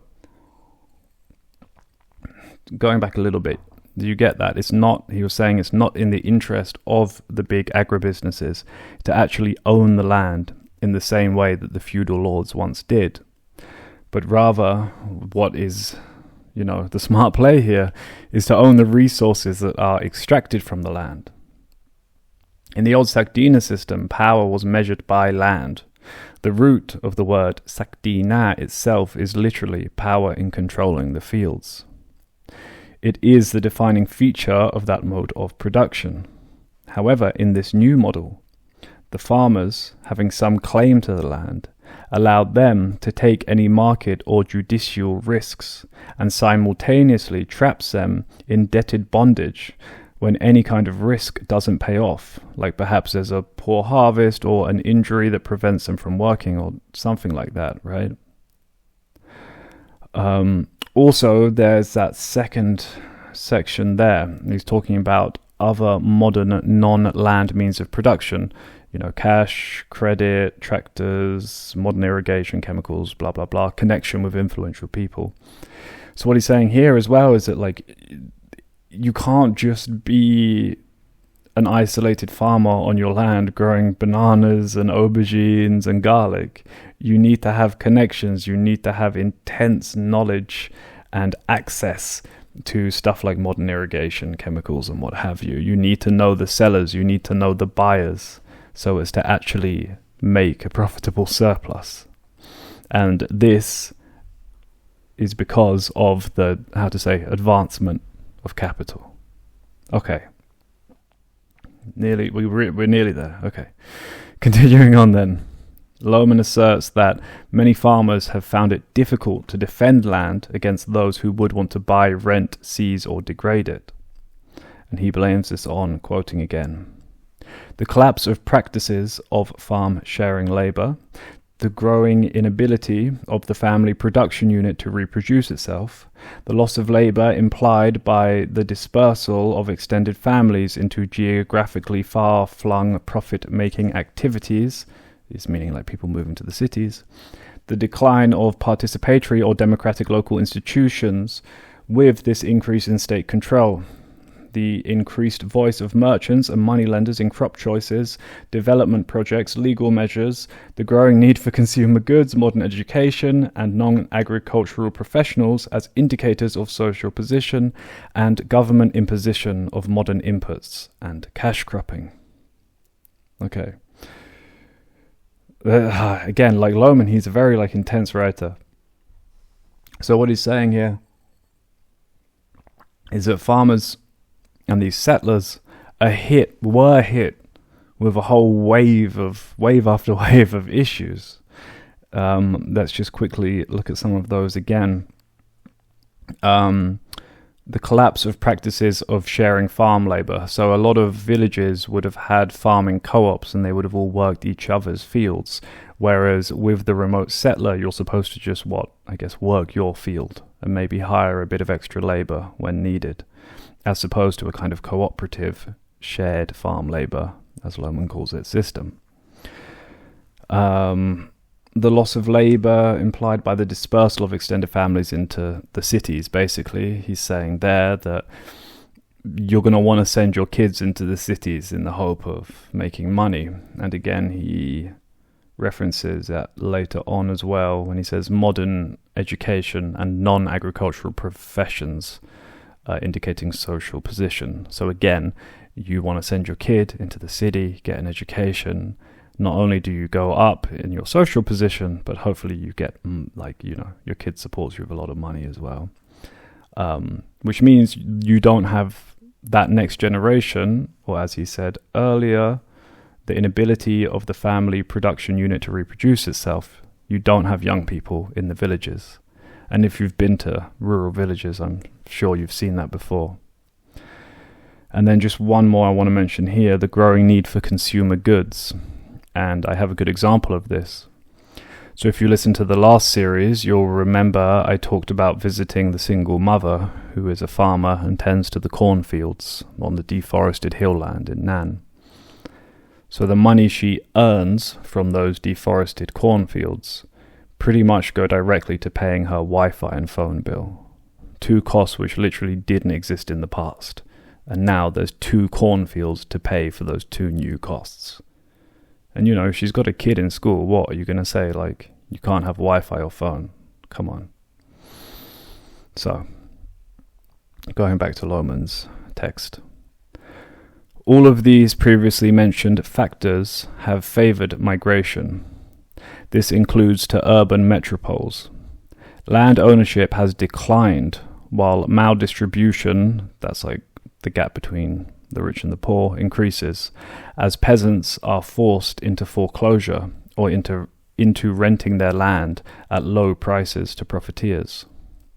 Pressures mount to open new areas, either as permanent homes or seasonally occupied lands, to provide cash for families with new market-derived needs. Competition between poor and wealthy colonizers for the use of newly valuable unoccupied areas exacerbates pressures for the former, that is the poor, to move on. So, I mean, shit. This is some highly advanced plantation management technology here, right?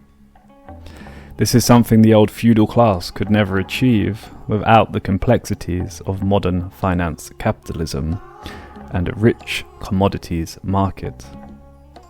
You know, our tools evolve, but their chains grow faster. All that's left for us to do is to scream and applaud them from the slaughterhouse.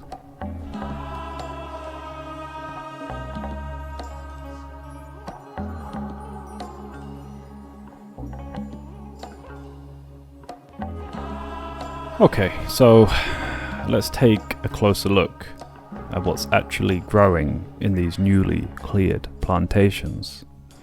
Because looking at this produce can tell us an awful lot. The one mentioned by Lohman were pineapple, coffee, maize, sugarcane, cassava, rubber, and eucalyptus. From my own experience, I would add durian, longan, banana, and palm, as well as fish farms for the likes of tubtim, tilapia, shrimp, and prawns. Though fish farming and also animal farming should fall into a slightly different category. So again, the amount of cropped area for upland crops, mostly in deforested lands, increased by 618% during the period of the insurgency, while cropped land for rice cultivation increased by only 68%.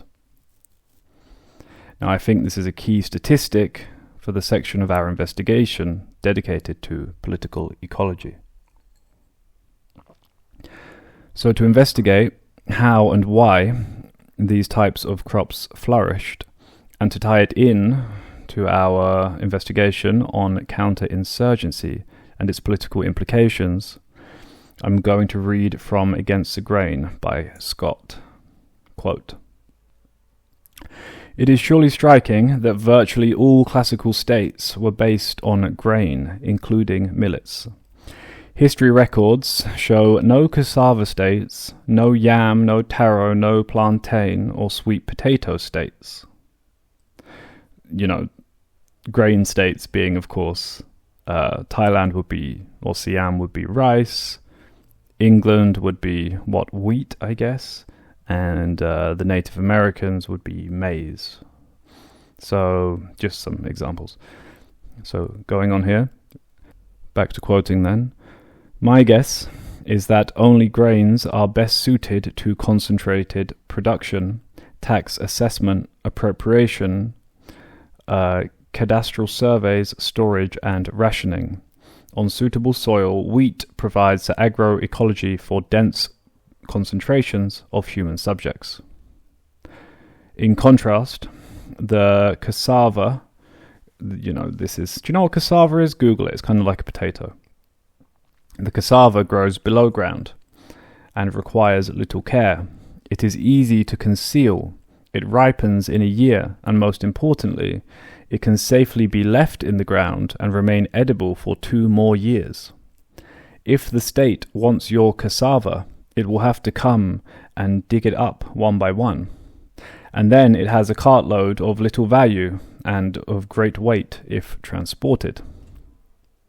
If we were evaluating crops from the perspective of the pre-modern taxman, the major grains, above all irrigated rice, would be among the most preferred, and roots among the least preferred, like cassava, potato, you know.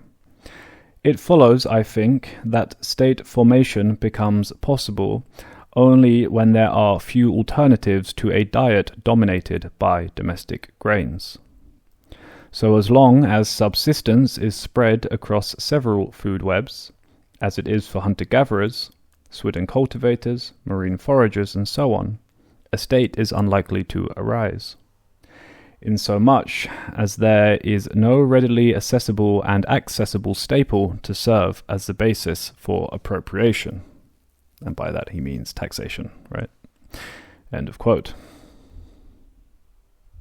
So what Scott is saying here is that states developed on grains as compared to other crops simply because it was far easier to tax and maintain from the position of the taxman, the position of the state.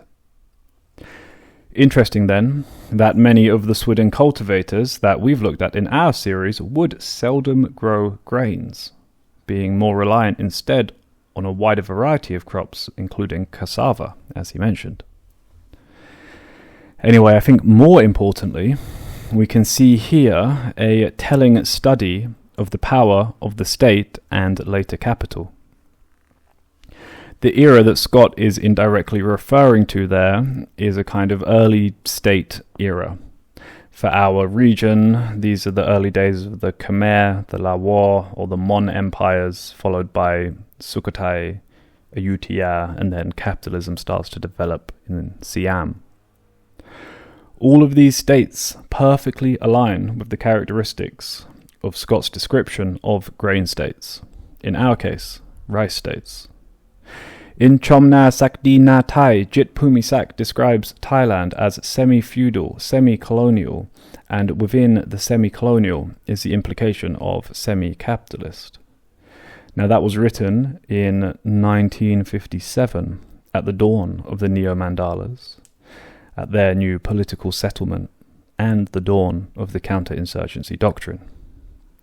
In our study of the development of the peasant experience during that period, we can gradually see a shift from what looks like feudal relationships. Now remember the Farmers' Federation of the 1970s. From what we heard, it sounded like a feudal relationship, right? And what were they growing? Rice. The grain. Now we can then see into the 1970s that relationship shift into a more capitalist mode of production as the counterinsurgency programs further develop, as the peasant farmer is transformed into the new independent yeoman. This transformation is not only one of a worker's relationship to capital and the mode of production, but to the very land itself and the bounty that grows from it. As complex systems of banking and finance develop, so too do the fruit that comes from the soil. Telling then that the stock market in Bangkok was opened in 1975. To link this back to the grain state hypothesis, yes, in the past, perhaps grain was the only crop capable of being commodified or taxed or, as Scott said, appropriated. But with the advances of the mode of production in finance capital, other options started to become available. Finally, crops like pineapple, coffee, sugarcane, rubber, durian, longan, banana and palm, and even cassava could be commodified and taxed. I think throughout this series, I've made quite a solid argument that counterinsurgency policies led directly to the development of these lands for cropping. So what we have just witnessed develop then through the mechanisms of the insurgency, and more importantly the counterinsurgency, is the ends of modern capitalism via the means of counterinsurgency.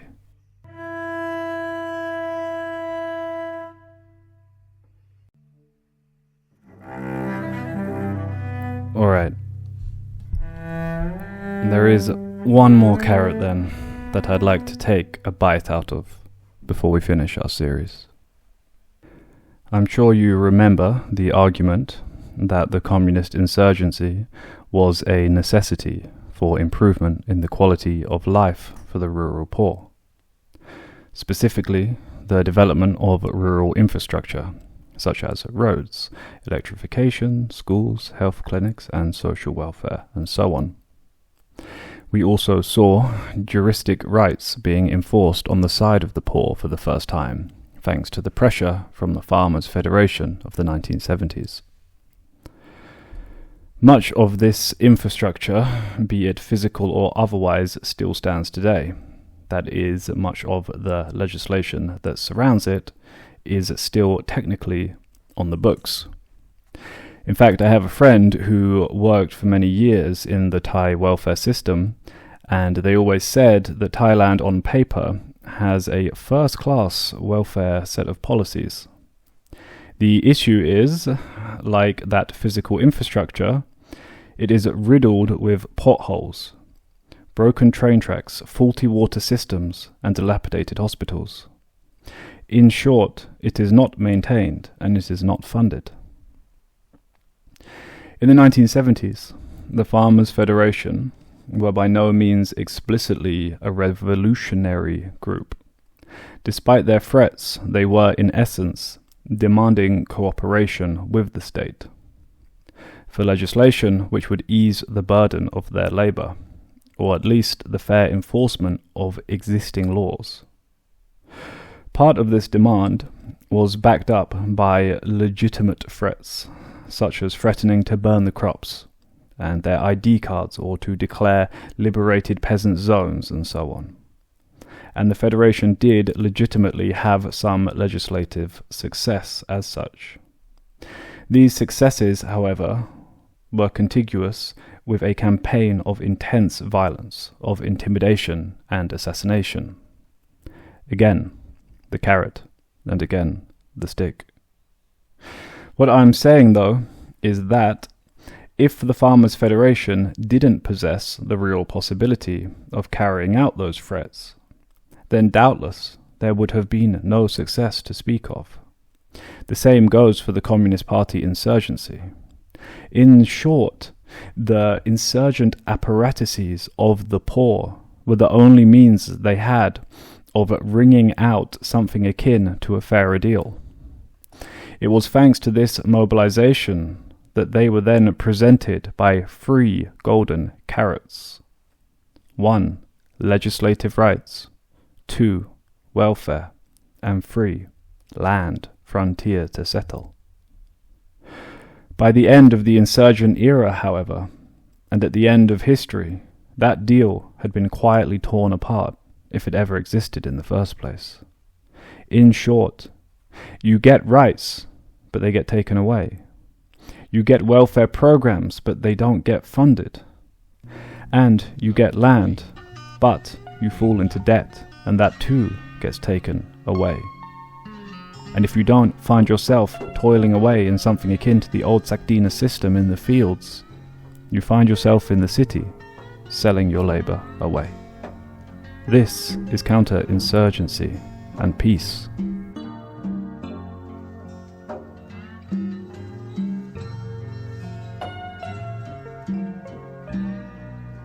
So then, let's get directly to it and answer that first question, and re-examine the eviction of Nong Yai, and return to A Critical History of Thai Forestry by Anne Denia Usher, which launched our investigation many episodes ago.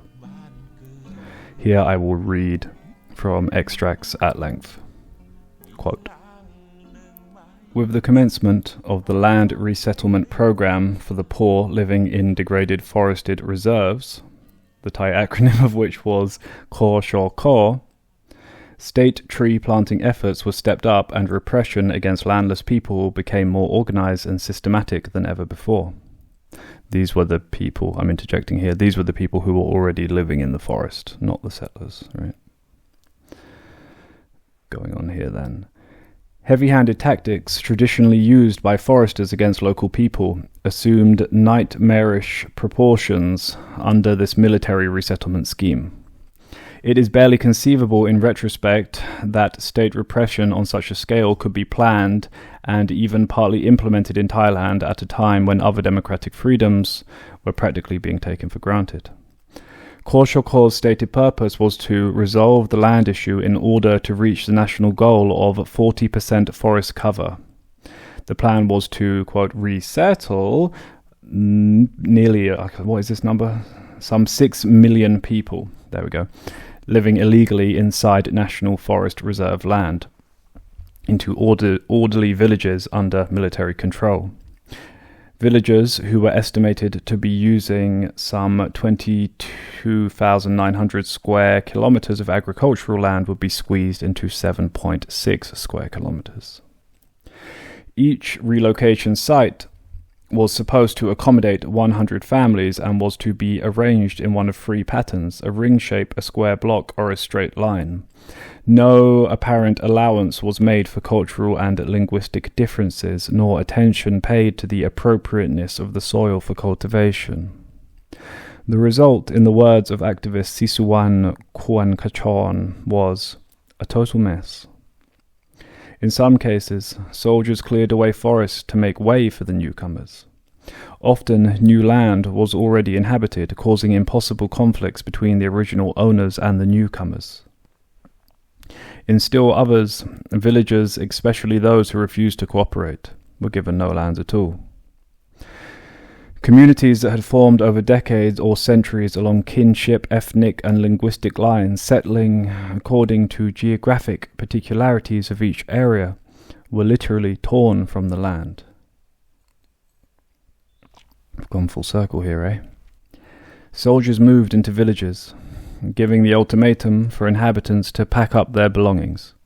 In some instances, if people failed to cooperate, armed men took down houses and schools, destroying temples, and even ploughed up fields of crops to force people to leave.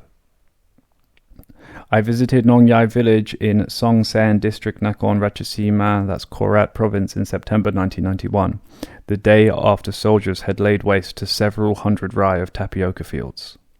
As we arrived, farmers were hurriedly salvaging the roots, as rifle-bearing soldiers looked on. Upon arrival at the relocation site, some discovered that there had been no new land, while others found their allocated plot was already occupied. For months, more than 100 Nongyai families remained in limbo, landless, homeless, and uncertain about the future. Until June 1992, they clung together in tents, suffering from hunger, illness, and despair. This was the plight of thousands of other Northeasterners who had experienced similar treatment. The people from Nongyai were surrounded by soldiers and were too afraid to move back to their village. In any case, the village had been burnt to the ground, and they had no obvious place to go. A cloth sign hung outside the temporary shelter that served as home for them for 9 months read, quote, quote, Thai People Refugee Center. End of quote. So, Nongyai village was being cleared, and counterinsurgency policies were being used, because of course they were. They had to be. The market demanded it. Counterinsurgency policies had just become yet another mechanism of capital, which has to reproduce itself. It has to expand. In Nongyai, there need not be any delineation between the supposed Cold War, communist terrorists, or just villagers living in the forest a decade after the insurgency was over. There need not be any delineation, because at the end of the day, it didn't matter. They were still subjected to the exact same barbarity by the exact same market forces, even if they were implemented by the state.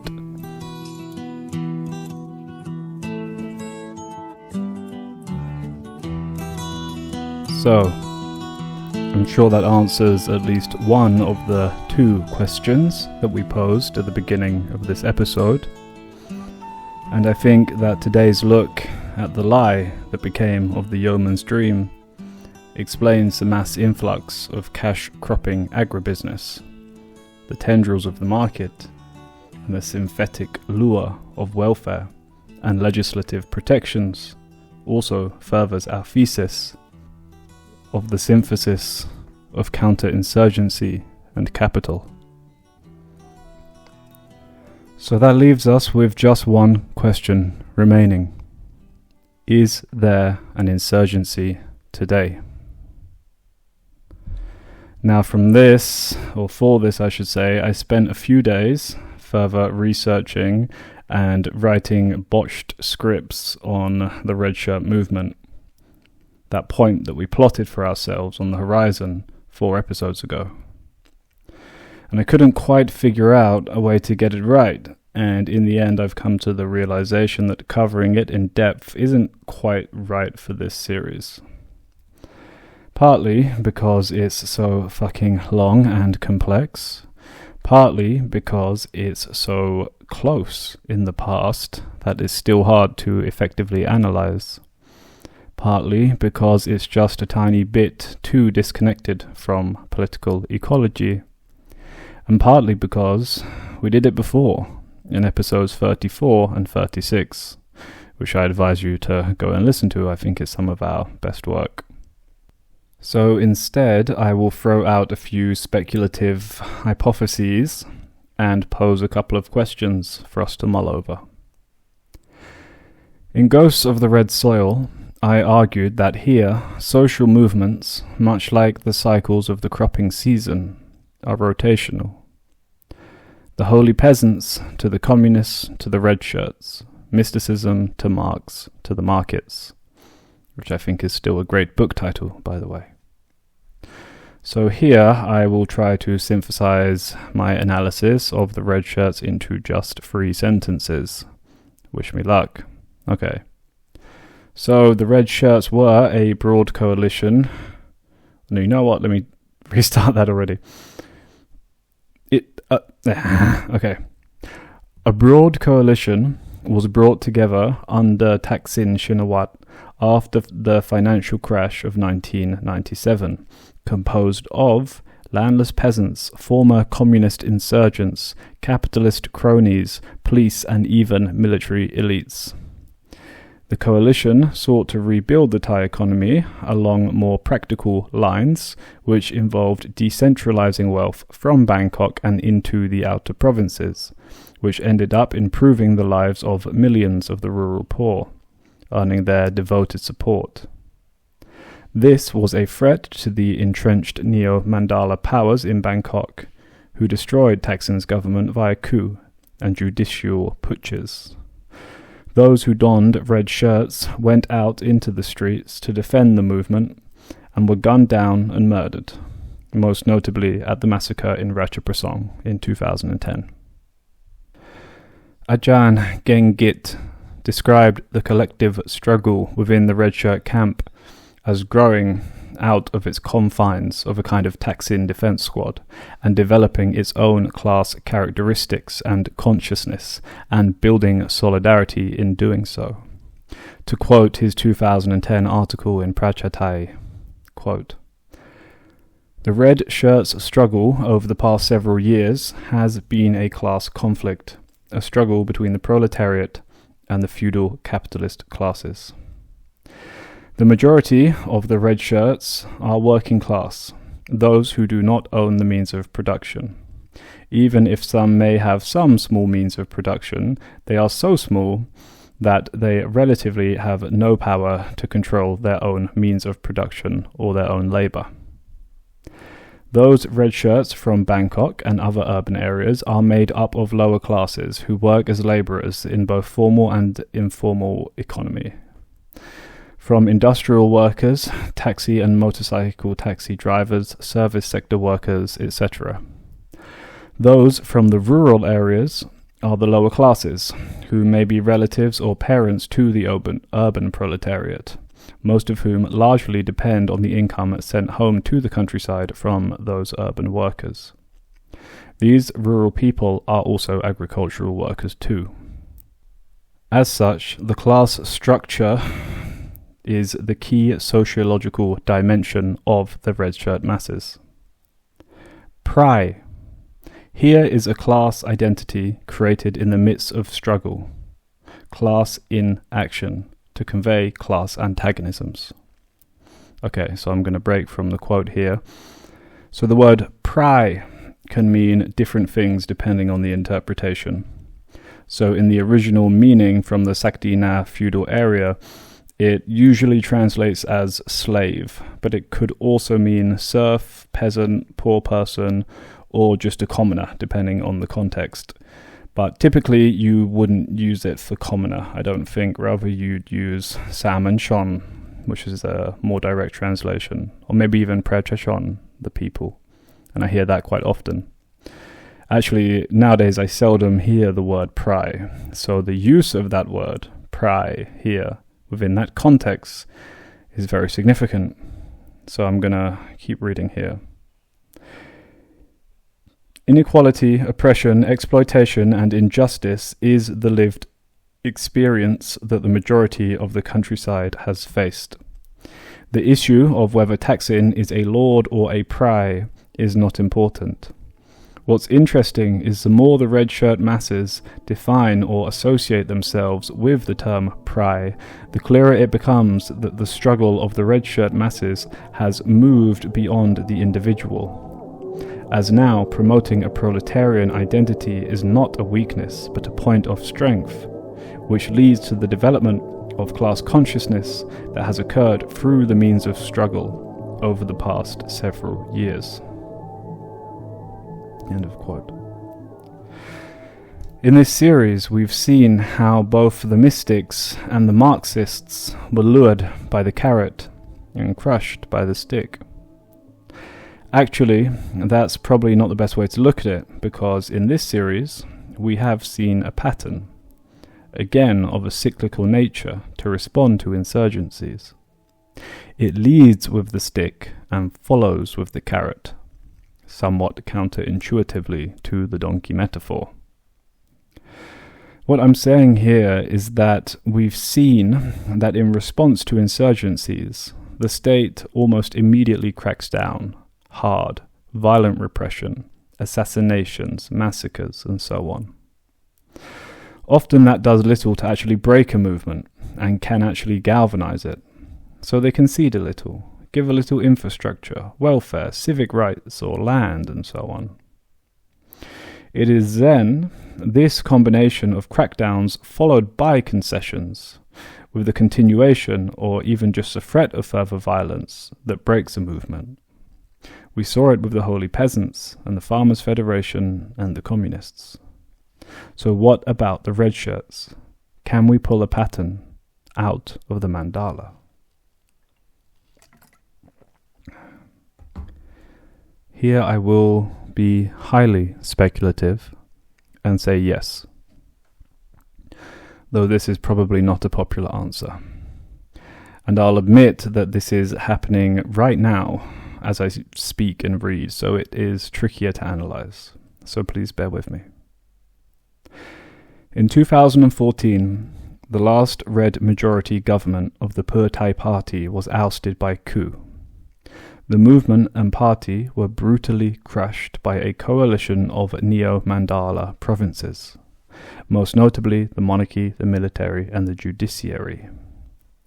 This coalition was widely supported by the urban middle classes and the elites, a minority which held the vast majority of the country's political power. These were what we call the yellow shirts. Judging by the neo-mandala's response to the red shirts, we can safely say that they considered them an existential threat. In 2020, mass protests emerged, not by the old red shirts, but by the younger generation, almost all of whom were urban people, almost all of whom held university degrees, almost all of whom did not hold that class consciousness of the pry that Gengit talked about in his article.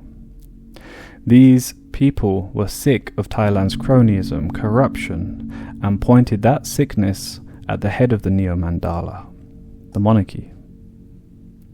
Of course, these protests were cracked down upon by those same forces. The stick had been cracked numerous times already, and the gears were in motion to lay out a beautiful little orange carrot. It's almost too perfect, isn't it? In 2023, a broken, highly compromised version of the old red Pheu Thai Party went into the election along with the new Gao Glai Move Forward Party, the Orange Party, the party of the carrot. A party that successfully synthesized that revulsion of Thailand's cronyism and corruption with the middle class's fear and hatred of the red Pheu Thai Party and the pry that donned the red shirts. So again, this is highly speculative, and this is being recorded in November of 2023, so it's still a little too early to say for sure, but fuck it, let's speculate. Now, we have said, or I have said, a highly compromised version of Pheu Thai is in government, stripped of any of the verve and swagger that had defined it in the past. Today it is often whispered in red shirt circles that it wasn't military bullets or the yellows that killed the red shirts, but the orange menace, the orange carrot. And yes, those young orange voters insisted that they would take to the streets and shut the country down if they didn't find their place in government. Just like the red shirts of the past, so they claimed. I have one question for them. Gimong, when you coming out, huh? I saw the red aunties in the street 10 years ago. Where you at? Gimong. Okay, I didn't want to hurt anyone's feelings there. Just being speculative, just having a bit of fun, you know. And I'm not Pheu Thai's biggest fan or Se Ta's biggest fan, but I tell you who I am a big fan of. It's those red aunties and uncles. I also think here it's important to assess the economic developments of the past decade. That is, since that decisive coup of 2014, which kneecapped, or shall we say, cut the Pheu Thai party and the red shirts by the knees. So again, we're living these developments right now, so it's quite tricky to assess them with the same hindsight that we've been afforded for the bulk of this series. I will, however, point to two interesting economic developments, which seem to somewhat mirror that of the development of the yeoman farming class, or rather we should say the false promise of the yeoman farming class. The first is, of course, the rise of platform workers, particularly Grab and Food Panda and so on. Plenty of analysis has been done about the development of these platforms, and at first it seems rather disconnected from yeoman farming. However, I think on closer inspection there are some striking commonalities, particularly the low barrier to work for the non-higher educated and the artificial petit ownership of the means of production. Of course, no one really believes that Grab drivers own their own labor, as the company so often tries to portray, and the same is also true for those yeoman farmers, as we've discussed at length in this episode, and the lie that they were sold. Essentially, both are selling a dream to you, the worker, owning your own labor, when in reality it is just that, a dream. It's Adam Curtis again, damn it. There is also the odd commonality that both are new frontiers of capital. While farmer settlers were quite literally on the physical frontier, Grab drivers straddle the economic frontier, knowingly or not. They are engaging in an experiment in pushing the limits of exploitative labor extraction practices to the very farthest point, or the very farthest frontier, we could say. Furthermore, the complete lack of upward mobility in this economy also leads to further economic stratification, as we saw as well with the forest settlers in Lohman's article. It's almost hard to imagine today, when you see the intersections of streets in major cities congested in green and pink uniforms, quite what the economy did with these people just 5 years ago, and what the long-term effects of their movement into this new market frontier will actually be. Certainly, it's hard to imagine what would happen if these platforms collapsed and all of those drivers lost their source of income. Interesting too then, when we think of the role of the motorbike taxi drivers in the aforementioned Red Shirt movement. And I'd recommend both of Claudio Sopranzetti's books for more on that. Now, I'm not saying the development of these platforms is a form of counterinsurgency. In fact, I think we could learn quite a lot from both the Orange Carrot Party and the development of service platform labourers. Because I'm not saying that either of these developments were even intentional when it comes to, these concepts of populace management that we've talked about in this counterinsurgency series, all of which we viewed through the prism of counterinsurgency. In fact, I think much like the grab algorithm, today, unlike before, these functions of capital and what's left of state management are almost totally automated at this point. Do you get what I'm saying? And you get, Orange people, do you get that I'm not mad at you, right? Like, this is not an original take by any means. I'm not saying that there's a big grand conspiracy to push the Orange Party along with Grab and Food Panda so as to somehow fool and deceive you and destroy any leftward movement very deviously. No, I'm saying it's automated. And I'd also say that this is quite a well-established take within further economically developed states. And perhaps that's where Thailand is finally arriving, in some form or another. Certainly, that Orange Party looks a lot like a toothless Western Liberal Party. And actually, that's exactly what they base themselves on, which is quite funny.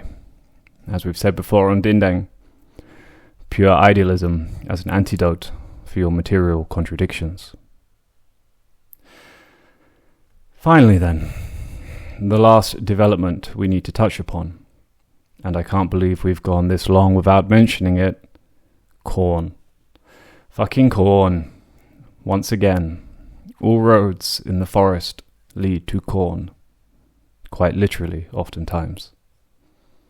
And I don't want to repeat myself too much, as I talked about corn farming in great depth in the conclusion of the last series on the Golden Triangle. So do go and give that a listen if you can bear to hear my old microphone. Or better yet, you can read our article on the topic on Dindang, and I'll put a link in the description. In short, farming expansion is continuing unabated into the forest today, particularly in the northern region, for the purpose of growing corn or maize, almost all of which is destined to export markets or to the domestic meat market, which then goes into exports, such as making chicken feed for chicken, and the chickens are then sold to like Malaysia. So, as Lohman described earlier, and that was back in 1991, mind you, that frontier farmers have increasingly fallen into debt, which forces them into further clearances of forested land, whether legal or not. That this is still very much going on. Also continuing today are the evictions of natural farming communities who, wouldn't you know it, are far less likely to be in debt compared to frontier settlers. Again, here I could talk about the Royal Project, opium replacement programs, and again I covered it all back in the last series finale on the Golden Triangle. It's kind of frustrating actually, so just go and listen to that episode, folks. So in short, what I'm saying here is that in the 21st century, counterinsurgency as an explicit policy is no longer necessary. However, the engine that powered those counterinsurgency policies, the engine of global capital, synthetic extractors of old to the mass agribusiness of today, that engine continues to power the wheels, to push the plow. It continues to enact the basic principles of counterinsurgency doctrine and practice without the need for any actual insurgents.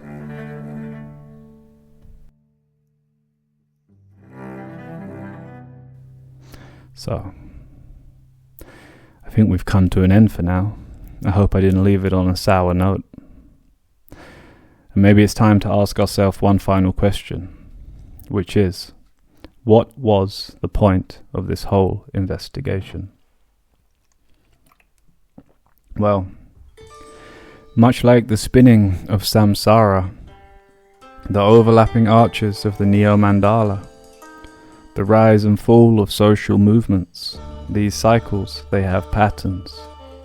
Through observing and understanding these patterns, we should be able to better identify our place within them, and hence, find space to break out.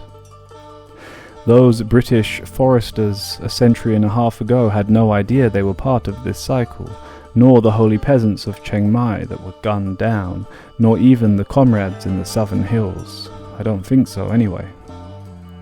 This kind of investigation, this kind of analysis is for me something like a map reading exercise to help figure out exactly where we are, how we got here, and most importantly, how to get out. And somewhat on that note, right now I have no plans for any future series. I need to take a break, to be honest. Also, I'm working on a book which I've just about got the publishing details agreed upon for. It's a shame I can't properly announce it now, but anyway, it's still in the first draft stage. I think it's going to be a lot more work until it's ready. Work which I don't think I can coincide with any future series for this podcast. So it might be a while, friends. Or maybe not. I mean, shit, this probably isn't going to be released for 2 months in the future, so let's see. Maybe I'll finally get that hiking series going. I'd love that. To be honest, it should be pretty straightforward, so okay. Got it. Thanks so much, really. I mean, yeah, for sticking with it. I can't believe you're still here. Listener. Thank you for being here, for enduring this arduous journey along with me. It genuinely means an awful lot. So to ask the final question once again, what was the point of this investigation? Well, maybe it was the road we travelled together. Or maybe, better still, it was just an excuse for me to make a banging Spotify playlist. Link in description. Okay, friends, until we meet again, keep on spinning.